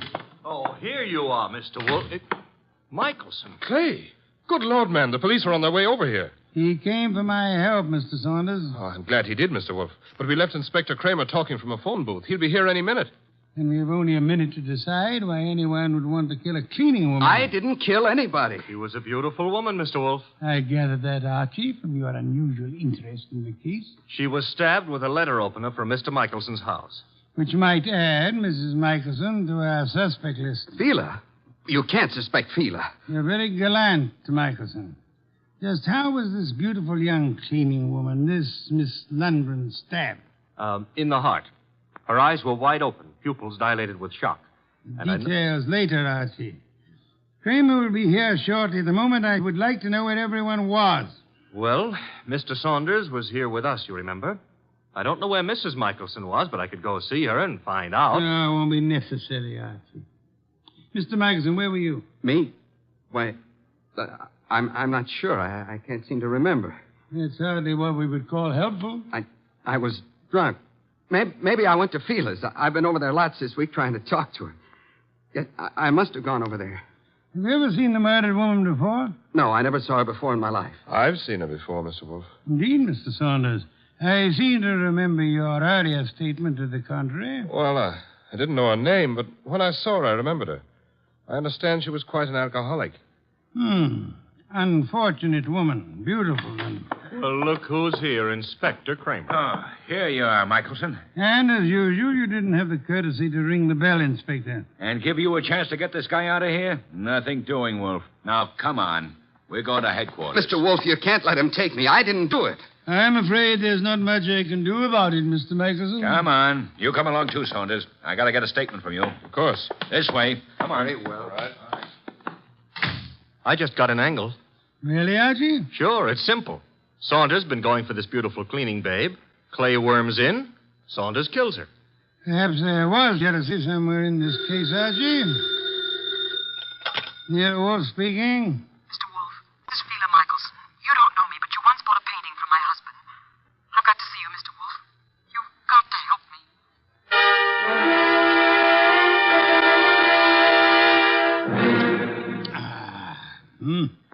Mrs. Michelson, have some of this delicious beer. Another can, Archie. And now, Mrs. Michelson, may I ask how you found out there was a murder in the first place? A policeman came to see me. He told me what had happened, that they were looking for Clay. I don't know what to think. He's temperamental, he's jealous, and he's sometimes violent, but can't imagine anything like this, not Clay. Maybe some of those friends of his, but... You don't care for your husband's friends? No, they all live off him. They're leeches. Mrs. Michelson, did your husband come to see you this afternoon? This afternoon? No. You're quite positive? Oh, yes. That was his alibi for the time of the murder. He said he went to see you. Of course, he was fuzzy, usual effect of alcohol on the brain cells, but... Mrs. Michelson, might I be a little indiscreet for a moment? Indiscreet? Have you been seeing some other man? I don't know what you're talking about. Please, Mrs. Michelson, I'm afraid your face gives away more than you tell. I thought we were here to talk about a murder, Mr. Wolf. Indeed, but your husband's jealousy might well fit into that category. Clay, imagine things. You're a very beautiful woman, Mrs. Michelson. Now, if you'll try telling me the truth, perhaps we can accomplish something. But I tell you... All right. So I thought I was in love with another man. Your husband suspected but didn't know. Huh? No. Clay didn't know. He wouldn't have given me a divorce anyway. You sound as though you want your husband back. I did, but I didn't even know where he went. Indeed, Mrs. Michelson. Archie informs me that the murdered woman was quite lovely. What are you trying to suggest? You said yourself you wanted your husband back. Yeah, one woman jealous of another, that's always murder. Why, that's stupid.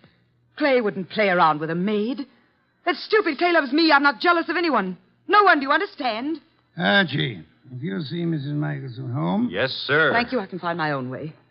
I prefer Archie took you, Mrs. Michelson. You wanted my help, didn't you? Thank you. Thank you, Mrs. Michelson. If you will just wait outside for a moment, please. What have you got in mind, Mr. Wolf? Try exercising your own judgment just once, Archie. You mean she's the one who's jealous? Perhaps, Archie. Perhaps she may want us to think she was jealous. Perhaps she actually doesn't want her husband back at all, only to pin a murder on him. Oh. You see, in this case, it would be simpler than divorce. Yeah? Yeah, she might just be trying to get rid of him. She might, Archie. But then she's a woman, so don't count on anything. She might even be telling the truth.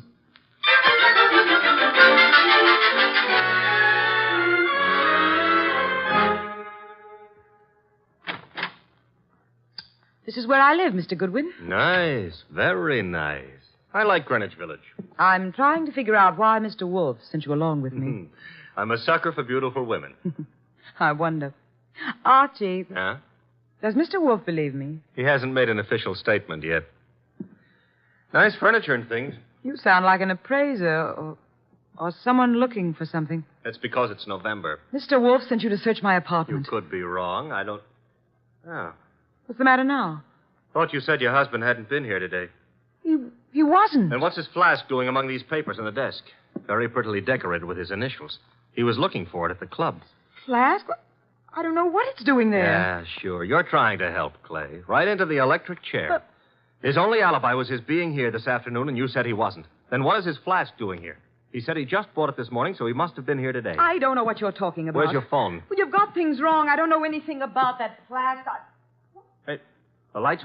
Who switched off those lights? Fila, put those lights on. Put on those lights.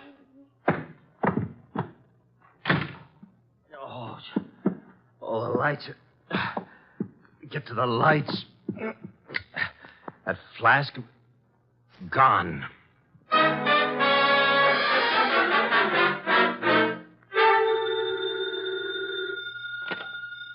Nero Wolf speaking. Wolf, where's Fila Michelson? Fila, perhaps you might try the lost and found, Inspector. Now, look, I know she was over at your place. I thought you were interested in Clay Michelson. Well, I let him and Saunders go for the present.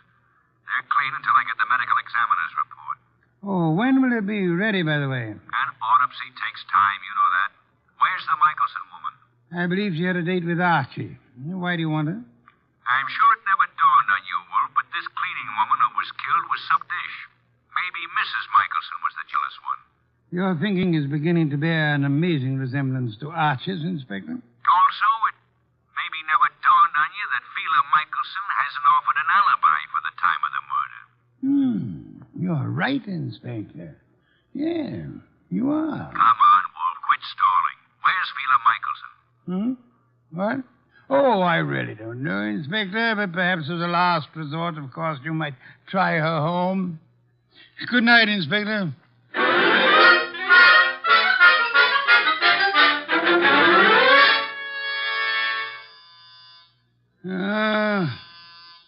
Inevitable. The moment I'm comfortable. Come in. Mr. Wolf. Oh, thank heavens you're here. I always am. Where's Mr. Goodman? I don't understand how it happened. I swear I don't. What happened? I haven't got any idea how it got there. Got where? Calm down, Mrs. Michelson. Now, just what got where? Clay's new flask. Your assistant Archie. He came home with me, and that new initial flask was there. He thinks Clay was there this afternoon, and that I'm trying to frame him or something. Oh, here you are. She's here, therefore. This is our gal, Mr. Wolf. She's been lying right down the line.